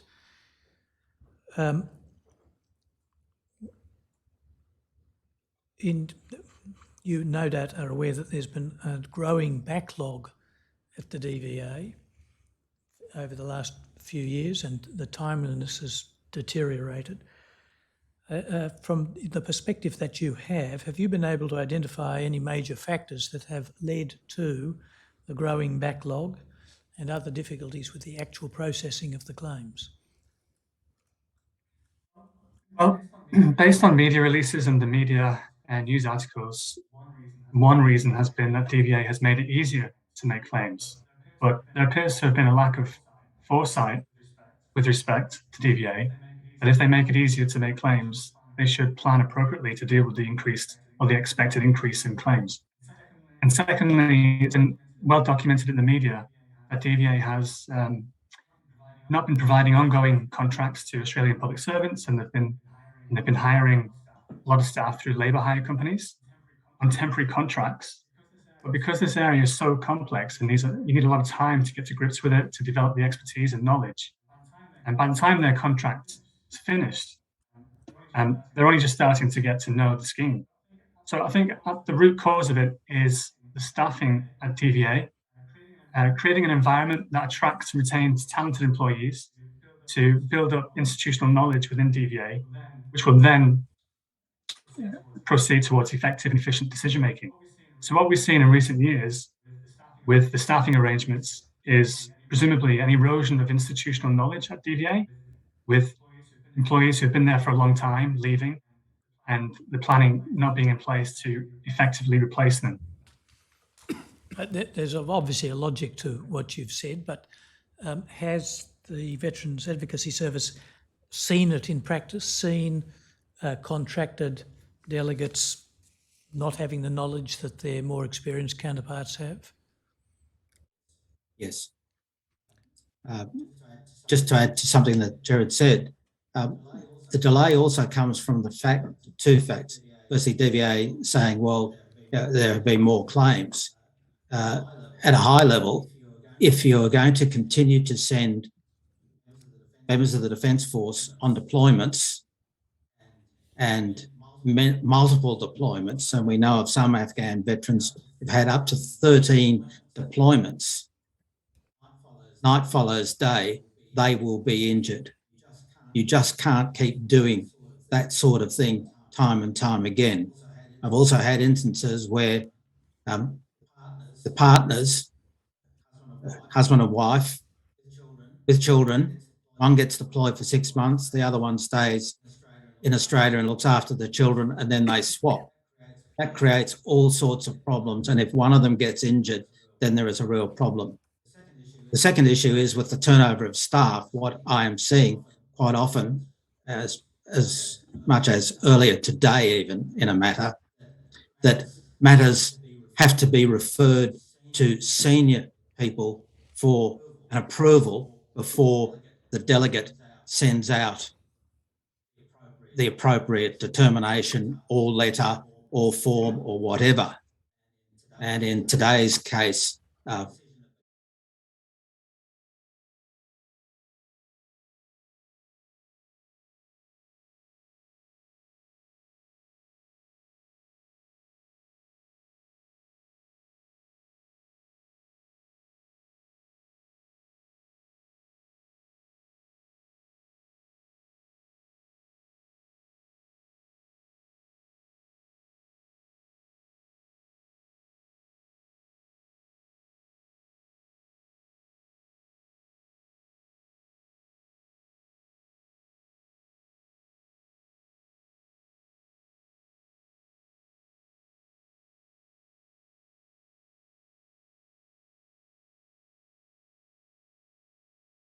Just order that for that segment will be cut out.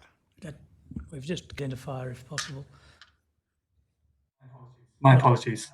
So I helped a veteran with a claim for PTSD and lodged all relevant documentation in support, including the report of the treating psychiatrist, which squarely addressed all the factors in the statement of principles. We provided evidence from his service medical records and contemporaneous evidence to essentially corroborate his claim.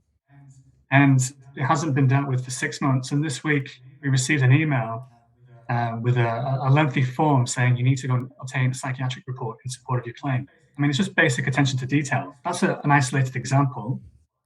Well, it may not be, but no, it's it's not. it's one example of perhaps many. Yes, I've had similar ones. And in fact, in relation to mental health, which is obviously very germane to the Commission, it seems to be very much that a claim for one particular mental health condition is put in, even if it is supported by documentation from a psychiatrist, that the internal doctors look at it and say, for instance, no, this is not PTSD, this is anxiety or adjustment disorder or some other mental health issue. And then it takes some time.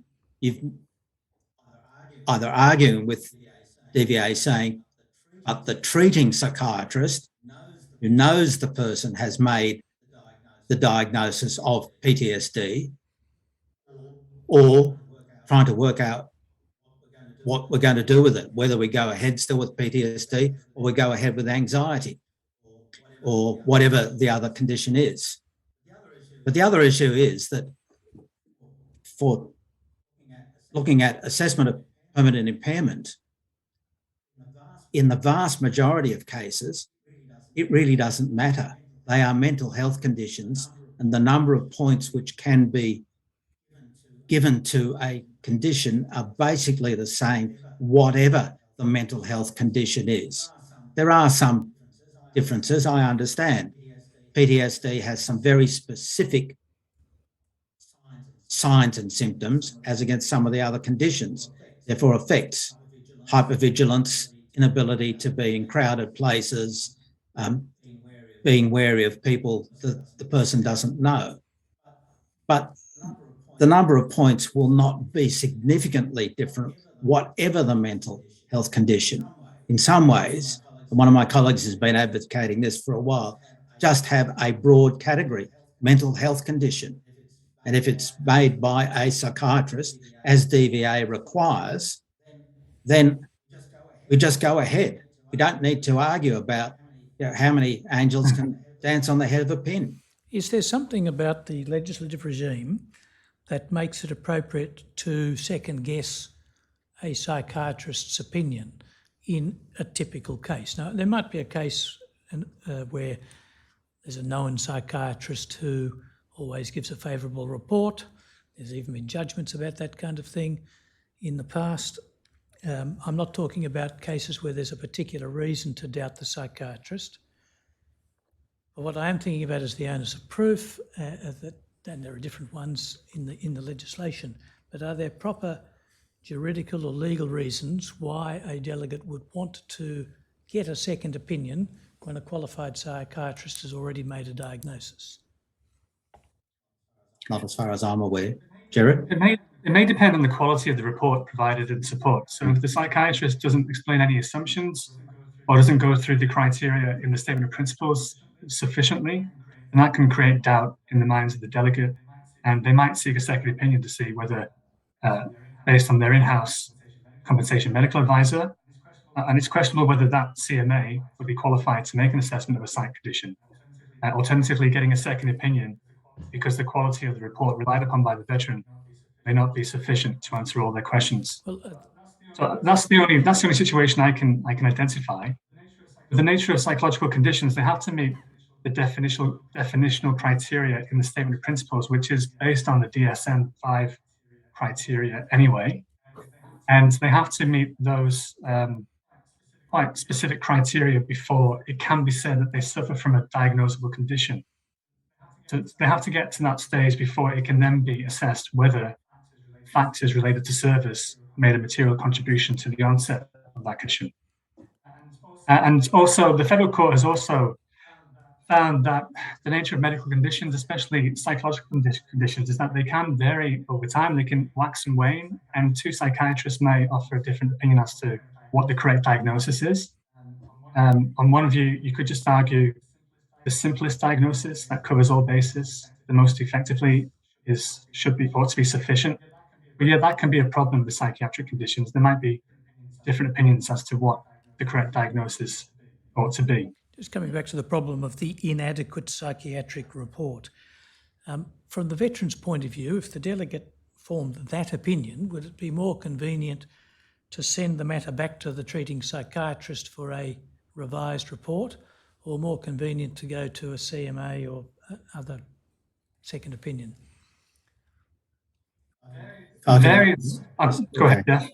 Well, I agree with what Jared said. I mean, the CMA may not actually be qualified to give that opinion. They're not, as far as I'm aware, are not specialists in psychiatry. But there is a real issue in relation to psychiatrists for veterans generally and getting help and assistance. A lot of them are working very hard. A lot of psychiatrists won't do DVA work because it's too complex, there are too many forms, and it doesn't pay very much. And so we are finding a real issue that particularly in regional areas and even more so in small country towns, the veteran can't get the information. And even if they've been to one of the hospitals with whom we deal, those doctors are usually unwilling to write out a long report. And I understand that. They are really flat out trying to help the patient, and the paperwork comes second. So it's either delayed or doesn't happen at all. In a number of instances, it just doesn't happen in small country towns. So DVA says, well, in spite of our requirement that the diagnosis be made by a psychiatrist, we will accept the diagnosis made by the GP. And in some ways, that's correct because the GP has been dealing with the veteran for a long time and knows what the symptoms and signs are. But does it really meet the statement of principle? No. Do you know whether or not... It's a real problem, that Do you know one. whether or not training is available for psychiatrists on how to write appropriate reports for this purpose, and training on the content of the SOPs? Well, it's incumbent on us as the representative to explain that in the letter of instructions. And that's a very difficult task because we have, for reasonable hypothesis cases, we have to explain the standard of proof, which is a unique standard of proof to this jurisdiction. And for psychiatrists who are essentially scientists, they may intuitively require a stronger standard to be satisfied that it's connected to service, say. So yeah, it is one of our responsibilities to adequately explain the nature of the claims process to the psychiatrists, but there should be training provided to medical legals around this process. And my last question just on this topic, more to come afterwards, but are you putting up medical reports that you consider are adequate for the purposes of a determination, but finding that delegates disagree with your assessment and get a second opinion? Yes, especially at the AAT, when DVA is represented by lawyers. We've got a reasonable hypothesis case now. I hope I'm not, I'll try and keep confidentiality sufficiently. And the nature of the AAT proceeding is that the respondent will respond to the evidence by obtaining its own expert evidence, but there's no reason to do that at the primary claim stage. Jeff, I don't know if you wanted to elaborate on your experience. It's rather, as Gerard has said, but there's also the situation where particularly those, and there are quite a lot of them, particularly under the non-liability healthcare scheme, are referred to the hospitals as inpatients. They undergo a program there, 2 weeks, 3 weeks, some of them longer, and then they're discharged home and trying to obtain anything more than a few lines written on a piece of paper from the treating psychiatrist at the hospital is a very difficult thing. And I understand that, but it does not assist. And that in those cases, what DVA should be doing is saying, well, provide us with a full report and we will pay you. That happens rarely. It can happen, but it doesn't happen very often. What, from your observation, what is the effect on veterans who are having to prepare claims that are perhaps difficult to prepare, and then they have to wait while the determination is pending? Well, I liken it to a tax return. Well, I don't liken it to a tax return. I think the claims process by DVA is far more complex than tax return. For someone like me, or who is of reasonable mental health, tax return is tedious. There's a lot of data entry. You have to look through receipts, and we don't like to do it. And in my view, a DVA claims process is far more complex. It's more legalistic. It's more bureaucratic. It involves collaboration with a range of stakeholders. For example, DVA, defence, doctors, other allied health professionals, trying to obtain evidence, in many cases from many years ago, to support the case. And then you've got the veteran at the centre of it all, many of whom have severe mental health conditions. And we know that veterans with PTSD have a hyperactive fear response because their amygdala, the fear centre responsible for the fear response of fight, flight, and freeze, is more pronounced. It's hyperactive.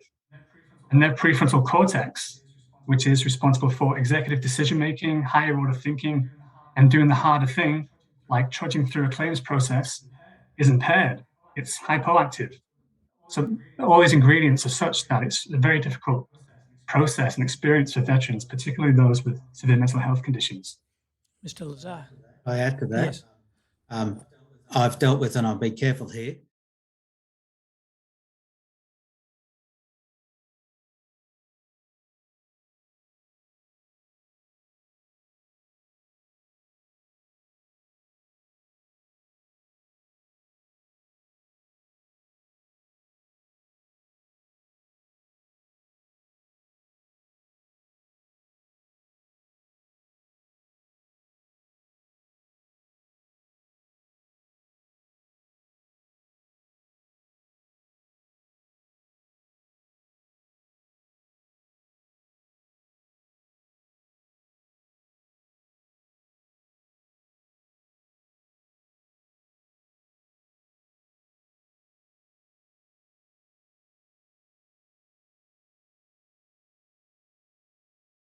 I don't act for any of these people, but it is I took the view that the evidence could identify that person who may or may not wish to be identified. Firstly, I'm grateful for Mr. Fordham because it's incumbent on all of us to be protective. That said, The range of possibilities is narrowing pretty rapidly with all those descriptors. The witness It's a might wanna- matter might for wanna make a judgment. point. Perhaps I could just ask a slightly leading question Okay. and take it from there. Mr. Lazar, just for more abundant caution, we won't describe the person very much more, but were you leading to the point that your client was a person of considerable capacity and intellect? Yes, And how did he find the process? confusing and difficult to go through, and he even had a very good GP who helped him through it, and even so, he really struggled. And I suppose what I was trying to say is, if you have a person who has training in that struggles, what chance does, and I have a number of these, young people join the Defence Force virtually straight out of school, no life experience, and they have to make claims, then they are often completely unable to do so. You virtually have to step them through it and say, it is like this, you need to fill in that part. It is a complex system. The delays are affecting all of them, whatever their rank, whatever their abilities. But maybe those younger ones with less life experience are really suffering at the moment. I can think of a number of my clients. I make application to DVA and I get the same standard email back. Yes, we have a lot of claims. Yes, you're in the queue. Essentially, you'll just have to wait unless you've got a particularly strong reason to be expedited. I've got clients whose claims have been outstanding for 15, 18 months, maybe not 18, I'm exaggerating, certainly 15 months, and all of the ones that I can think of now have mental issues, serious mental issues, as well as physical issues. And have those mental issues been aggravated by the experience of dealing with the DVA process? Yes. One I can think of particularly, he's now developed a phobia that he believes he's being followed, and he won't go home directly. He drives around all sorts of places to try and lose the people he thinks are following them. That's having a huge effect on him and on his marriage. What? There have been studies published which that the compensation claims process does exacerbate mental health symptoms. And that was in the report that was commissioned by DVA, the Phoenix Australia Centre for Post-Traumatic Health. They prepared a report in 2018, which was in response to the Senate Committee's report into veteran suicide, to look at the effect of the claims process on veterans' mental health.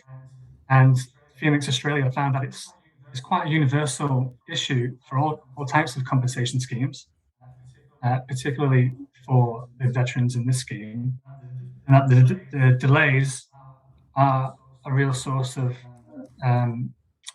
frustration, anxiety, and can exacerbate mental health conditions. Correct me if I'm wrong, you're referring to a report by Professor Colley or a different one? I think Professor Colley commented on the Phoenix Australia report. He provided a commentary, but the report I'm referring to is the underlying report that he was commenting on. I want to turn to some of the specific points in your written submissions fairly briefly, regrettably, but in your submission to the then interim commissioner for Defence and Veteran Suicide, and this is document WIT 0004 0001 0128. You have made the point, and it's at page 4 of your submission, that compensation is not available for immediate family members of deceased ADF members if those family members are not dependents, such as parents and siblings, but they're nevertheless affected by the death of the soldier. We've brought that up on screen. I don't know whether you can see it in your office, but I've just paraphrased that. and you make a proposal that there should be a scheme not dependent on finding fault anywhere, but a scheme, as I understand it, based on the suffering that occurs from a death. Is any of you in a position to outline the background for that recommendation or proposal and to speak to it briefly? Yes, I can. So this submission was made in response to the proposed bill to establish the National Commissioner for Defence and Veteran Suicide. And under that proposed bill, there were a series of recommendations. And we looked at the recommendations and wanted to make a submission to the Attorney General's task force to include in the bill a recommendation to make a reparation payment to the families of the deceased. Because under the Veterans Entitlements legislation, you have to be a dependent in order to be eligible for compensation for the death of the veteran. The DIRCA provides more scope for including extended family, such as grandparents and parents and siblings, but they must have been dependent on the veteran for economic support at the time of his or her death. So in many cases, they wouldn't be eligible for compensation. But as we know, the bereaved families of those who die either by suicide or due to a defence-related death are profoundly affected by that death. And we submitted that a reparation payment would acknowledge the lasting impact that the death has on the surviving family, and to acknowledge that suicides in particular are preventable. Thank you for that. I'll just go to one other matter. If the operator could bring up another document, WIT 0004 0001 0137. This is the legal aid submission to the Productivity Commission in July 2018, so before the draft report came out. I won't go through all of your recommendations. They're with respect to well put, but I'll go to a couple. Your fifth recommendation, which was on page .0148, it's page 11 of your actual submission. On that page, there's recommendation 5, proposing that the DVA should be required to explain the actual path of reasoning for its decision, I'm paraphrasing now, so that veterans and tribunals can ascertain whether there's an error of fact or law. Bearing in mind that a merits review doesn't require an error of any kind, do you see other purposes in requiring such reasons? And to what extent are the reasons being given these days? Yes. To promote transparency of decision making, it's important for the veteran to know how DVA has arrived at its decision.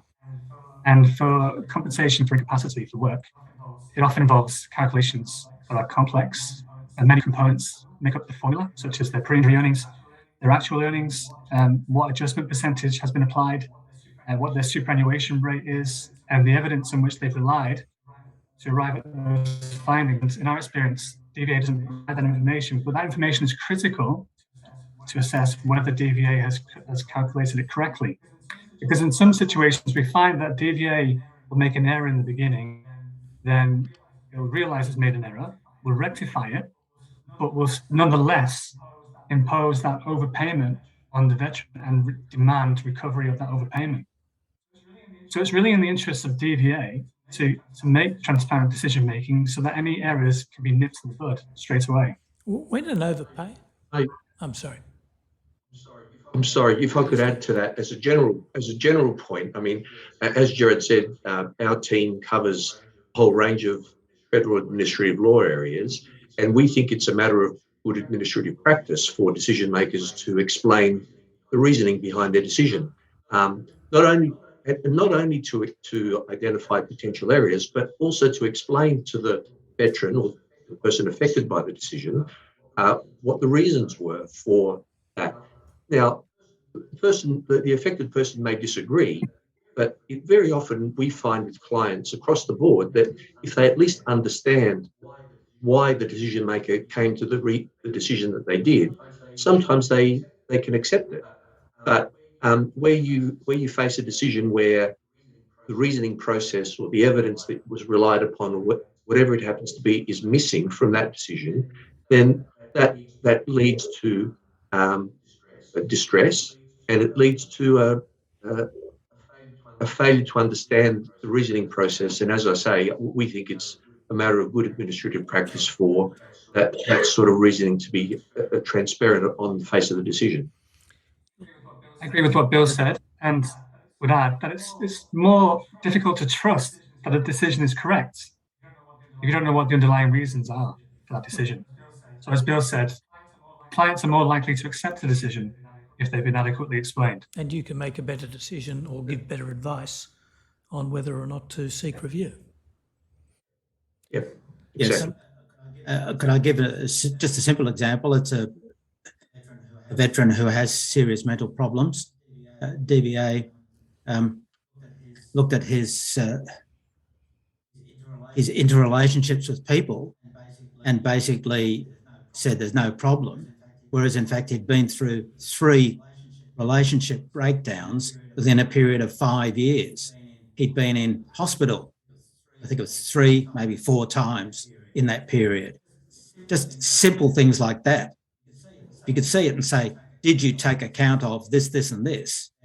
Then it's as Jared would say, we'd nip it in the bud. We wouldn't have to go to an appeal, a review. How prevalent is the problem of inadequate reasons as of 2022?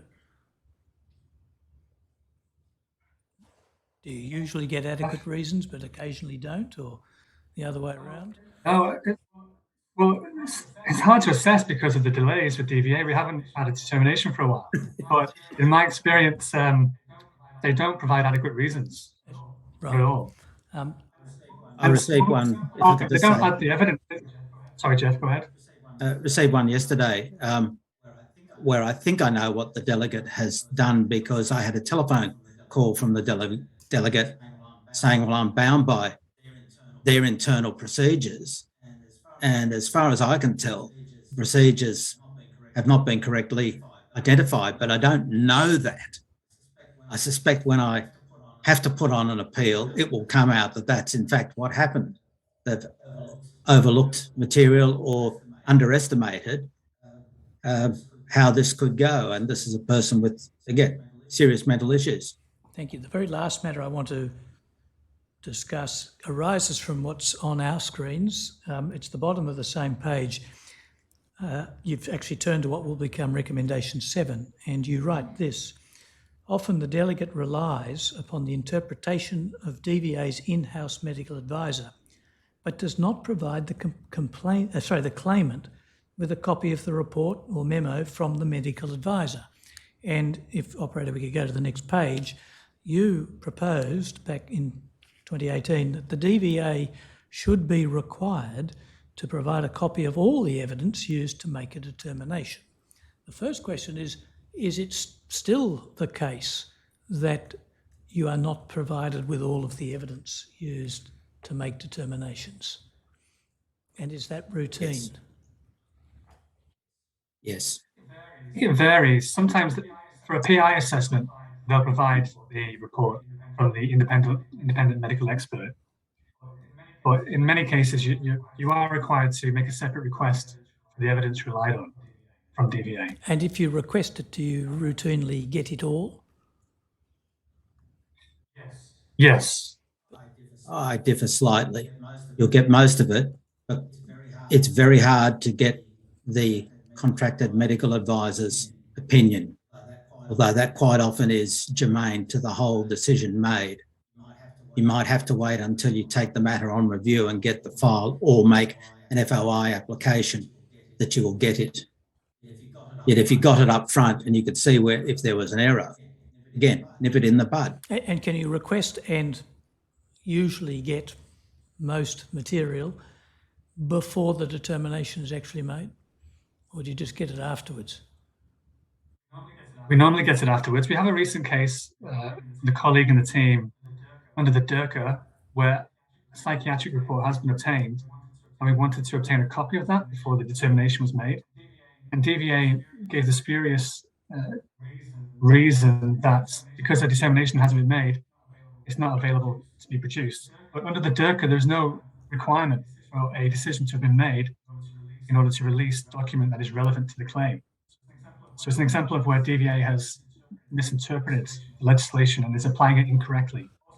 Also, I should say that the Veterans Entitlements Act has no provision, as far as I'm aware, that allows DVA to release the information. You have to go through the FOI Act, whereas the DIRCA and MERCA both have provisions that enable DVA to release information that's relevant to the claim. Well, is there a provision? The practical. I'm sorry to ask you a question of law, but just to save me hours of research, is there a provision that abrogates natural justice and says that the DVA can make a decision affecting the rights of a citizen without disclosing the information on which that decision is made? No, in fact, DVA is under a statutory duty to provide reasons for its decision, and under Section 34 of the VEA, those reasons must include the material on which the findings of fact were made. Or, sorry, the material findings of fact. So one could argue that that requires DVA to produce the evidence on which the decision was made. The statutory duty to give reasons under the DIRCA and MERCA is not as broad as the VEA, and we would suggest that they are amended to make them as generous as possible for the veteran. Commissioner, I've gone a little over my part of this time, but thank you for your patience. Those are my questions. Thank you, gentlemen. Thank you. Commissioner Brown? I don't have any questions, thank you. Commissioner Douglas? Thanks. I only have one question. Does DVA offer a rationale for withholding their medical advisor's opinion in the circumstances you've just been talking about? In my opinion, you sometimes get a rationale. Whether in fact it is a valid one is a different question. I appreciate that from what you've said about the legislation requiring the disclosure of the material relied on, but does anyone ever say to you, well, sorry, you're not getting that opinion for this reason? I've had that. And what sort of reason might it be? That it was an internal document or that it contained other information. It's rare, but I have had that. Thanks. Yes. Is the normal response just you don't get it? Yes. Okay, thanks. Sorry, I think we do have to acknowledge that there are circumstances, for example, under the Freedom of Information Act, where documents can be exempt from production. And so we do have to acknowledge that. However, where documents can be provided under an informal release rather than having to make a formal FOI request, it would be preferable in the circumstances. But and perhaps in some circumstances that may not be, required under the FOI legislation. Thanks. And might it be, for example, because the report might reveal private or confidential information about a third person? Yes, that may be one example. Sometimes reports can be redacted to prevent that sort of information, but the FOI Act has a number of exemptions whereby the agency doesn't have to provide those documents or portions of the documents that, in the example that Commissioner. Thank you. Yes. Just two very quick issues, and thank you, gentlemen, for your evidence. Perhaps this might be for Mr. McAleese. I'm trying to understand in relation to the funding. You are a New South Wales body, but I understand you mentioned earlier you are funded by the Commonwealth. Is it entirely, or is it a percentage of what you? How does that split? As far as I'm aware, and this may be a question we have to take on notice. New South Wales Legal Aid gets a proportion of its funding from the Commonwealth and a proportion of its funding from the state government, and it gets put into one pot and it funds the various services that we have. by and large, the funding for Commonwealth services comes from the Commonwealth. But as I say, I take the question on notice and double check with our finance people about exactly how that how the funding for the Veterans Advocacy Service is, what the source of that is. Thank you. Appreciate it. One final question, just in relation to the psychiatrists, and we have heard from a number of people that there are difficulties and that psychiatrists generally are not keen or try to avoid perhaps doing the work for DVA, which involves veterans. I'm just wondering whether you can be a bit more specific. Have you had specific examples, without going into any identifying details, of the sorts of problems that cause them to take that approach? I think I can answer that.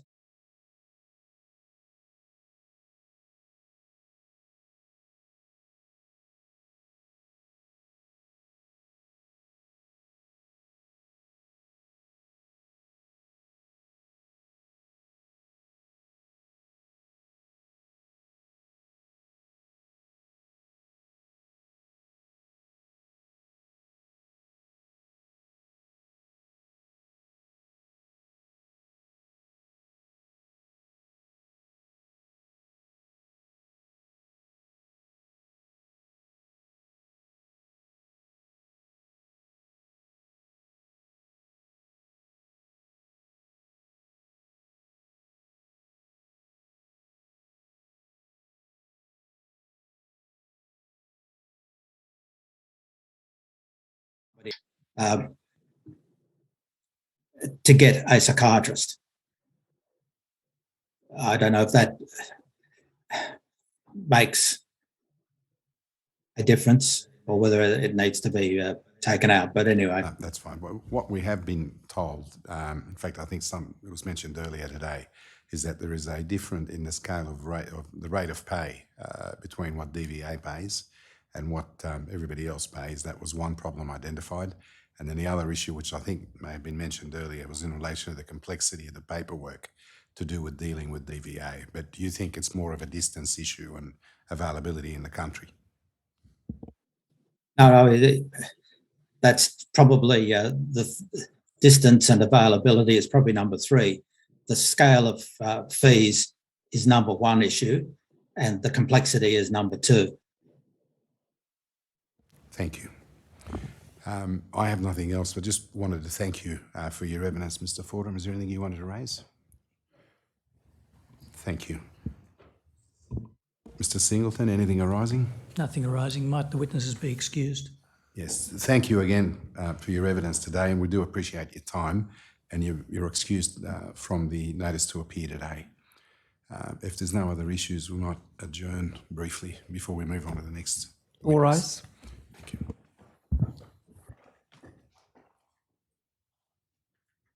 The Royal Commission will now adjourn until 3:30.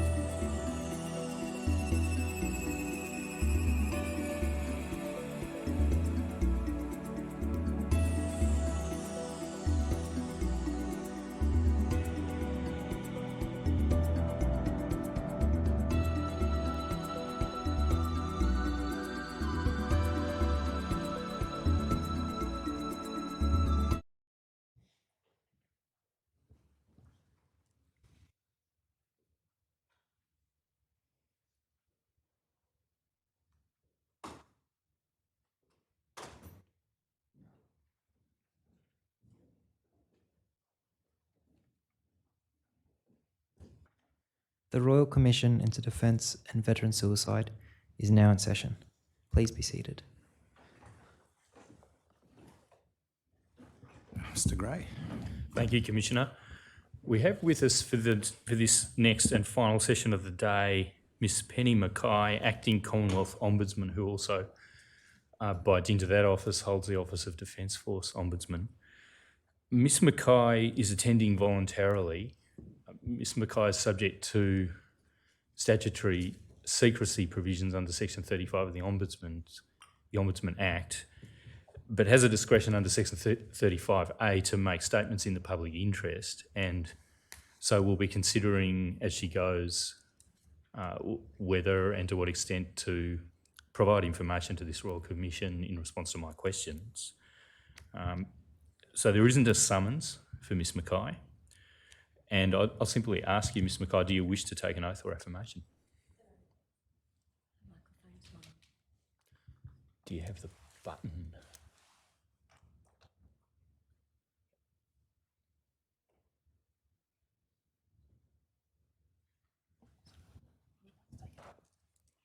Yes, I'd like to take an oath.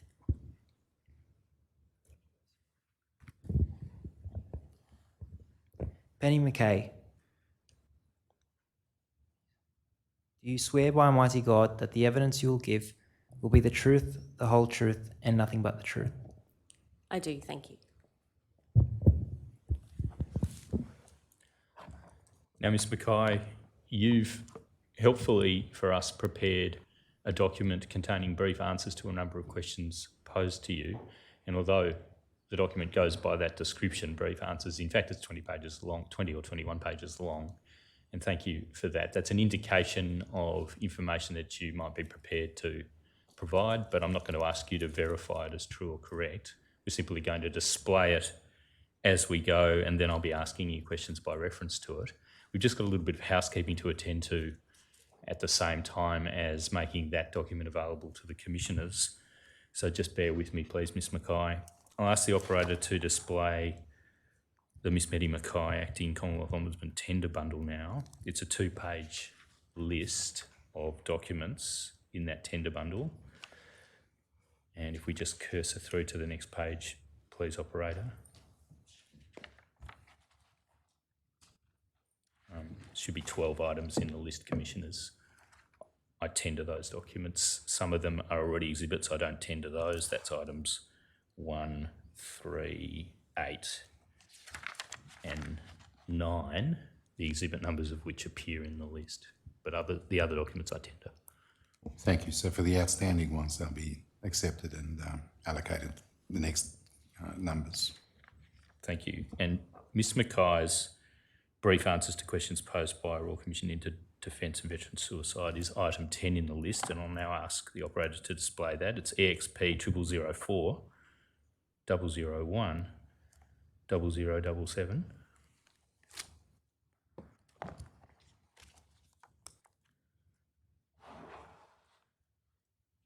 And start with just asking you some very brief questions about your position, Ms Mackay.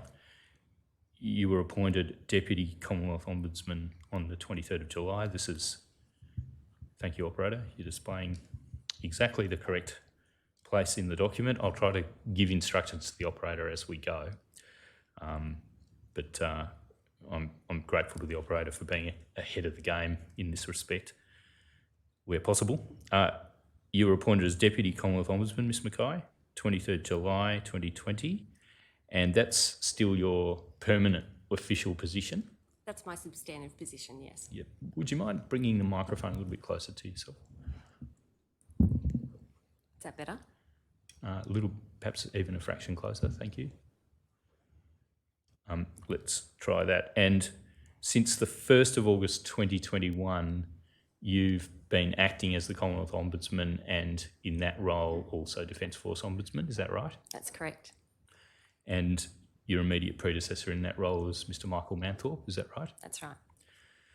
And you are, if we just go over to page 2 or page 0078 under Role of Defence Force Ombudsman, there are line numbers appearing down the left-hand margin of the document. So at times I'll be referring to those. And when I'm now asking you questions about lines 9 to 24 on page 2, you describe there in point form, if you like, the role of the Commonwealth Ombudsman.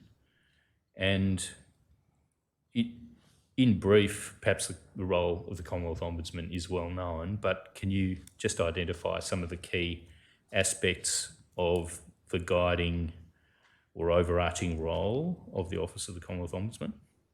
Sure. So the Commonwealth Ombudsman is an independent and impartial oversight agency. Our aim is to provide assurance that the Australian government entities and the prescribed private sector organisations that we oversee act with integrity and treat people fairly. And we also have a role in influencing systemic improvement in public administration in Australia and the region. And we do that a number of ways, mainly through complaint handling, conducting investigations, audits, inspections, and influencing public administration practices by making recommendations and directly engaging with the agencies in our jurisdiction. Thank you. And you also mentioned that the Ombudsman doesn't have power to make decisions or take actions that are mandatory for the agencies but are purely recommendatory. Is that generally the case, or is that universally the case? That is the case. We're not a regulatory agency. We only have recommendatory powers. Okay. Now, you've been speaking about the Office of the Commonwealth Ombudsman, and I take it that, in a sense,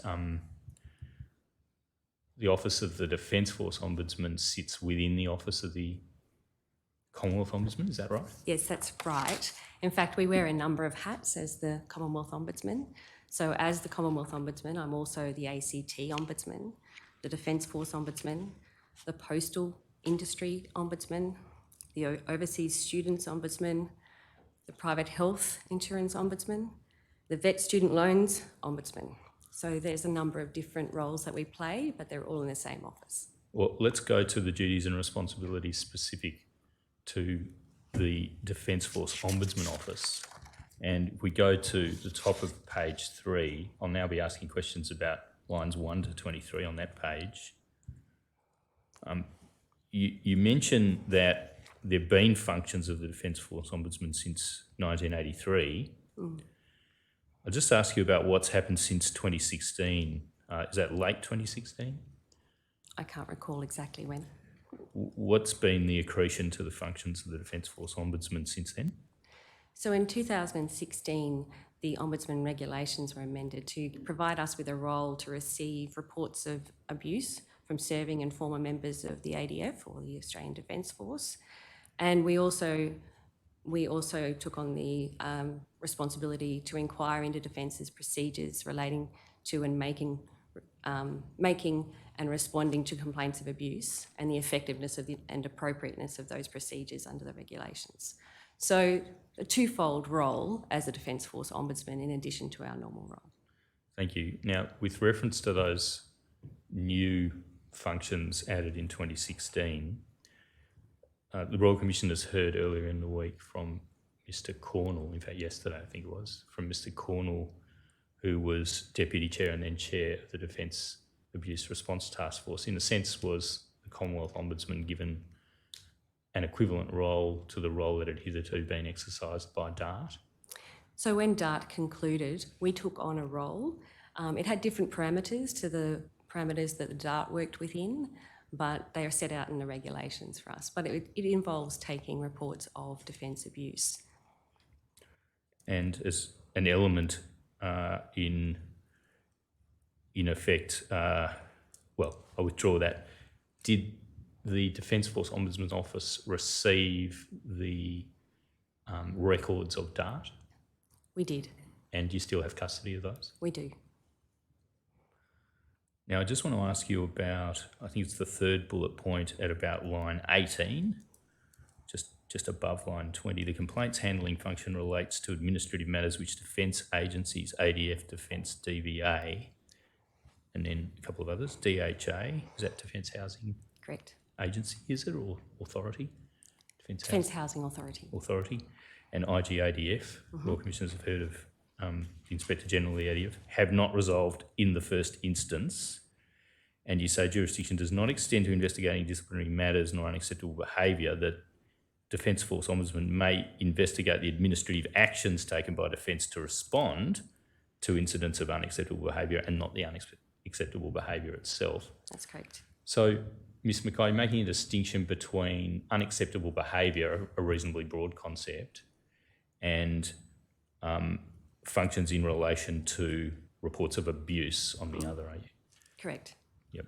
And while there's in effect that process-related function that might spring from an instance of alleged unacceptable behaviour, and you have that function, you don't have a broad function of looking into reports of the unacceptable behaviour itself, unless that unacceptable behaviour happens to be abuse within the meaning of the regulations. That's right. So the unacceptable behaviour or the conduct would need to reach the threshold that is contained in the regulations in order to meet abuse and come within our jurisdiction. Thank you. How many full-time equivalent employees exercise or assist you to exercise the Defence Force Ombudsman functions that you've mentioned in this page, on this page? So we have, well, it fluctuates over time, but particularly in the Defence Abuse Reparation Payment team that I administer, that has about 23 to 25 staff in that team. But the functions of the Defence Force Ombudsman are broader than that. Yep. So we would have a number of staff throughout the office also that would be doing Defence Force Ombudsman functions, but not exclusively. Thank you. So those, when you refer to the Defence Defence Abuse Reparation Scheme, I think is the correct name that you've adopted for it, DARS, is that right? That's the term I've used, yes. And that currently includes, under a regulation we'll come to in a minute, the ability to access a reparation payment upon the recommendation of the Ombudsman being accepted by Defence. Correct. And there are a number of other outcomes that are available under that scheme. Even though it's called reparations, you might get other outcomes in addition to, or even in substitution for, a reparation payment. That's right. And 23 to 25 staff are working on that. That's right. Thank you. Now, I'll just ask the operator to display Ombudsman Act Part 2A, and we'll just identify in section 19C the source, or just get your confirmation that we're correctly identifying the source of these powers. If we go to section 19C, we have functions of Defence Force Ombudsman, and this part is entitled Establishment Functions, Powers and Duties of the Defence Force Ombudsman. And under subsection 3, am I right in supposing, Ms Mackay, that subsection 3 is not confined to the DARS, the Defence Abuse Reparation Scheme, but it's that broader role that other members of the office might be assisting with from time to time? That's correct. And it's described as authorisation being conferred on your office to investigate action that relates to a matter of administration taken either before or after the commencement of this part by a department or by a prescribed authority with respect to a matter that is related to the service of a member of the Defence Force, or that arises in consequence of a person serving or having served in the Defence Force. So it's that nexus with service that gives you jurisdiction, that broader jurisdiction, is that right? That's correct. And there's another provision over the page, subsection 4, which makes it clear that that authority extends to matters such as allowances, pensions and benefits. That's right.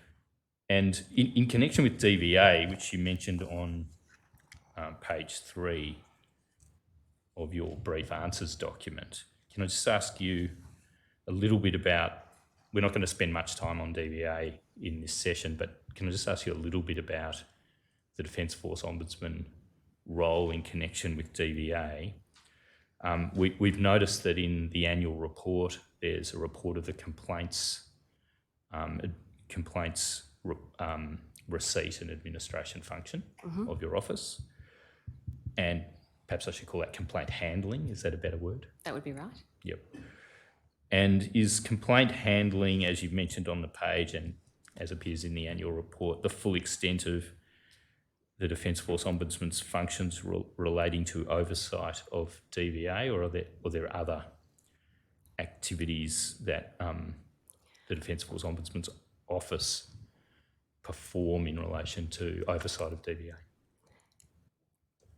Yes, it would include complaint handling as well as having the ability to conduct an own motion investigation into DVA, which we have. Yep. And is that, when you say which we have, is that the report that you provided or you published in January 2022 in relation to communication to veterans? That is one of the own motion investigations that the office has conducted into DVA. There have been a number. I see. And are there any currently on foot? No. All right. The annual report, look, I won't go to it, but just for public reference, it's in part 5. This is the annual report most recently published in relation to financial year 20 to 21. Part 5, pages 43 to 44. It gives a complaints overview, noting the number of complaints about DVA and an increase of 34% on the previous year. Can I just ask, noting that there isn't an investigation on foot, can I just ask in general terms, do you have any concerns that there are any systemic problems about DVA arising from what you observe in the performance of that complaints handling function? Just might check my notes. Sure.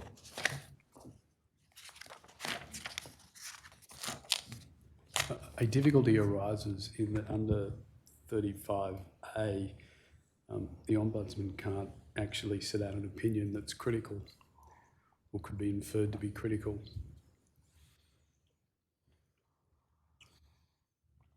All right, well, why don't we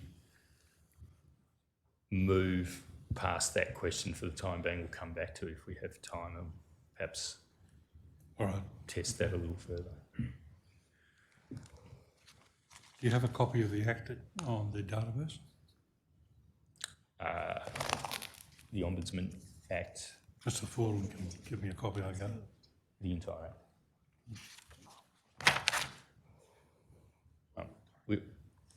Commissioner, can we come back to that? I'm not certain if you have access to the entire Act on relativity. I can get it on Ausley anyway. Yep. So, yeah.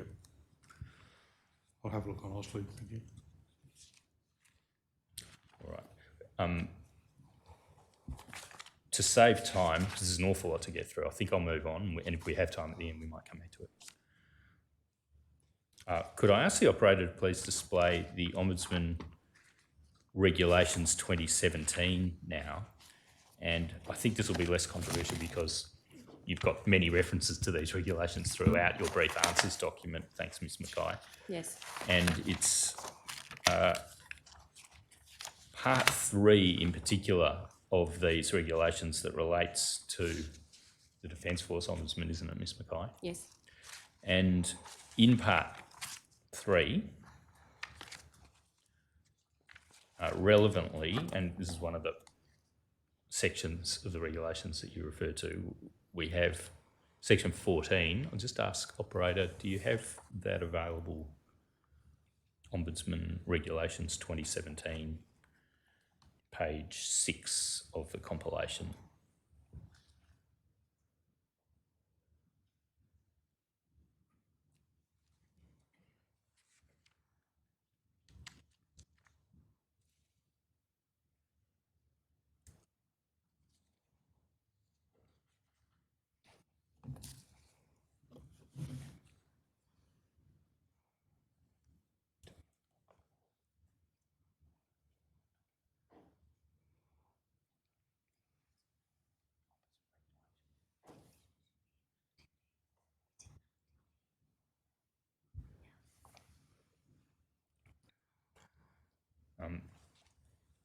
Not sure if we're going to get access to that, so we might leave it.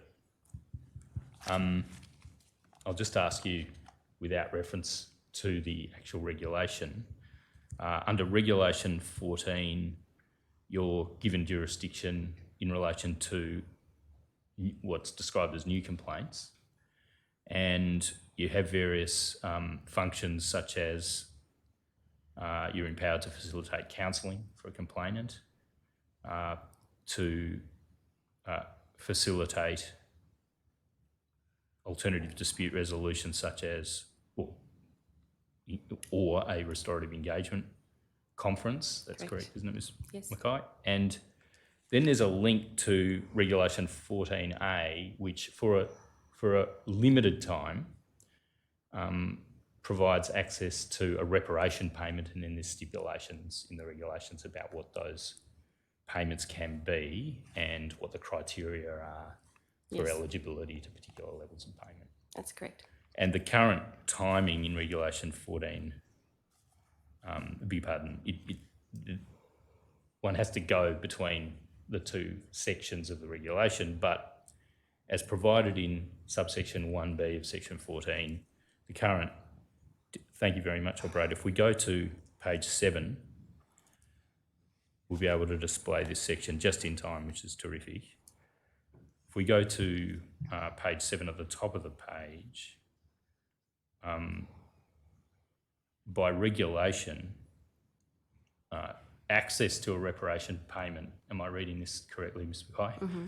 Is only available provided section 14(1) capital B covers the new complaint, and a new complaint is only covered by that section, by that subsection I should say, if the complaint is about abuse allegedly engaged in by a member of defence on or before a particular date, which is 30 June 2014. Yes. And there's no eligibility to receive a reparation payment under these regulations for abuse allegedly engaged in after 30 June 2014. That's correct. There's also, no, I'll withdraw that. So that's a limitation, a time limitation on getting access to a reparation payment. It is. But is it the case that all of the other options under regulation section 14 will still be available? Counselling, restorative engagement, etc. Yes, they still will be available to reportees who report abuse that occurred after 2014. Thank you. Now, thanks, operator, we can take that down.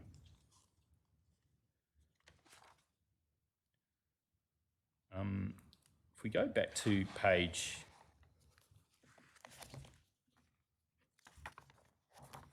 3 of the brief answers document, I'm now going to refer to line 27 to 38. And you provide a summary of the functions exercised or administered by the Defence Force Ombudsman by way of administering the Defence Abuse Response Scheme, DARS, and you also note the DFO is the custodian of the reports submitted to the DART, as you mentioned a minute ago. Yes. Does the Ombudsman actually conduct any analysis of the reports submitted to the DART to try to understand systemic issues in defence or anything of that kind? We haven't. The DART issued a final report when it concluded and made a number of, drew some analysis from the reports that were made to it.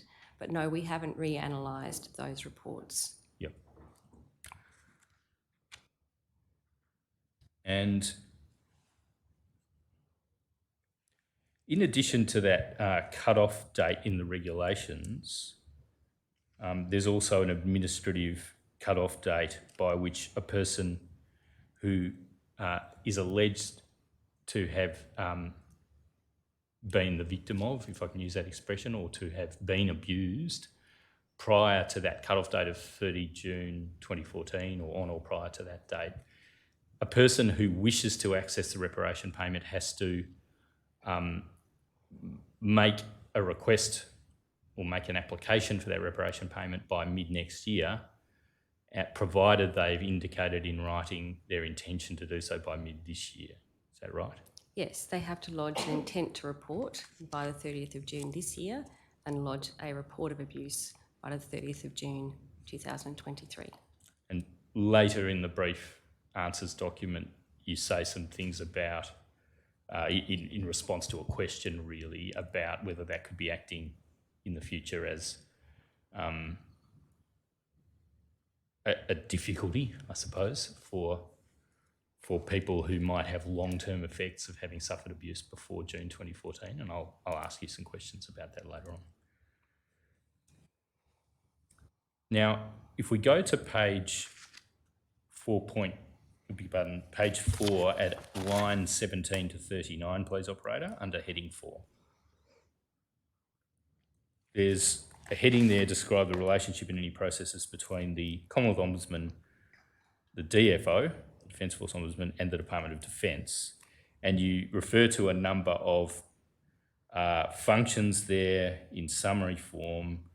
And one of the things you mentioned there is a thing called, and this is under the third bullet point relating to defence, respond to requests for information, RFIs. Yes. And who are those requests for information coming from? From our office. Yes. Now, you say in a number of places in the brief answers document, I won't actually show them up, but I'll just paraphrase them. They're at page 14, lines 7 to 16, and page 17, lines 15 to 22. In effect, you say there's a high level of confidentiality around reportees under the program, under the Defence Abuse Reparations Program, to help ensure this isn't a barrier to a person coming forward to make a report to the Ombudsman. And the question is, firstly, with respect to the requests for information the Ombudsman's office makes, Yes. do those requests identify the complainant? Yes, they do. Okay. And what assurance do you have from Defence that the identity of the complainant is going to be kept confidential? I understand that Defence keeps that information very tightly held within the DRU, the Defence Response Unit. Right.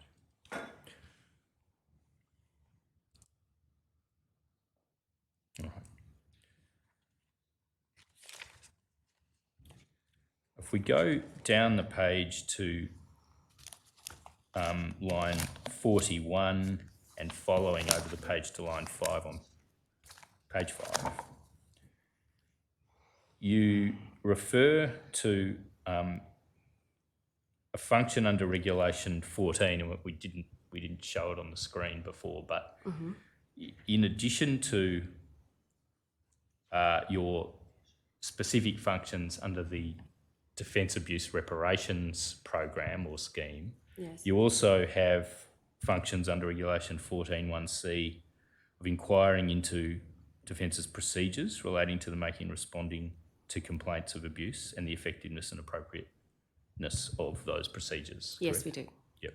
And that's perhaps related but separate and distinct from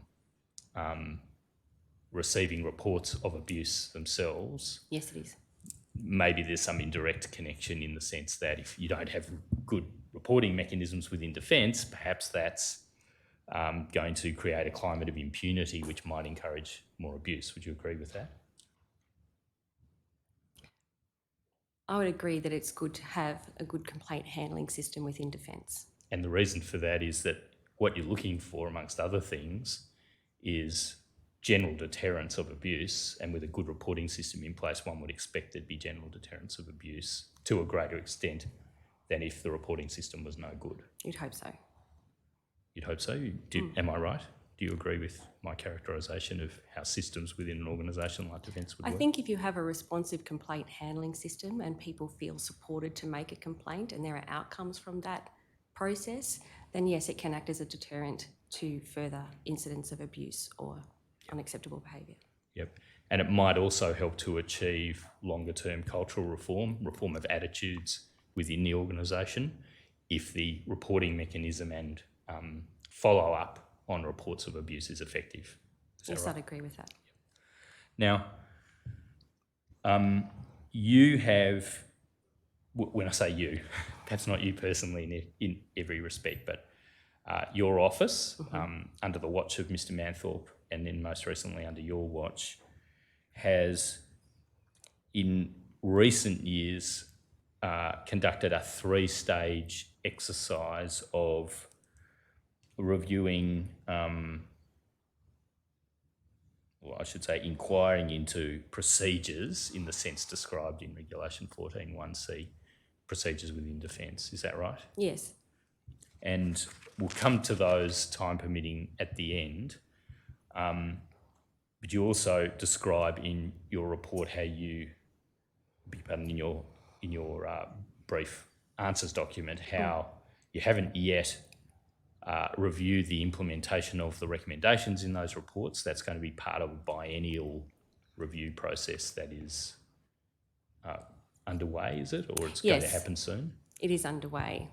So we have a formal process to follow up on the implementation of recommendations when we make them to agencies, and we publish a biennial report reporting on that implementation. And 2 of those reports that you refer to are currently being reviewed and analysed in terms of implementation of those recommendations, with a review to publishing a report later this year. Thank you very much. Well, time permitting, we'll come to that in a bit more detail. Now, I just want to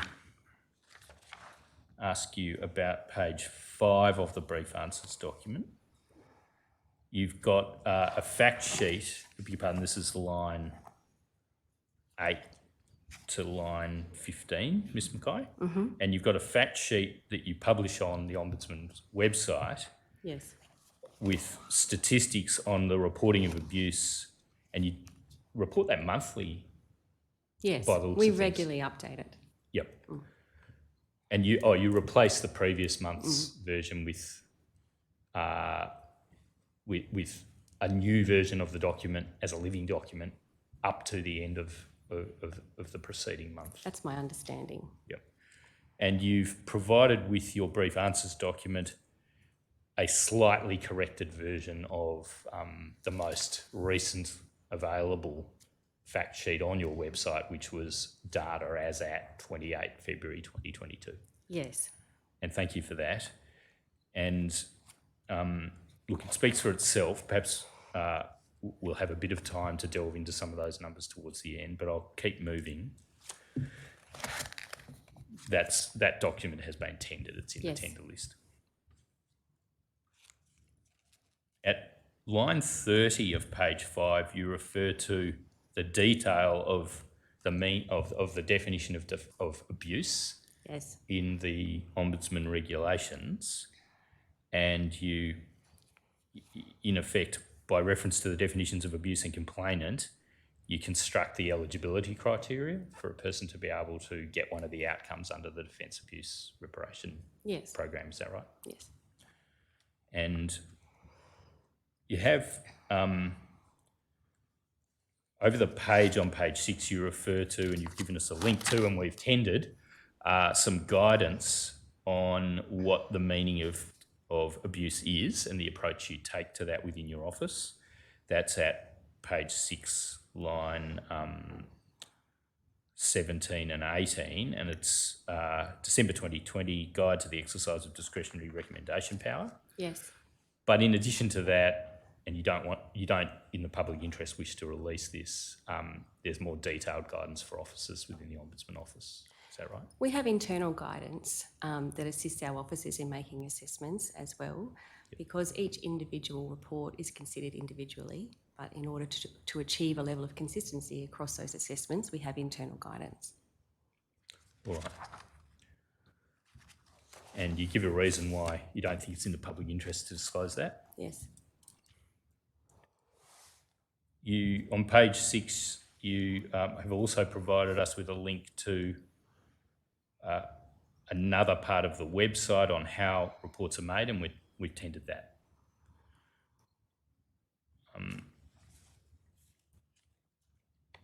If we go over to page 7, please, operator. At line 7.1 to 7.5, line 1 to 5, you say, Ms Mackay, in practice there are 3 primary responses that may be available to reportees assessed as meeting those eligibility requirements that you mentioned earlier. Yes. And it's restorative engagement, counselling, or a reparation payment. And Yes. it may be all three, is that right? Yes. Depending on whether the person meets those time criteria for reparation payment. And also depending on what the reportee wants as an outcome. I see.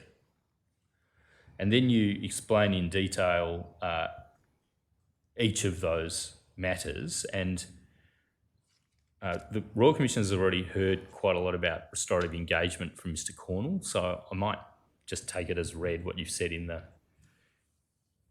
the brief answers document on that topic. Assume that's all true and correct, and you refer to 172 restorative engagement conferences having been held up to the end of February 2022. Is that Yes, right? that's correct. Now that's comparatively low number compared to the 700 odd restorative engagement conferences that were facilitated by DART over the years of its engagement. But are you able to comment on whether you consider that everybody who wants a restorative engagement conference is getting one? Everybody that wants a restorative engagement conference is absolutely afforded that opportunity. What I can say in relation to restorative engagement, it was something actually that suffered a little bit through COVID, because we are of the firm view that that is something that can't be done virtually. So a lot of conferences, or a number of conferences, were delayed. So I think at the moment there's about approximately 64 conferences are waiting to be held. Okay, thank you. Now the counselling, that's at lines 19 to 21. I see that's through referral to Open Arms. That's right.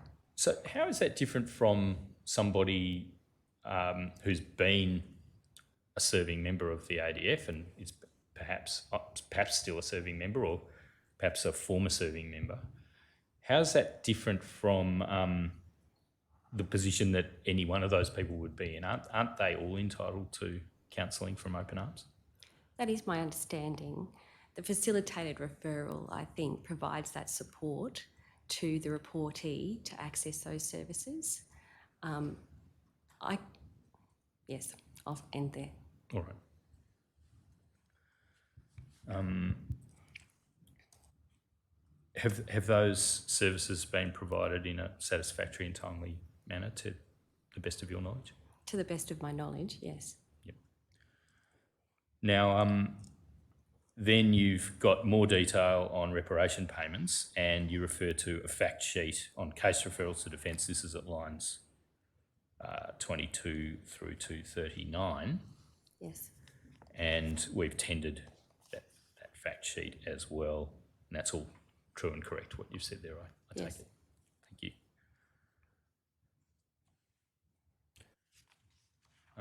Could we skip to page 9, please, operator? And I'll just ask a little bit about the numbers. And you've provided the numbers in really 3 forms, thanks, Ms. Mackay. You've provided some detail of numbers here in the passage we're about to go to, which begins at line 41 on page 9 and goes over the page. You've also provided 2 annexures to your brief answers, and we've tendered both of those. And we'll just ask the operator to bring them up.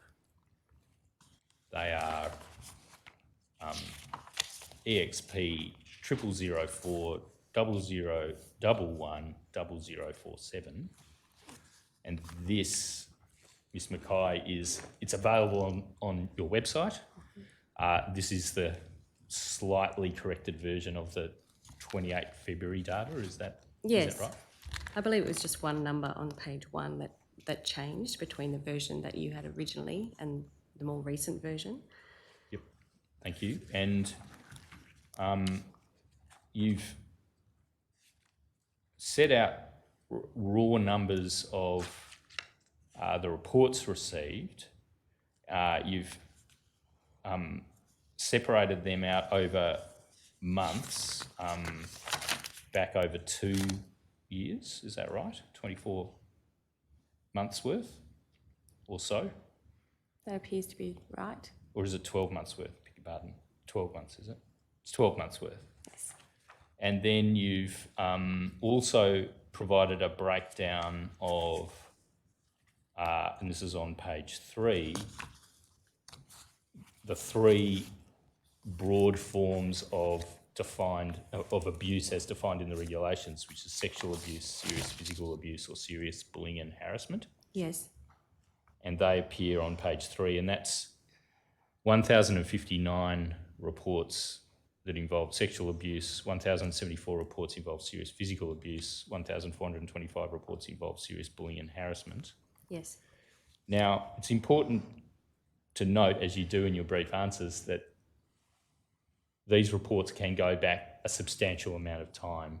They and can. Indeed, you say one of them at least goes back to 1953. Yes, Is that that's right? our oldest report, is back to 1953. By the same token,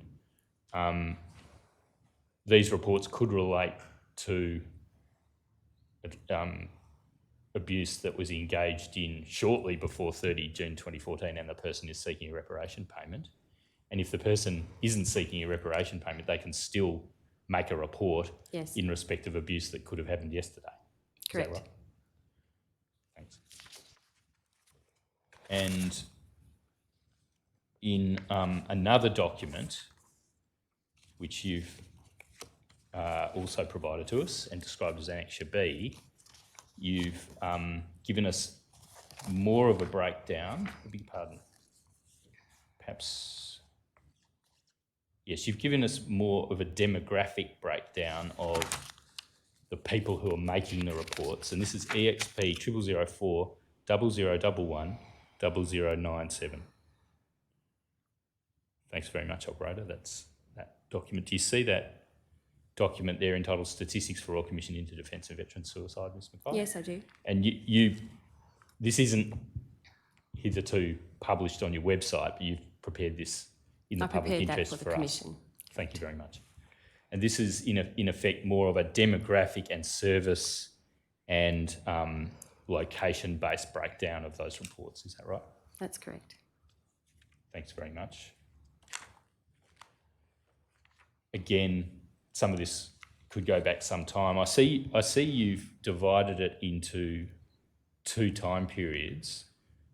Demographic data as at 30 June 2019, that is demographic and location Yes. based data as at 30 June 2019 and then as at 28 February 2022. Yes. And why is that? We conducted a report, or the office conducted a report and published a report back in 2019 that contained this data, and I thought it might be useful to compare it to the data that we currently have. I understand the Royal Commission asked some questions about trends, and this is some basic information that may inform some trends, but we haven't done that deeper analysis yet. So that's why I provided the data in that way. Thank you.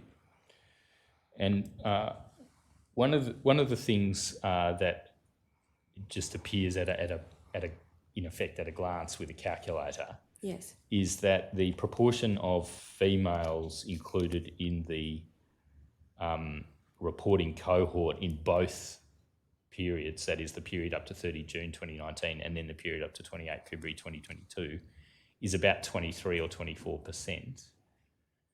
Do you have any comments on that? That seems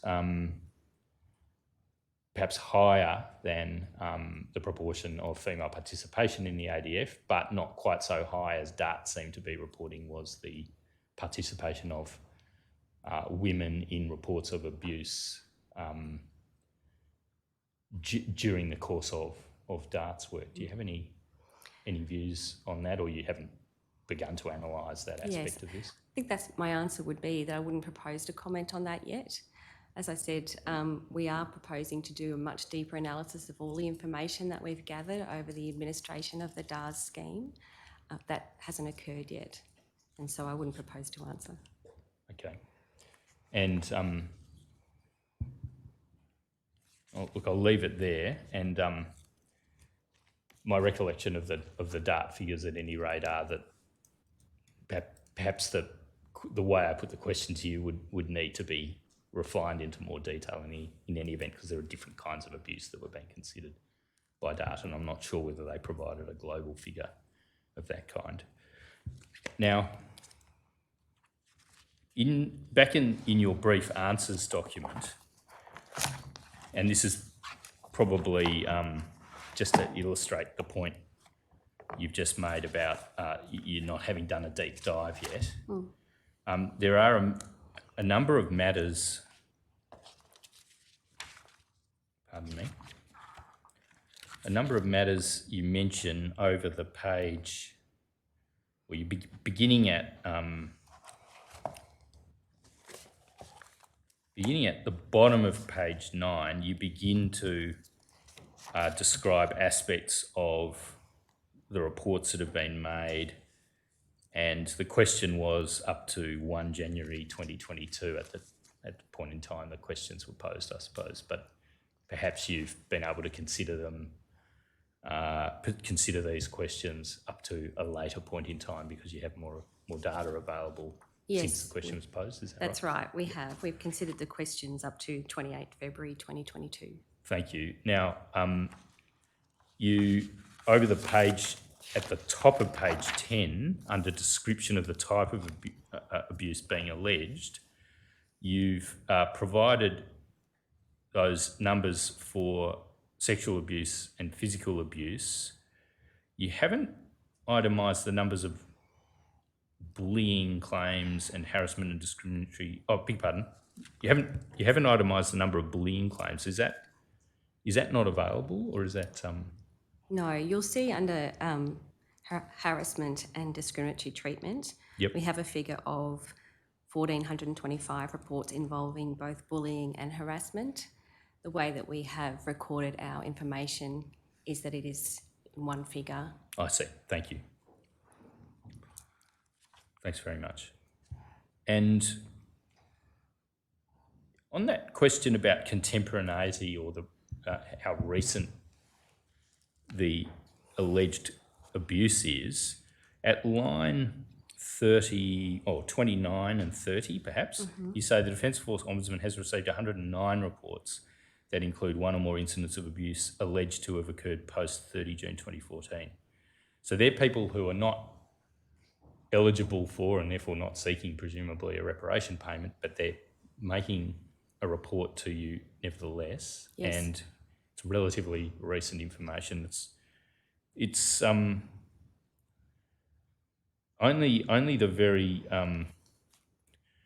the reports that are being made are at the serious end of unacceptable behaviour. That's a reasonable characterisation of these reports, isn't it? They're serious enough to meet the threshold of our regulations. Yeah. Yes. And have you got any impressions about whether the 109 reports over that period since 30 June 2019 are increasing or decreasing by reference to the year in which the abuse is alleged to have occurred since 30 June 2014? No, I couldn't say. Right. Is that an analysis that you'll do when you do the deeper dive? Potentially, yes. So, for example, it would be meaningful, wouldn't it, to understand how many alleged incidents of this serious form of abuse sufficient to meet the description in the regulations occurred in 2015 compared with 2021, because 2021 is more recent and would be more of a concern. Yes. I have to say I envisage the report that we're considering at the moment to encapsulate the Defence Abuse Reparations Scheme. These more contemporary reports of abuse will fall outside that. So we may conduct further analysis about those, but it probably won't form part of the report, the final report on the Defence Abuse Reparations Scheme as such. I see.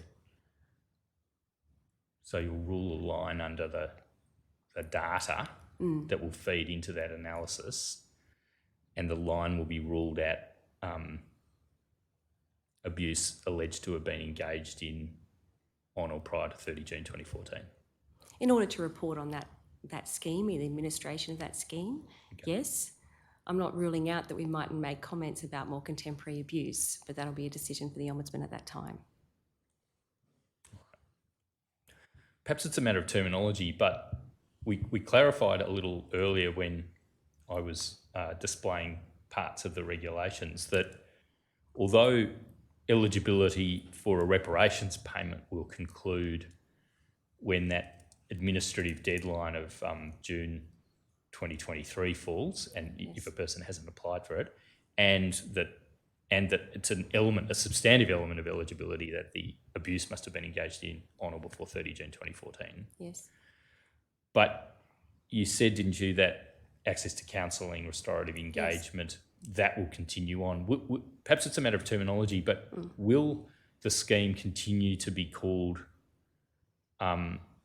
Defence Abuse Reparations Scheme at that point, or will it be restorative engagement or counselling or something of that kind? I couldn't say. It's just the term we've adopted, Defence Abuse Reparations Scheme. It doesn't particularly come out of the regulations, and we may choose to call it the same thing, or it might be called something different. Thank you. All right.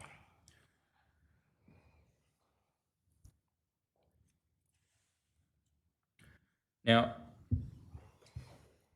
on page 10, and then, in fact, this continues on over to the top of page 12, in effect, we posed a number of questions to you about whether certain information about the alleged perpetrator of the alleged abuse is available to you, and if so, we were asking you questions about those characteristics of the alleged perpetrator, such as rank, which is the first question there on page 10 at line 35 to 37.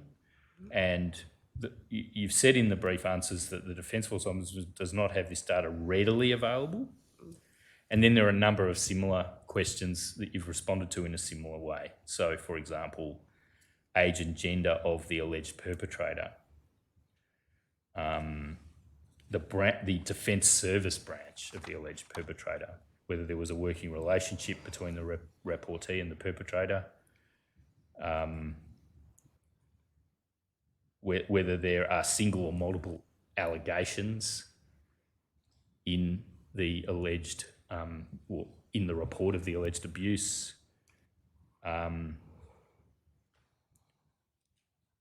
gender of the alleged, defence ranks and relativity of ranks,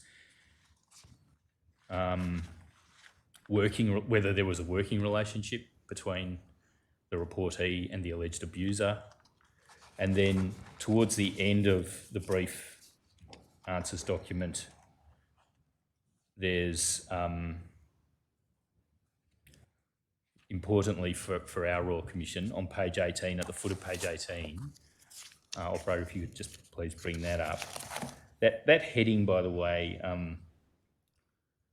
just there at the foot of page 18, should be suicidality, because this Royal Commission is a Royal Commission into much broader issues than the tragedies of deaths by suicide. The inquiry relates to suicidality, attempts at suicide, and broader matters affecting wellbeing of veterans. I just note that for the record. But I understand we use the heading that you provided to us. And we asked the question about whether your office had been informed about reports of abuse where the reportee had expressed suicidal ideation or Yes. had demonstrated suicidal behaviour. And you said yes at the foot of the page, and then over the page, the Defence Force Ombudsman does not have data on this readily available. Yes. So will all of these facets of the data be investigated at some point by your office? The short answer is yes. We take reports on an individual basis, and we've been very busy administering the scheme on an individual basis. We collect a range of information, probably a lot of the information that you've sought, but we only record some in a way that is easily collectible. And we've focused on the reportee information in relation to that. So yes, we have a lot of information, and we will be doing that deeper analysis that I spoke about at the end of the scheme to maybe shed some light on some of these other issues. but in the time frame available, without going through all of the individual reports, we weren't able to collate that information for the Commission. Understand. So it's not something that's done already and is readily available, but it can be done in due course. In due course. All right. Terrific. Thank you. And you say on page 11 that there will be a deeper analysis. That's at line 15 and 16 of page 11. Yes. And I assume that's a reference to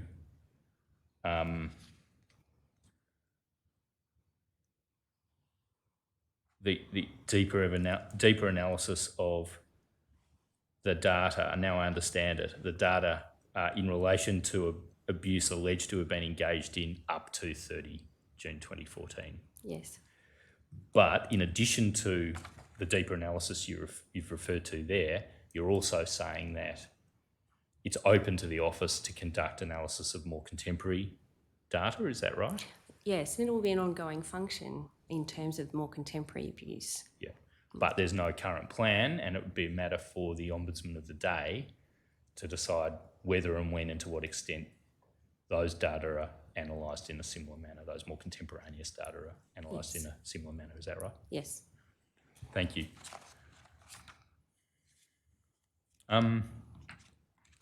We go to page 12 at line 35, and this is a passage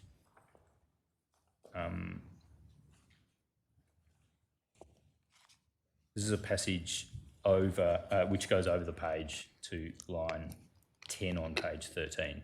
There's some important administrative data here. This is not data about when the abuse is alleged to have been engaged in, but it's about when administratively the reports of such abuse have been received. Is that? That's correct. Yep.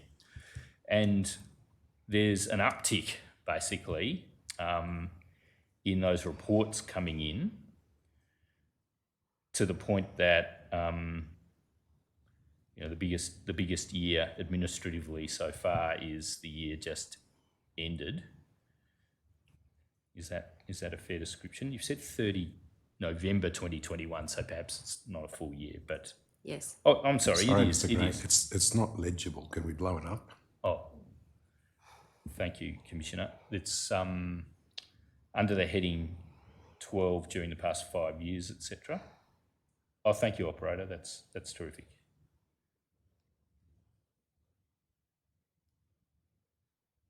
So under the heading during the past 5 years, etc., there's a reference to DFO, Defence Force Ombudsman, having received 3,045 reports. And then there's a breakdown over 12-month periods that are measured from the 1st of December to the 30th of November. And there's an uptick in the period December 2020 to November 21, and the year preceding that. And quite a few have come in just a few months in this current 12-month period. Yes. And you attribute that, well, tentatively over the page, at the top of page 13, you're speculating, are you, that may be attributable to increased knowledge and awareness and the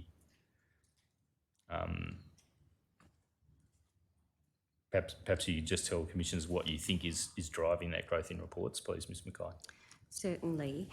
There has been growth in reports just prior to the conclusion or the anticipated conclusion of the scheme each time, but we can't assume or naturally attribute that uptick to just the ending of the scheme.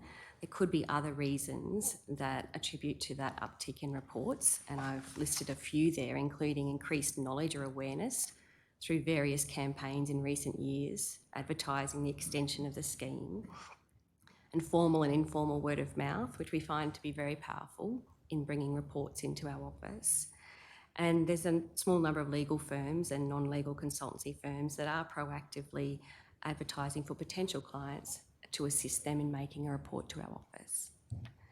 And when you're referring to the scheme there, you're referring to the scheme with its inclusion of eligibility for reparation payment. Correct. And that's what's coming to an end. Correct. Right.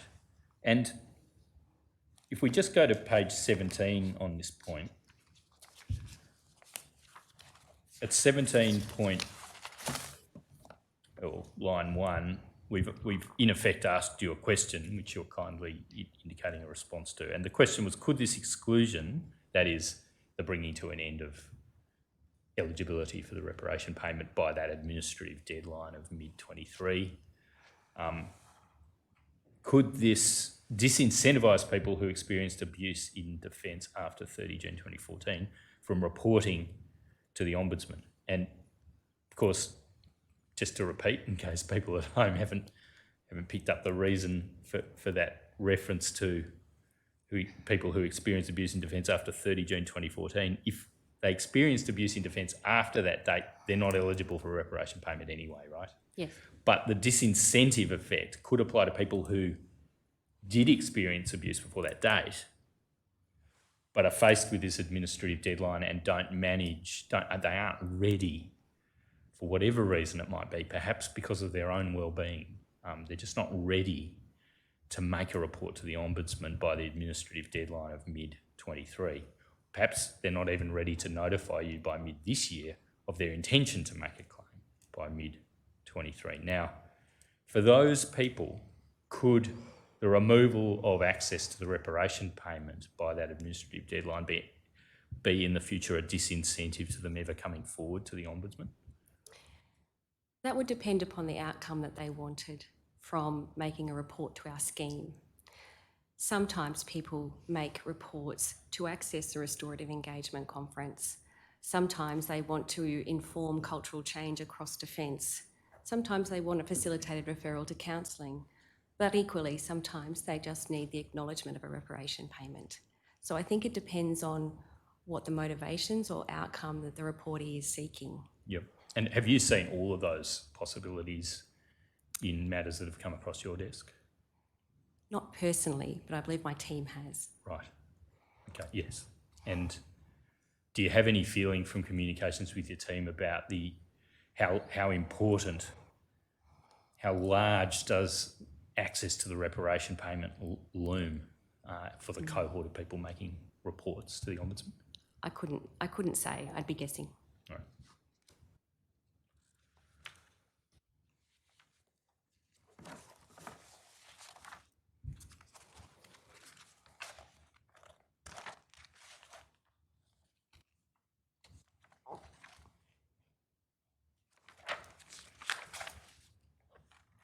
I want to go back to page 15, please, operator, and under the heading, this is at about line 16, and it's a passage from line 16 through to 32.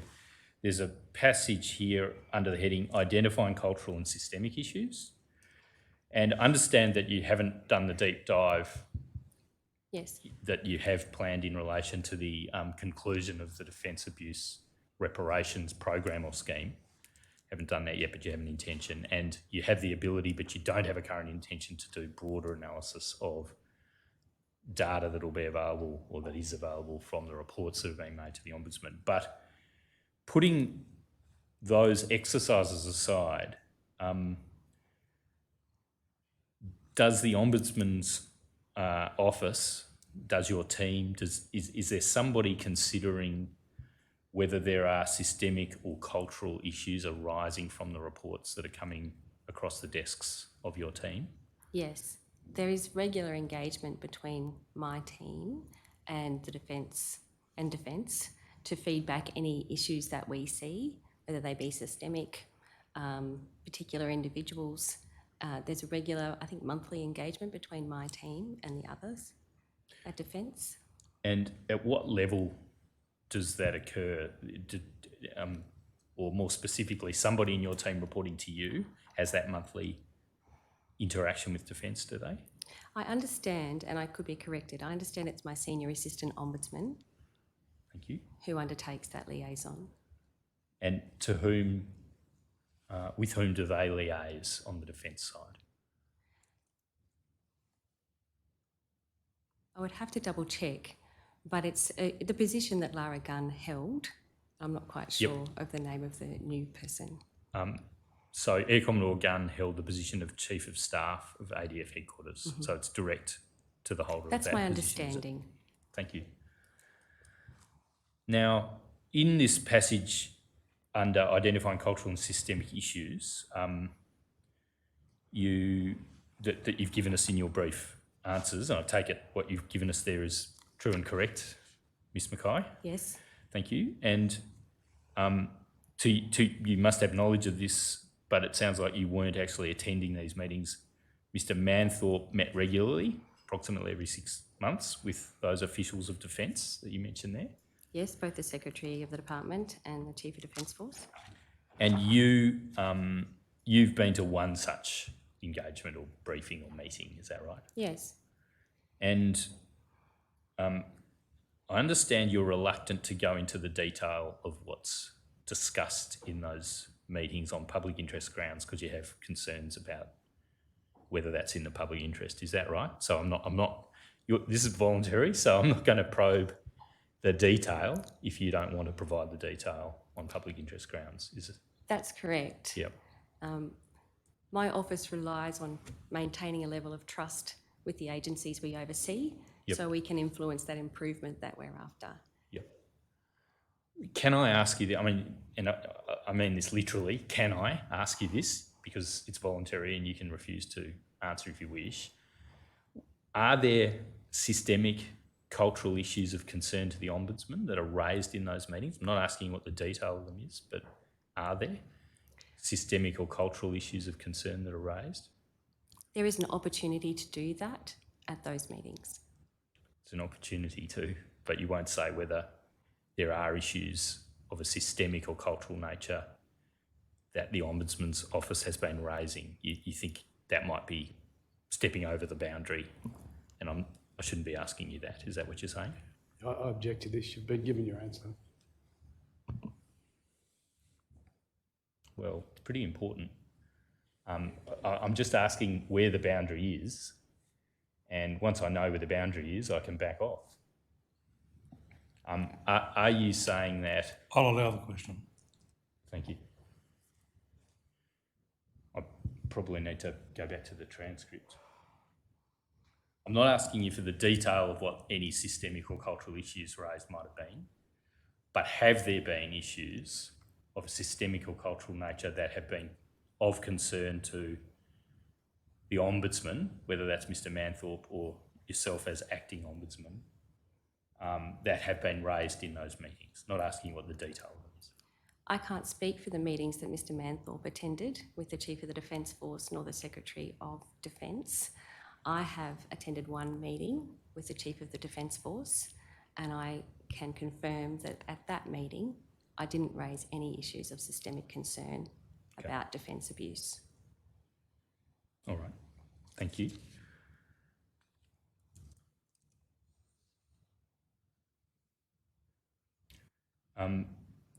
Can I ask you this, and if in the public interest you decline to answer, then so be it.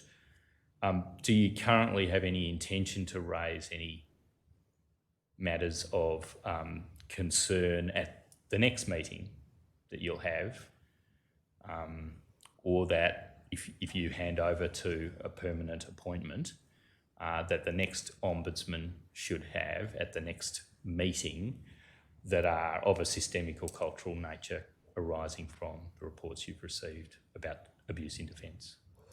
I have not been briefed by my team of any matters of systemic or cultural concern that I would intend to raise at this time. Okay, thank you. I want to just, in the time remaining, this could be difficult, but I just want to ask you. Pardon me. I should ask you about the recommendation of Dr. Bernadette Boss concerning an independent mechanism for reportage of unacceptable behaviour as opposed to abuse. Yes. And we posed this question to you, Ms Mackay, and you kindly indicated what your response would be at page 13, line 21 to line 44. Now, could I just ask you, just in effect, just to tell the Royal Commissioners, with reference to that recommendation, and thank you, operator, for bringing that up, it's at the foot of the words of the recommendation are embedded in the brief answers document at line 24 to 28 or so. Defence should implement a mechanism to enable reports of unacceptable behaviour to be made outside the chain of command and to protect the identity of the complainant or witness so that psychological and physical harm can be dealt with properly. And you were asked a question about whether in effect that recommendation is already fulfilled by what the Ombudsman's Office does, and you said no. Yes. What are the differences? What are the differences between what your office does and what Bernadette Boss is recommending? Okay, there's a number of differences. Firstly, Ms Boss's recommendation relates to unacceptable behaviour. So we, as I've said previously, don't accept complaints of unacceptable behaviour unless they meet the threshold of serious abuse or abuse as it's defined within the Ombudsman regulations. We also don't have a role in relation to psychological and physical harm of reportees. That's something we provide supports in terms of having trauma-informed liaison officers who can direct people to the right support services. But ourselves, we don't have counsellors or psychologists on staff to provide that service. We're similar in terms of we are outside the chain of command and in fact external to defence. Yep. On identity of complainant or witness, is there anything more you could do to protect the identity of the complainant? I mean, you've said with requests for information, for example, albeit that they go to the Defence Response Unit within headquarters and you understand that information to be carefully protected. Yes. You are divulging the identity of the complainant in making that request for information. That's with the tenor of reportee's your consent, evidence. yes. Oh, that's with the reportee's consent. Correct. We make it very clear when a reportee is making a report of abuse to our office that that's what will happen with their information and that's how we treat their information. Thank you. So that's happened in effect, I think off the top of my head, it's some 3,049 reports or something of that kind. And the vast majority of those would have been the subject of a request for information to Defence, would they? That's correct, because in order for us to make a determination that an incident of abuse was reasonably likely to have occurred, we have to do our due diligence and ensure that we get enough information to be able to be satisfied of that. And in contrast, in really complete contradistinction to that, there's a small number, I think it's 67 or the order of 67 in your statistics, of referrals to the Chief of Defence Force for disciplinary or administrative action. Yes, that's a separate process entirely. That's a totally separate process. That also requires the consent of the reportee, doesn't it? Yes. But you're saying, putting aside that consent mechanism and that referral process, yes, for the 3,000 odd reports, the vast majority of those, you've obtained consent of the reportee to seek information from Defence. We have specifically advised each reportee Yes. that is what's going to happen with their information in order for a report to be assessed. Thank you. Now, are you able to form a view about whether there would be any impediments to the workability of Dr. Boss's broader recommended mechanism? It's difficult to say without more detail about how that mechanism is proposed to operate. So I wouldn't propose to say anything further. It's difficult to say. Yep, understand.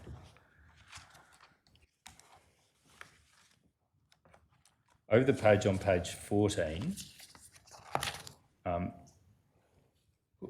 there's a question at line 7 through to 16. Describe the barriers, if any, that you perceive within the ADF regarding reporting abuse to the Defence Force Ombudsman. And I just interpolate here that there has been evidence in the Royal Commission about the underreporting of unacceptable behaviour. There's been some higher level evidence about opinions about underreporting of more serious forms of abuse. And there's been some general evidence about the tendency for underreporting of, in particular, sexual abuse. Now, this issue of underreporting, for example, if you compare the outcomes of people reporting having experienced unacceptable behaviour in workplace behaviour surveys with the actual figures of reported incidents of unacceptable behaviour, there are many multiples of difference between the two, in the order of 30 to 35 multiples. Has the Ombudsman Office done any work on trying to understand the extent of underreporting of serious abuse, that is, abuse falling within the parameters of the regulations? We haven't done that work as yet. What we've tried to do is remove any barriers that we perceive. So, and that is, some of those things might be ensuring people understand how their information is going to be used, making sure people know about the program. So those things we have done, but it's difficult to know what the barriers are if the administrative process is there. I understand there was evidence from Kate Jenkin and also from Robert Caldwell around barriers, and I would agree with that. They're more culturally based, and that's really not our lane. We're more administratively based. Okay. Now, there's not going to be much time for this, but I'm just going to ask you about some aspects of the documents we've tendered. Firstly, could we go to the first document in the tender bundle, which is actually the DART final report? And if I think there may not be much you can say about this, but I do need to ask this on the record. On page 1 of the DART report, operator is EXP. Well done, thank you very much. I'll just read it into the transcript so we have it there as an anchor. EXP 0003 0013 0053. Now, if we go to page 1, which is 0065, there's reference there to referral by DART, this is of course, referral of matters that it was seized of to police for possible criminal investigation and prosecution, and that was in relation to 133 complainants. Now, I know you had some sort of role and you received DART records and you're the custodian of the DART records, but did you have any role, and do you have any role, in relation to follow-up of those matters referred to police for possible criminal investigation and prosecution? No. No. Do you know whether anybody has a role of following up what's happening with those 133 odd matters? I couldn't say. No, I don't know. You don't know. Thank you. We go then to the recommendations on page 7 and 8, which is 0071 and 2. Now, without going through all of these, because that'll consume all the remaining time we have, I note on page 8, 0072, about 2/3 of the way down the page, please, operator. Recommendation 7 is that the Defence Force Ombudsman monitor Defence's implementation of these recommendations, including in particular recommendation 6, and I interpolate that related to SEMPRO and enhancing the functions of SEMPRO, and report his findings, her findings. Yes. It says his findings, but it should say her findings, to the Chief of Defence Force and in the Defence Force Ombudsman's annual report. Was your office ever conferred the function of monitoring implementation of the recommendations in the DART report? I understand that we were. And how did that occur and when? I don't know exactly when, but I understand there was an exchange of letters between the office at the time and the Minister at the time to ask whether we would undertake that work, and we accepted to undertake that work. Okay, now we're going to come to three reports referred to as stage 1, 2 and 3, which are reports which a little earlier you explained are reports by way of the performance of the function in Regulation 14.1c. Yes. In relation to the processes yes. Of defence. And to some extent there's overlap with some of these recommendations. Yes. But putting those aside for the moment, have you, that is, has your office done a report on the monitoring of the implementation of the DART recommendations per se? Not specifically, no, but Are it you is going picked to? up in one of those 2019 reports. Yeah, there is a passing mention to an aspect of these, but it doesn't seem, in my respectful submission, to be a comprehensive monitoring of all these recommendations and their level of implementation. Would you agree with that? Not in that form, no, it hasn't. We haven't reported specifically, or don't have a report that is specifically related to the implementation of the DART recommendations, no. Are you going to do that? Is that in the work plan? Do you have any intention to do that? We're currently considering our next investigation into defence, and that's certainly something that we're looking at, but not something that we'll do blindly, because we need to look at what other reviews have potentially picked up that work. So it's important for us to not duplicate other oversight agency work or other reviews, so that the work we do adds value.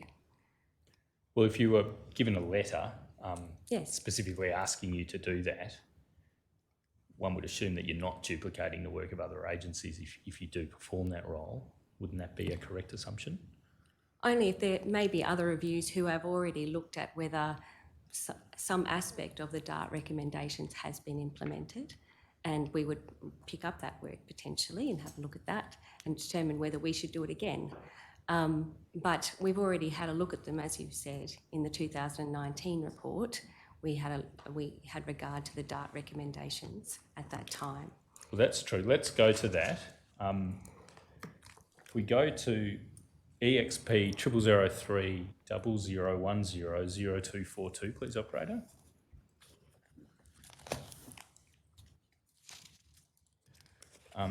This is stage 1 of the reviews that we've been discussing. Yes. It's, in effect, my words, a desktop review of the content of policies as opposed to their implementation. Is that right? Yes. And it's entitled Defence Policies for Receiving and Responding to Reports of Abuse. And on page 0247 at paragraph 1.6, the Ombudsman's Office says that the office didn't consider whether the policies are effective or appropriate in practice, as this will be covered in future inquiries. Yes. Has that yet happened? Not yet. Not yet. Is there a plan for that to happen? We're currently considering our work plan going forward, and that is forming part of that consideration, yes. So there isn't an intention, a formed intention, for the work plan for the next period, whatever that may be, to look into whether these policies of defence for receiving and responding to reports of abuse are effective or appropriate in practice yet? Not yet. It may well. I see. And what period will this forward work plan cover? The coming year, generally. Right. Okay. But it might not be limited to that. It could go beyond that as well. Okay. And Ms Mackay, just in fairness, rounding off on this, Sure. on this same page at 1.9, please, operator, that's where I saw at least the reference to, in conducting each of these assessments, we also considered whether Defence has implemented any related recommendations from the Defence Abuse Response Task Force final report. Yes. But nevertheless, it's limited in the manner you've already described. It's essentially looking at the content of the policies. Yes. Now, at the end of this report on page 0260, the office says there are going to be future inquiries, and it refers to stage 2 and 3.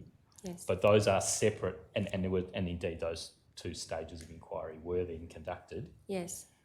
One of them at the same time as this report, and another the next year in 2020. However, they don't look into the effectiveness of the policies in the manner we've just been discussing. They look at other aspects of defence, I beg your pardon, they look at other matters, is that right? They do. Yep. And the first of those is the next document. EXP 0004 0011 0055. Now this, Ms Mackay, is in effect a review, I don't know if review is quite the right word, inquiry? Overview. I don't think much turns on it. Okay, it's an overview of the reportage to the Ombudsman under the Defence Abuse Reparations Scheme, is it? Is that right? It's looking at our process. Yes, it's an internal look. The Ombudsman's own processes as opposed to Defence. Correct. Yep. So one of the things you include here, you refer to again in the brief answers, I think, and that is that you don't identify from reports of contemporary abuse any systemic patterns. I better take you to it just for the record. This passage begins on 0072 under the heading Reports of Contemporary Abuse.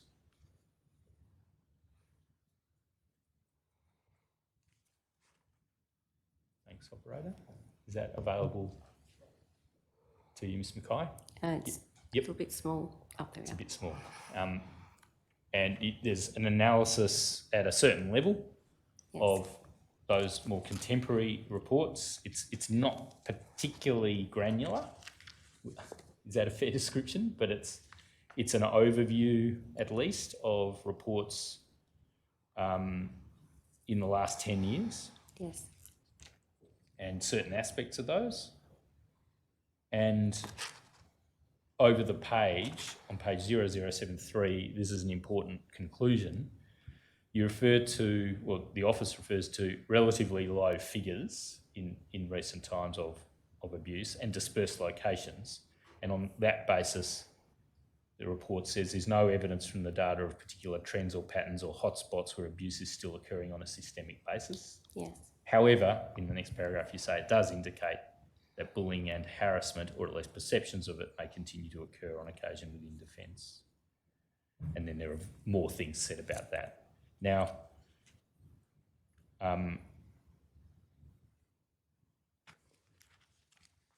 there isn't anything on the level of, or an attempt to understand the level of under-reporting in this report that I can see. Is that right? That may accord with my recollection. I can't recall, but if you'll say, absolutely. Well, I suppose the report will speak for itself. Yes. I've already asked you some questions about under-reporting. The third of these stages of inquiry is the next document, EXP 0004 0011 0001. This is stage 3. It was conducted in 2020, and it's inquiry into behaviour training for defence recruits. Yes. And this was not simply a desktop matter. It may have included review of documents as well, but it did involve, under the methodology, we don't have time to go to it, but it did involve officers of the Ombudsman Office going to locations where training was being delivered and observing it. It resulted in recommendations about various improvements. Mm-hmm. The report will speak for itself. And the response from Defence on page 0021 is that Defence supports the 5 recommendations. Just to return to some evidence you gave right at the outset, I think, as part of that biennial reporting process, will you be looking into whether those 5 recommendations have been implemented? Yes, we'll be looking at whether those 5 recommendations have been implemented, and also the 6 recommendations from the 2019 report as well. Which was on the content of policies. It was on Defence's policies for receiving and responding to reports of abuse. Thank you. And look, I think that may be all we have time for, Commissioners. Just for completeness, also in the tender bundle, there is a report on communication with veterans making claims for compensation at DVA, and there's that report is a very recent one, and it's already been tendered. Yes. But I won't ask you any questions about that. We may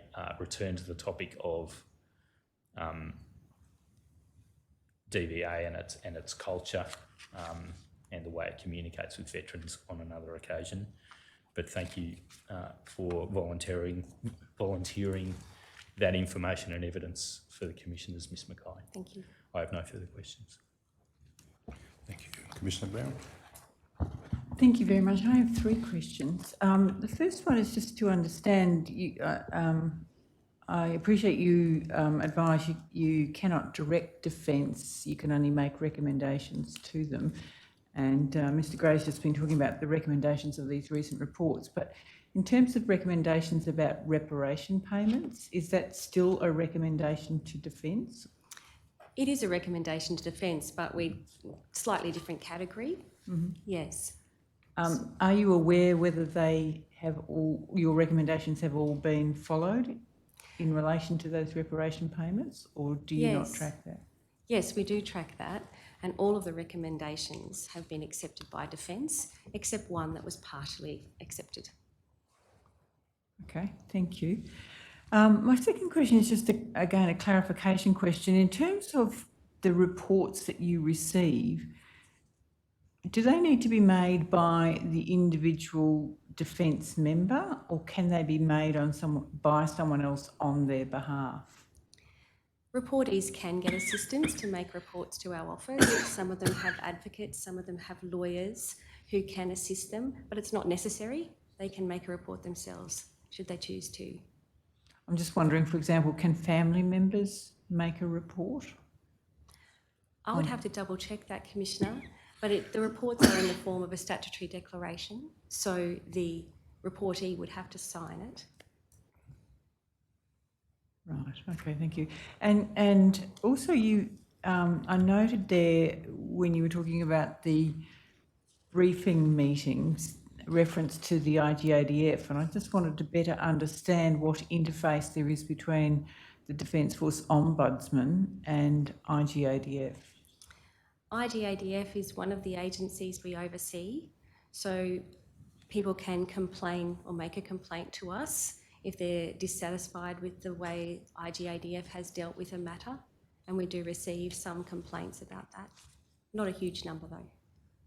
Okay, are they reported, numbers of complaints about IGADF reported anywhere in your annual report or something? I would say yes, but I would have to confirm, Commissioner. Okay. Thank you very much. Thank you. Commissioner Douglas? Thank you. Could the brief answers document be redisplayed? It's EXP.0004.0011, and the relevant page is page 0094 of outline 20. Unless you have a copy of it there. I do have a copy, yes. Well, while that's being pulled up for the other people, around line 20 you say the DFO is just one of several services which a person may choose to report a recent incident of defence abuse, and you list SEMPRO, the Joint Military Police Unit, Civilian Police and Crisis Services. Does the Ombudsman's Office liaise with those entities or others in respect of their investigations? That may happen at an officer level, but I'm not 100% aware of that, Commissioner. Are you aware of any liaison the other way, say from SEMPRO or the JMPU or civilian, as you call them, police services? I'm not. So you'd say no in response? I'm not aware. No, I'm not aware. It could be a useful investigation tool, couldn't it, if you're looking for similar fact evidence or a course of conduct in a particular unit or by a particular person? Commissioner, we're not conducting investigations into the reports of abuse. We're really just collating information to reach that threshold of reasonably likely to have occurred. So it's slightly different to an investigation. Okay, thank you. I'm conscious of the time, Ms Mackay, and thank you. I'll be brief as I can be. You mentioned earlier, and I think Mr Gray asked you about 130 matters that were referred to law enforcement from the DART team, and it was not in your portfolio. Yes. To follow up on that. We heard from Mr Cornell there was another 130 odd matters that were referred to the Chief of Defence Force. for internal disciplinary action. Was it in your portfolio to look at those at all? No, You're not aware of them? I'm not, no. Okay. Are you able to say, and you may not be able to say, who may have responsibility for following up on those? I couldn't say, Commissioner. Okay. I just want to clarify, Commissioner Brown asked you earlier in relation to complainants, and you said that the complaint needs to be, or the person who makes a report must do so in the form of a statutory declaration. Yes, Otherwise, it's not accepted. that's my understanding, yes. Okay, thank you. Mr. Fordham? No, thank you. Mr. Gray, anything arising? Nothing further arising, thank you, Commissioner. Okay. May the witness then be excused from her summons to appear? I don't believe we've issued a summons. Oh, sorry, that's right, you didn't. Thank you very much. Yeah, thank you again, Ms. Mackay. We do appreciate your voluntarily speaking with us, and we appreciate your evidence today. If there's no further matters, we'll adjourn for today, reconvene to Monday. No other matters? No other matters, and we're adjourning to Monday. Till tomorrow morning. Yeah. Okay. All rise. To Monday. Apologies, it'll be Monday we're adjourning to. Yeah. The Royal Commission will now adjourn to Monday, the 11th of April at 9 a.m.